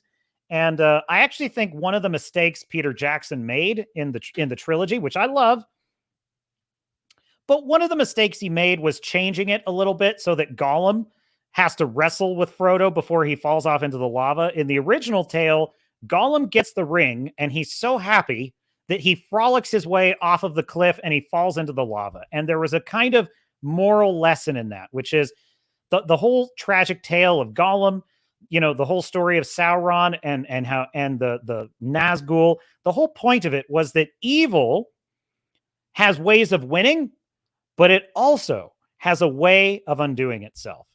And because evil is also its own worst enemy. And no better example of that is the story of Stalin, and also the story of Hitler. I mean, the guy made so many mistakes because nobody was allowed to question his orders. And, you know, it's absolutely crazy too. Like, we'll just call him the mustache guy because I don't want to like throw that name out here on YouTube. You know how they get. But the mustache guy basically ordered when he was losing. He was losing at Stalingrad. He was losing on the Eastern Front to the Russians, and they were grinding down his forces. He had massive armies trapped who were begging him to retreat, or they were almost trapped, begging him to retreat. And he refused. He refused because he was so obsessed with holding on to his land that he would not let them retreat. And he allowed army after army after army to be annihilated. This would be the equivalent of if the army at Dunkirk, the British army at Dunkirk and the French, you know, trapped there by the Germans, if they had said, hey, back to Britain. They said, get us home, get us off this beach, get us back to England. If Winston Churchill had said, no, Dunkirk is not to be surrendered. You will fight to the last man. You will hold Dunkirk at all costs. How absurd would that have been? How insane would that have been? Right? But this is exactly what the mustache guy did do. He did that every single time his armies were trapped. Every single time they were about to be annihilated, that's what he did. They hounded all of the most brilliant people out of Germany, for not just for being Jews, for almost any reason. If they had, communist leanings, if they had roots in any kind of ideology, if they were suspected, even Heisenberg, who is their one physicist, Heisenberg, the Gestapo brought him in and they accused him of being possibly Jewish and possibly a homosexual. They thought he might have been both. And so evil absolutely has a way of undoing itself. And by the way, see Wokies for examples. The behavior of bullying and censorship and just mania that is the woke mind virus, you're watching it undo itself in real time, folks. It is undoing itself. Disney losing billions in their parks, in their streaming service, in their stock, in their films. What is that if not evil undoing itself? In fact, the film that they once owned and tried to suppress, The Sound of Freedom, destroyed them in theaters, beat their own garbage Indiana Jones boondoggle, beat it like a drum in the box office. And they could have had that. They could have had that profit. Quark would be that, the Ferengi would be ashamed of Disney. Can you imagine what Quark would have to say about Disney? He'd be like, you need to manage your finances better, Disney. You need to start following the rules of acquisition here. But Disney is not an adherent of the rules of acquisition. Let me just tell you. Disney could have had all that profit, but their ideology is so all-consuming and pervasive that they would rather that movie not be made than make money. How's that for proof? How is that for proof? Stash dude, you get a field promotion. Yeah. Wrangler says, perhaps tense is a better term than rough. I forget what we were talking about there. Oh, yes. Wrangler says she made, talking about the episode of Voyager, Janeway made a miniature void-based federation. It was a rough episode. Tense is what, okay, I get what you're saying it's a tense episode. I really like that episode for a lot of reasons. It was, look, one of my criticisms of the character of Janeway, I felt like Janeway had one of the biggest flaws in terms of writing, is that she would often be in situations that were a no-win scenario, and she was basically willing to just go down. She was willing to just lose because she was going to hold to her principle, and it was only because like a crew member disobeyed her orders that she got off the hook. So in other words, the plot would let Janeway off the hook, and I didn't like that. I really didn't. Like, one example, there was an episode where a wounded species 8472 is trapped on the Voyager, and Seven wants to hunt it down and kill it. But Janeway decides that, well, no, it's a life form, and it is seeking shelter from the Hirogen, the hunters, and it is asking for asylum, and I've decided to grant it asylum, which is all fine. Until about 1,000 Hirogen ships are surrounding Voyager and saying, we have you outgunned and outmanned, and if you don't turn over the 8472, we're gonna hunt down you and your whole crew. We're gonna butcher you all. And Janeway says, no, we won't give you the prisoner. Now, here's the problem with it. Janeway has absolutely no way to win, nor does she have any plan, nor does she have a card up her sleeve. Basically, the Voyager crew is about to die. And then 7 of 9 says to Janeway, look, this is lunacy. We have to give them the alien. There's no choice here. We don't have a choice. And it's a great episode, too, where Janeway and 7 have just a knockdown, drag-out argument. It's really good. And 7 just disobeys orders. 7 beams the 8472 over to the Hirogen and saves the lives of the entire Voyager crew. And Janeway is pissed. Janeway's like, you are, confined to quarters for 3 weeks for this. And it's like, also, how about a thank you for saving your entire crew from going down in flames, because that's what was going to happen next if she didn't disobey orders. So that's one of the things about Janeway that annoyed me, is that too often they let her off the hook that way. However, the episode The Void was one of those few scenarios where she actually had to pay a high price to win. She had to pay a high price for her ideals, and that I respect. But the other thing I really like about the episode is it was one of the best episodes ever to kind of demonstrate how the Federation works. And I feel like that was one thing that, they always say that Earth is a utopia and we've done away with all crime and poverty and everything's happy. And it's like, but how does that work? And that was one of the few episodes that kind of posited a way of, well, this is kind of how it functions in a microcosm. And I thought, that was cool. That was cool. I like that. Tuvok took the transporter crystal. I vaguely remember, I don't know exactly what episode, but that rings a bell. I think I kind of know what you're talking about. It was in like one of the early seasons. There was like an alien species. They needed something from the species, and the species wouldn't give it to him, but Janeway wouldn't violate the Prime Directive, and Tuvok did it for her. Yeah, you're exactly right. It's another example of like a crew member kind of just bailing her out from making a kind of bad decision. But, by the way, I'm not saying I think that Star Trek captains should be free of making bad decisions. They all make bad decisions from time to time, which is important. It's important to their characters that they sometimes make the wrong call. I just felt that it was plot armor is kind of what I felt with Janeway. Sometimes it was just plot armor. It's like, no, this was not a bad decision. This was a catastrophic, your whole crew is getting killed decision. And then the plot would just find a way for Janeway to be off the hook. And that was my objection. Not that Janeway was making a bad decision. However, there were some episodes where Janeway was making a very morally questionable decision, like when she made an alliance with the Borg, and there was a lot of moral debate. That stuff I like. I liked it when Chakotay and her would kind of duke it out over things. And, dude, Cisco basically nuked a planet just to prove to the Maquis that he was willing to use their same tactics against them. That's one of the most questionable decisions any Starfleet captain's ever made. That was dark, man. That was dark. He basically rendered a planet uninhabitable just to beat the Maquis. So yeah, Star Trek captains are not above making the occasional bad call.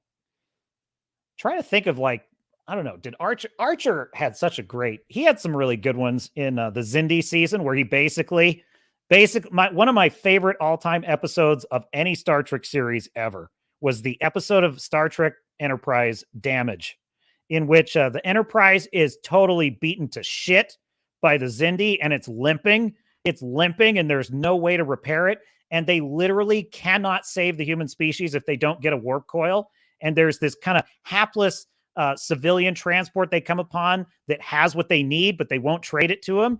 And Archer just straight up says, we're going to go and take it. And his crew's like, wait, what? He's like, you heard me. Get a party together. And T'Pol argues with him, and she's like, Captain, we can't do this. We're no better than the raiders that attacked us. And Archer's like, I've made my decision. This isn't up for debate. We have no choice.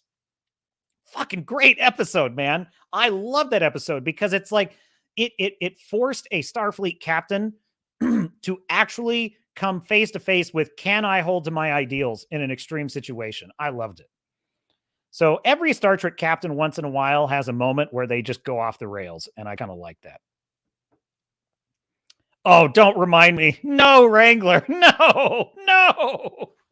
I hate that episode so much. Dude, Voyager had some stinkers. So Tuvix was a stinker. I hated that episode. It was so weird. Oh, God, no. It was like The Fly, but instead of combining a fly and Jeff Goldblum, we're combining Neelix and Tuvok. It was gross. I hated that.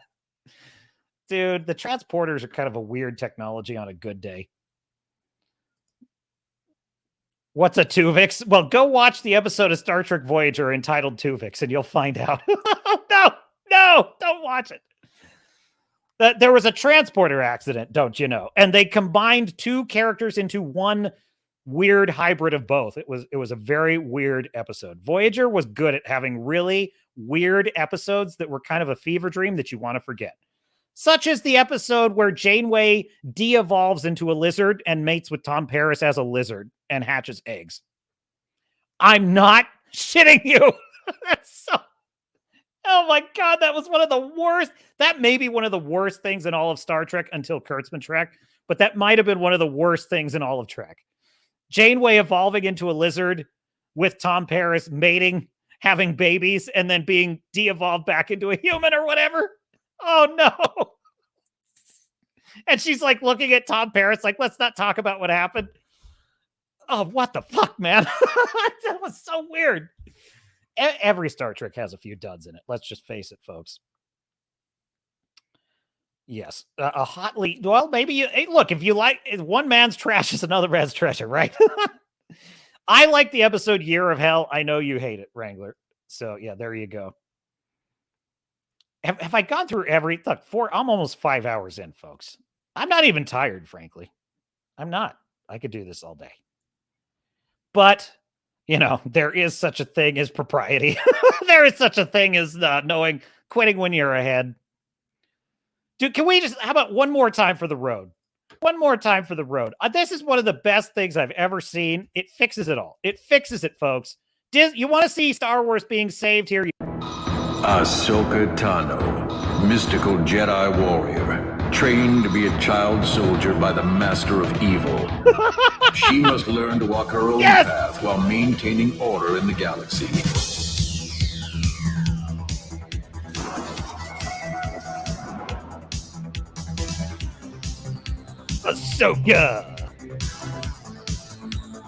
Ahsoka, a Jedi who fights against the forces of darkness using her twin lightsabers and incredible never-before-seen abilities.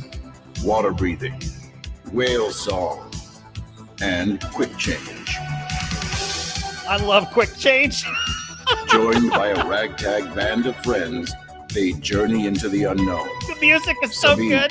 Mandalorian warrior, explosives expert, hopeless Jedi, street artist. Hera, a pilot with the heart of a pilot, who is always dressed to pilot. And Hu Yang, Ahsoka's faithful servant, a 25,000-year-old robot that possesses more knowledge and experience than any other living being in the entire galaxy. Possibly the most valuable relic in all of existence. He is now responsible for ship maintenance.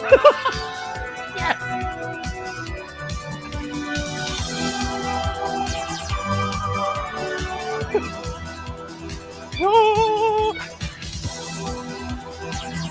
Dude, I am watching this show. With the threat of a new Star War looming over them, they wrestle against the intangible genius of Grand Admiral Thrawn and his supernatural minions. It's a race to save one of the last Jedis, as one of the last Jedis is hunted by the last remnants of the Jedis. They must learn to put aside their differences, reconcile with their pasts, and risk it all to find a long-lost ally who may or may not be able to help them.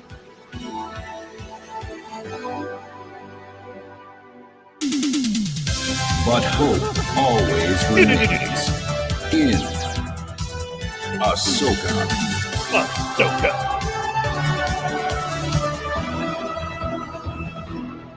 This is the best part. Yes. Yes. Now I'm a shill. Now I am a shill for Ahsoka. Oh, Dave Filoni, you're so brilliant.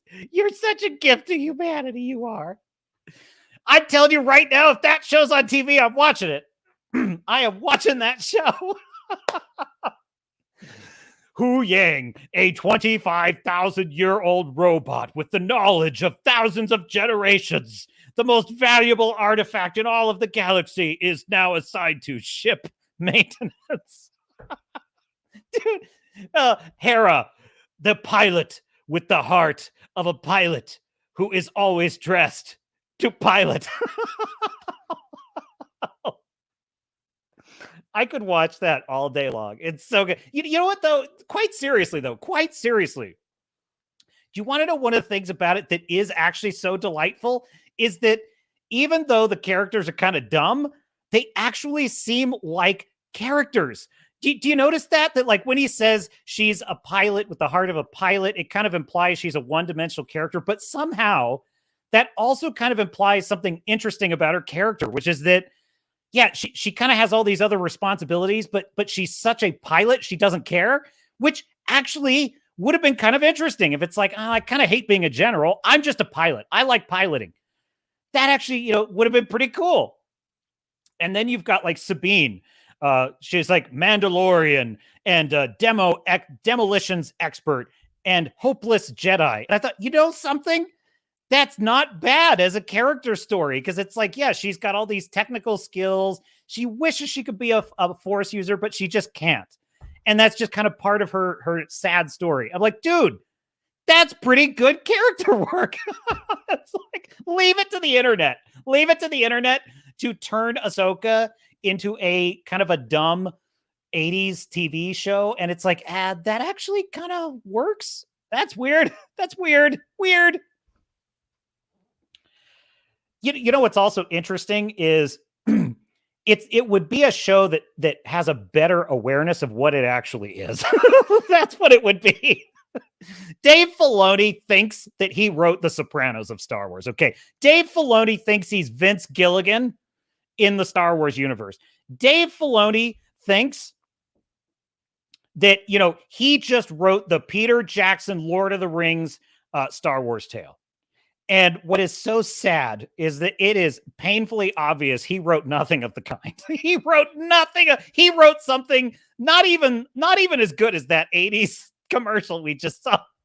I'm telling you right now, if you just took that commercial at face value and just made that, like let Ahsoka be kind of dumb with her movements, I would be into that. I would be into that. It's like, oh my God, that is one of the best things I've seen all year, frankly. Frank, you know what? In fact, I'm subscribed to this channel. Links in the description. Check it out.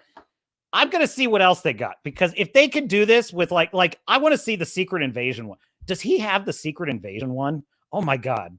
Oh my God. If he did this with Secret Invasion, I am so here for it. I'm just gonna let's just pop over to the channel is called Oral Nuts. That's AURAL. That's AURAL. Very unfortunate choice of words. Let's see. He's got Andor. Some cool stuff in here. Barbenheimer. I'll check some of these out. No Secret Invasion, though. No Ice Matrix. That's got to be one. That's got to be a good one. Secret Invasion is so devoid of life, though. I doubt you could even do this. But then again, Ahsoka had nothing going for it. Nothing going for it. But I'm telling you, it had more going for it than it realized. It actually did. You know what's so funny, too, is that's basically like a dopey kind of, 70s, like kind of style future tale. And it's like that would actually almost work, where Thrawn is more like Ming the Merciless or something. But, here's the thing. Ming the Merciless would win a few rounds, okay? That's the problem. Yeah, Wrangler said, this show should have been awesome.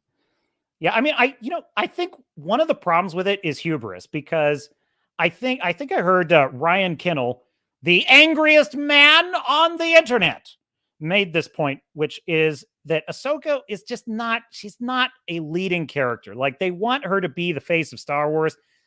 That's never going to happen. It's not going to happen. She doesn't have that kind of weight as a character. She's not interesting enough as a character. She just isn't that. It's just not what she is.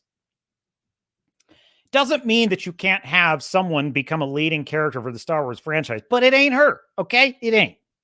Now, if Filoni would have a little humility and just recognize that, certain characters are just not right for being certain things. They just aren't. Han Solo is Han Solo. He's not Luke Skywalker, and he can't be. He's not that archetype. He's a different archetype.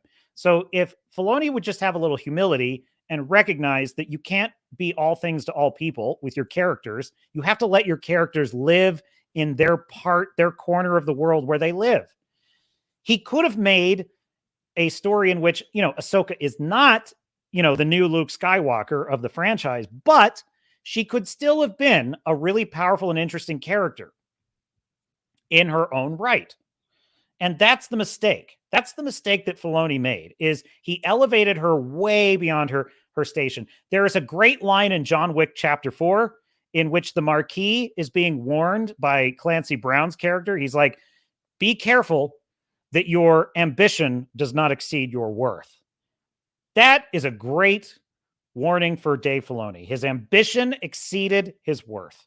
And really, his character's ambition exceeded their worth. Just that one little thing about Sabine being a hopeless Jedi. I love that. I think that could have been such a great plot point, and it would not have made her a bad character or a weak character. She still would have been a Mandalorian. When they need a door exploded open, she still would have been the one setting the charges. She would have been the one picking the lock. That's cool. That's cool stuff. And the fact that she wants to be a Jedi but just can't would have been an interesting thing for her character. It could have been something you could explore from season to season. Does she one day finally get it and then it's a big payoff? Or does she one day realize it's actually not what she thought it was and she changes her mind about it? Those could have been interesting angles for her character. But no. You just had to have your girl boss. You just had to have her have a lightsaber, a blaster. She had to have the ability to fight off 7 dudes. She had to have just everything. She had to have the Beskar armor. She couldn't have one failing. She couldn't have one. She couldn't even have the responsibility of making a bad decision and working with a bad guy to go find Ezra and jeopardizing the whole galaxy. She couldn't even have that. She had to have, pat on the head. You're forgiven. All's forgiven. You did what you had to do. No harm, no foul. We might lose the galaxy, but no big. We all make choices. By the way, Redoubt, I 100% agree with you here. I genuinely really like the Ahsoka character as seen in the Clone Wars, but she's soulless in live action. Why must everyone become stoic with arm folding? Here's what I've said before. This is actually faux stoicism. Dave Filoni is trying to write a character that is wise and stoic, but he does not actually understand wisdom or stoicism. Stoicism is not saying things slowly and refusing to answer questions and making obvious observations all the time. That's not stoicism. Stoicism is a way of being in the world. It's a way of enduring adversity. I'm going to tell you right now, if you had done Ahsoka properly, you should have put her on a grueling journey where there was devastation and loss, where there was fear. And I mean, she should have lost to Thrawn. I'm telling you right now, I think in episode 5 or 6, she should have lost to Thrawn. And I frankly think someone should have died. Hu Yang dies. That would have been, I actually think Hu Yang dies, Sabine dies. I don't care. Pick one. Ezra dies. I don't give a shit. But pick one. Because I'm telling you right now, having Thrawn's tactics, could you imagine how freaking cool that would have been if, Thrawn drives them back, steals whatever he needs from them, kills one of them in their fighting retreat. She's laid to waste. He escapes. What are we going to do? All is lost. It would have been great. It would have been great. And then Anakin can show up in a Force ghost and give her hope and give her encouragement. Filoni doesn't understand what actual wisdom is. When Obi-Wan Kenobi appeared to Luke, he was giving him wisdom at a time of need. That's the difference. And Filoni doesn't understand that. He's not a good writer. But you are right that Ahsoka was generally a good character in Clone Wars. I do think she was annoying and irritating in the first couple seasons. However, she went on a journey that basically ended up where she was a wise Jedi who was even war weary. I thought that was a really smart aspect of her character, is that by the end of the Clone Wars, she's kind of tired of it. She's had enough of it. The weird thing about the Anakin episode of Ahsoka is that, I actually think they did a very poor rehash of that very concept where she's like, oh, our lives are all about death and destruction. And I'm like, honestly, the Clone Wars already dealt with this with Ahsoka, and it did it in a much better way.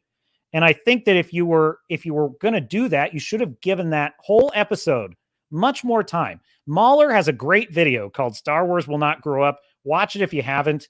He gives you 2 examples of other TV shows that did an episode just like that, much better. Buffy the Vampire Slayer and Futurama, who both had an episode where a character is trapped in a kind of dream and they're on the verge of dying. And there is a mentor character that is helping them through it.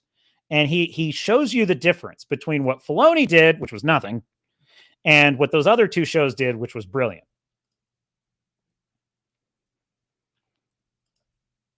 I want to see Rosario Dawson go full snips, as Wrangler says. She is not in the Rosario Dawson version of her is not. She's not a shred of the character that was in Clone Wars or Rebels. Frankly, she just isn't. And here's the issue. Hera is not a shred of the character that Hera was. Sabine is pretty much Sabine. Sabine flicking her bean. Anyway, Ezra is not a shred of the character he was in the other series. So really, the problem that I saw right from episode 1, I was like, I don't understand anything about these. I said this about Bo-Katan. Bo-Katan and the Mandalorian. What was her childhood like? What is her favorite food? What is a pet peeve? What is something people say that she never likes? What is something that makes her soft in the heart? You know, what does she have a soft spot for? What's an animal that she's afraid of? What's an animal she has an affinity for? You know, there's none of this. What is her? Where does she live? Does she have quarters in this castle on Mandalore, or does she have kind of a small apartment somewhere? I don't know. My point is there's character details that they're just nothing. There's nothing with Ahsoka. There's nothing with Hera. They say lines that don't mean anything to each other. So that's really the problem with the show is there's no character work, none, and it's really frustrating because you know Andor. Which I don't like Andor. I really don't. I think it's mostly a boring, slow plotting show. However, there are a few episodes in it that are really complex and nuanced and pretty good. However, what it does do well, for the most part, is it gives characters reasons and personalities. Like Andor has a personality. Like the character Stellan Skarsgård plays is freaking brilliant in that show. He has got a fascinating personality. Like, there's kind of mysteries to why he does what he does, but there's also, you know, a part of him where you can see that like he's a man that wears so many faces, he starts to forget which face is his. That's fascinating. Dude, watch just the episodes. I literally would just skip a lot of the stuff in Andor to get to Stellan Skarsgård's part because it was so good. It's like, you know what? How about we just dump Andor and his whole side of the story, and let's just tell a story about this character, Stellan Skarsgård. He's so interesting that I don't really care about anything else going on. So there you go. And unlike the Ray Stevenson character in Ahsoka, he actually did have detail and nuance. Redoubt says, the plot doesn't make sense to be Ahsoka-centric tale. Maybe is Sabine was actually a character they could have pivoted to her perspective for this plot. Every character in the show, they could have done something interesting with. Like, I think, so I've said my breakdown of how you do this correctly is Balin is the big bad, right? Thrawn is Sauron, whereas Balon is Sauron, if we're talking about like Fellowship of the Ring sort of terms, right? Balon is a direct antagonist to Ahsoka. That's important. That's very important. He is a direct antagonist with a clear, diametrically opposed goal to Ahsoka. Ahsoka's journey in this is that she has laid down her arms. She does not want to fight anymore. The New Republic, they are heroic, and they are fighting a devastating sort of war on terror against the Imperial Remnant terrorists who keep bombing their planets and doing terrible things. And they are fighting an ugly, dirty, gritty war against insurgency. That is what is going on. The New Republic is stretched to the max. They are full of heart. They're full of bravery and courage, but they're holding the entire New Republic together with spit and baling wire. And they're basically sticking their fingers in all the leaks in the dam. That's basically what they're doing. Hera is a general who is on the front lines in this kind of Fallujah style war on like stamping out the Remnant. And the New Republic citizens are getting fed up with it. They're tired of this and they want results. And that is what Senator Mon Mothma, is in a very supporting role, is dealing with, right? And so that's kind of what's going on. And you have Ahsoka now is brought into the story because Hera has a problem. Hera's son, who is a 17 or 18-year-old character, is what I would put him, like Luke Skywalker's age at the beginning of A New Hope. He's a teenager. He's been fighting by her side all his life. He's been living under the shadow of his late father, Kanan. He's very well aware that his father was a Jedi. And in a way to kind of compensate for what he feels he's lost, he is fighting very hard on the front lines with her, with Hera. But here's the problem. He's starting to show signs of dark side tendency. He has nightmares that trouble him. He sometimes shows cruelty and way too much aggression in battle. Like he almost executes a surrendering prisoner in cold blood, let's say. And when Hera confronts him about it, he frightens her because he literally kind of threatens her in some way, and she doesn't know what to do. So in desperation, she goes to Ahsoka and says, he's showing signs of the Force and signs of the dark side that his father warned me about. I need you to train him as a Jedi. And Ahsoka says, no, I'm done with that. I don't believe in the Jedi. I left the Jedi Order years ago. I'm never going back. I'm tired of war. War has been my entire life. I'm done with it. And she says, but if you don't, I'm afraid my son is going to be lost and he's going to turn into a monster. And she's like, well, why haven't you asked Luke Skywalker?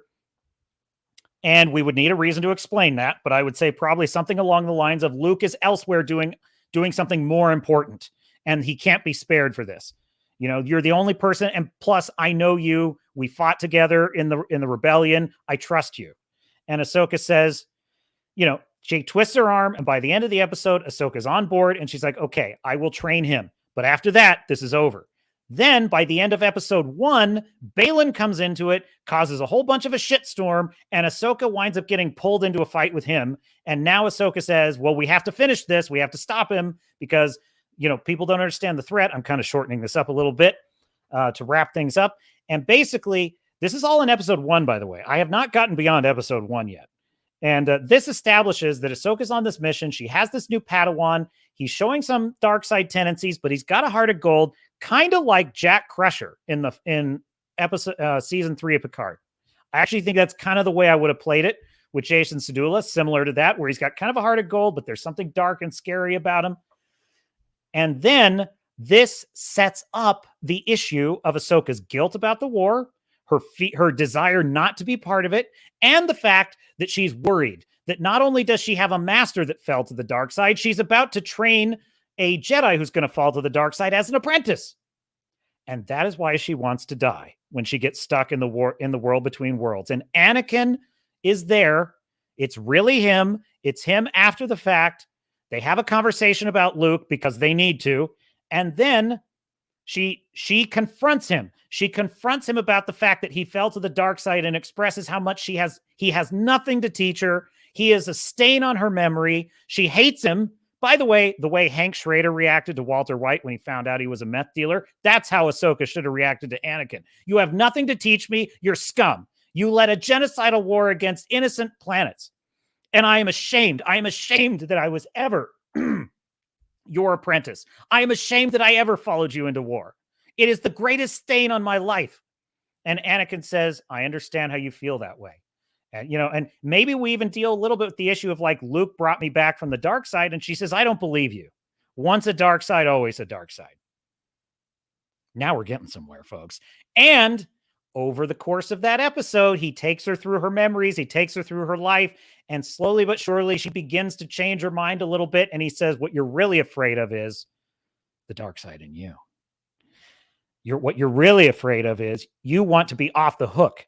You feel too guilty not to train Jason, but you also don't want to train him because you're afraid. Well, you're going to have to confront that fear. And then we can have a lightsaber fight. Not before. Not before it is earned. My dear sailors and Starnauts. Filoni is the kid that can't resist the cookie. That's his problem. By the way, I just described for you the first three episodes. In episode 5, Thrawn humiliates Ahsoka and defeats her brutally. Somebody dies. She is on the run and she is lost. And we see that Thrawn is every bit as devastating and nightmarish as possible. He is a non-Force wielder who beat the stuffing out of 2 Force users. Now we're afraid, folks. Now we're afraid. And that is when the lessons Anakin taught her in the World Between Worlds and her ability to rise back up and start fighting again, that is your break into 3. That is what takes you through to the finale. It can be done, folks. It can be done, but not with this equipment, not with these writers, not with this company. So there you go. Wrangler? No, Wrangler, what are you doing? You're too generous, sir. A $4.20 super chat. How we really reach the World Between Worlds. Thank you, sir. Very generous. I appreciate it. Ahoy! Maji Chan, if I'm pronouncing that correctly. Welcome aboard. We're in overtime now. The show's pretty much over. I'm just hanging out in overtime. Stunt wire work harness? Okay, I'll look it up after the show. By the way, I've recast the characters. We're not going to do Mary Elizabeth Winstead for Hera. I actually would be, you know who I would pick? I would pick Ashley Sharp Chestnut, who played, what's her name? Sydney LaForge in Star Trek Picard Season 3. I would put her as Hera because she's cute, she's peppy, she's good as a pilot. So she could be Hera. And then we've got, who's going to be Jason Sedula? For him, I think I went with... Dang, I had notes on this. There was an actor I was thinking of that would be good for Jason. I was thinking Ed Spaliers, but he's too old to play that part. Oh, here it is. I think I've got it right here. Recasting. I wrote down Taz Skylar, but I don't remember why. I woke up after a long night of sleep and I just wrote this stuff down. No, I'm just kidding. Who is this guy? He's a new actor. That's why. Oh, that's right. He's the guy who played Sanji in One Piece. The guy who played Sanji in One Piece live action is who I would cast to play Jason Sedula. Okay. He's got the physicality. He's charming. He's witty. But he can also have a dark side. I like that. Ahsoka, you're going to love this, folks. This is who I would cast for Ahsoka. Are you ready for this? Are you ready for this? This is taking into account the way that she was as kind of peppy snips in the beginning of Clone Wars, the way that she was war-weary Ahsoka at the end of the Clone Wars, and the way that she became sort of wise Jedi Master in Rebels. Here we go. Haley Atwell. Haley Atwell plays Ahsoka. She's got the physicality because I've seen Mission Impossible Dead Reckoning, and she has got moves. She's sexy. She's cute. She can do vulnerable and she can do badass. She can do both. She's got a sharp tongue, sharp wit. I like it. Haley Atwell plays Ahsoka.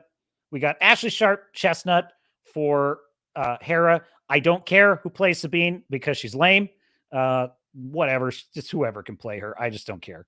And then we have Sanji is going to be Jason.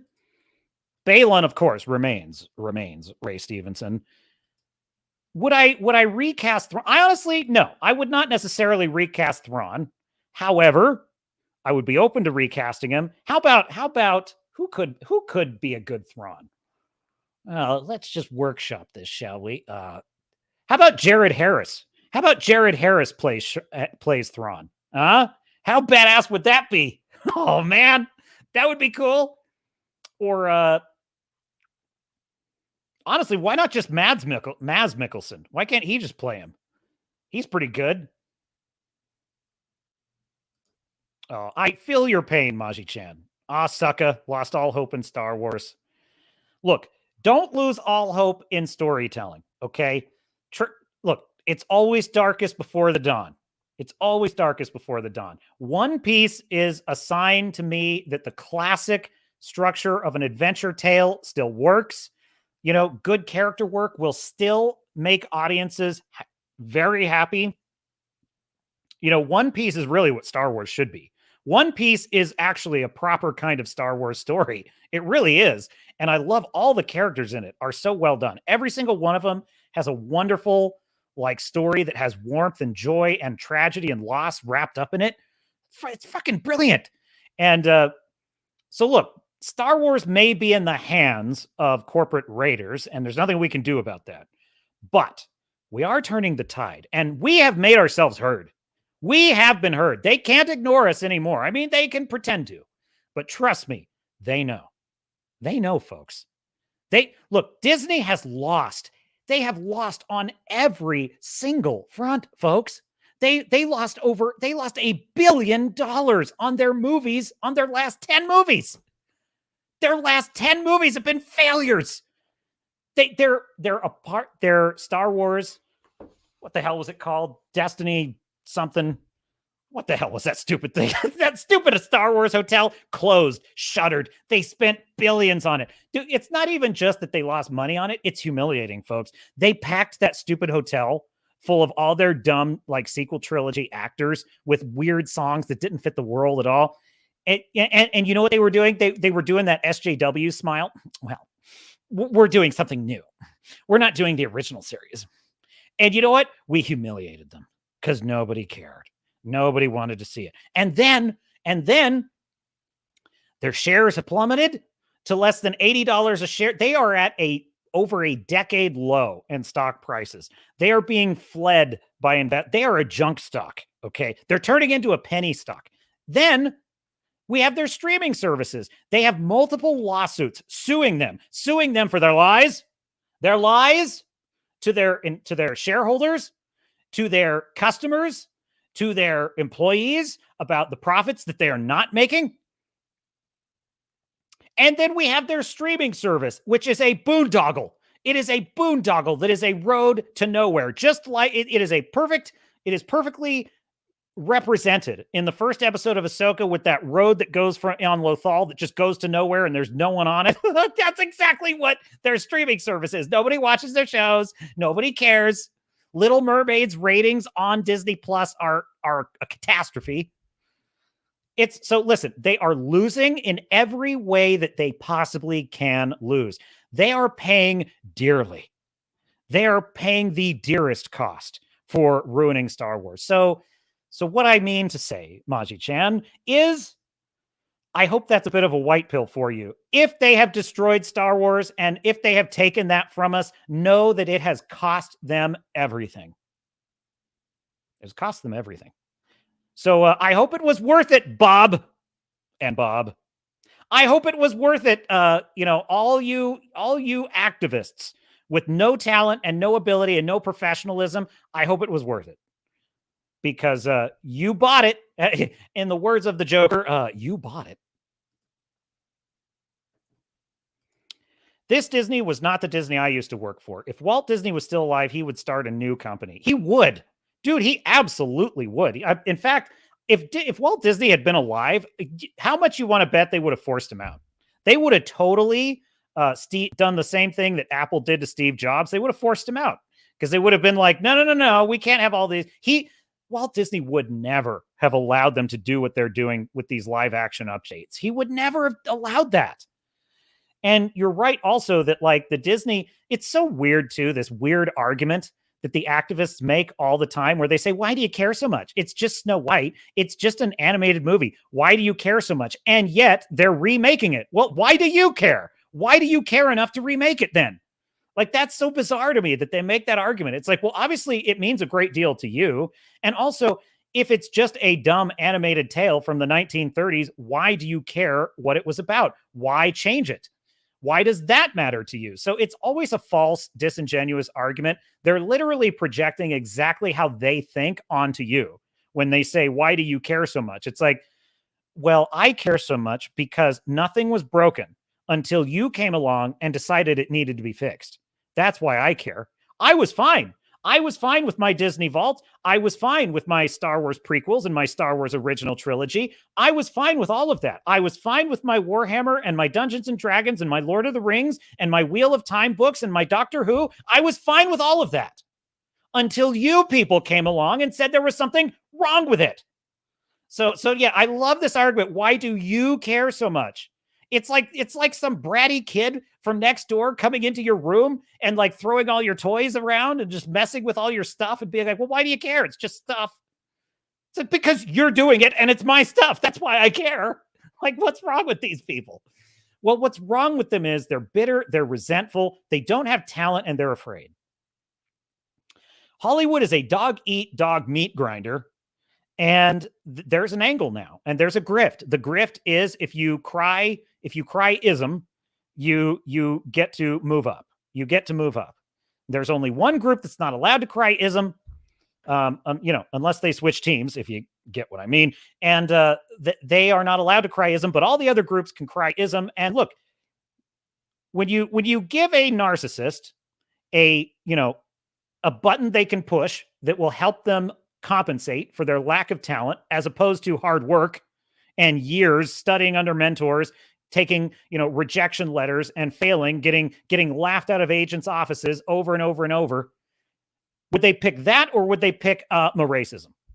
Well, they pick racism. They say, you know what? I am just like Director X saying to Az, just like Director X saying, like, no, this is all about racism. You just hate the fact that I made Robin Hood with black people. It's like, well, what really is going on here is this guy has no talent.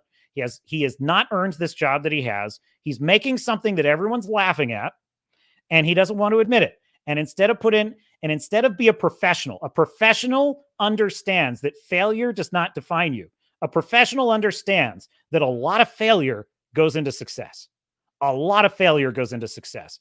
Elon Musk, I have a family member of mine, a cousin. I was at dinner with him one time, and he started kind of bagging a little bit on Elon Musk just because he's he's so rich and he's got all this money and he does all this stuff. And I'm like, dude, think what you want about Elon Musk. You can like him, you can not like him, totally fine. But don't get it twisted. This guy slept on the floor of the Tesla factory day and night, and he was this close to going out of business. He literally risked his entire fortune on every single test rocket that it took to get those rockets into space. And when the last rocket, the last prototype went up, if it had crashed, he was bankrupt. He was done. Fortunately, that was the rocket that succeeded, but he was this close. He worked 100 hours a week for years doing things he hated. The guy has worked his ass off. He has done things that 99% of people are not willing to do. He could not find a rocket engineer for SpaceX when he first started. This is what I'm telling my cousin, all this stuff. He could not find a rocket engineer for SpaceX. You know what he did? So the problem was this. No rocket engineers that were worth their salt were willing to take a risk on him because no, your company's a boondoggle. It's going nowhere. I'm not going down with it.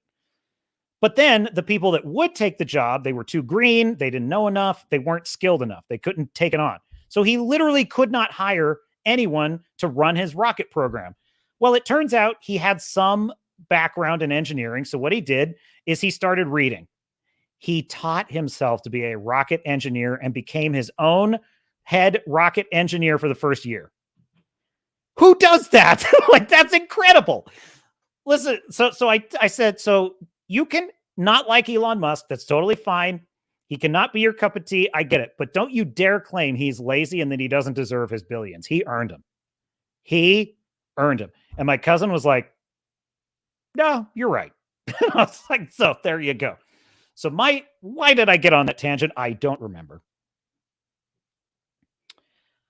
I think we were talking about Walt Disney. Yeah, exactly. We're talking about Walt Disney, and he would have to start his own company.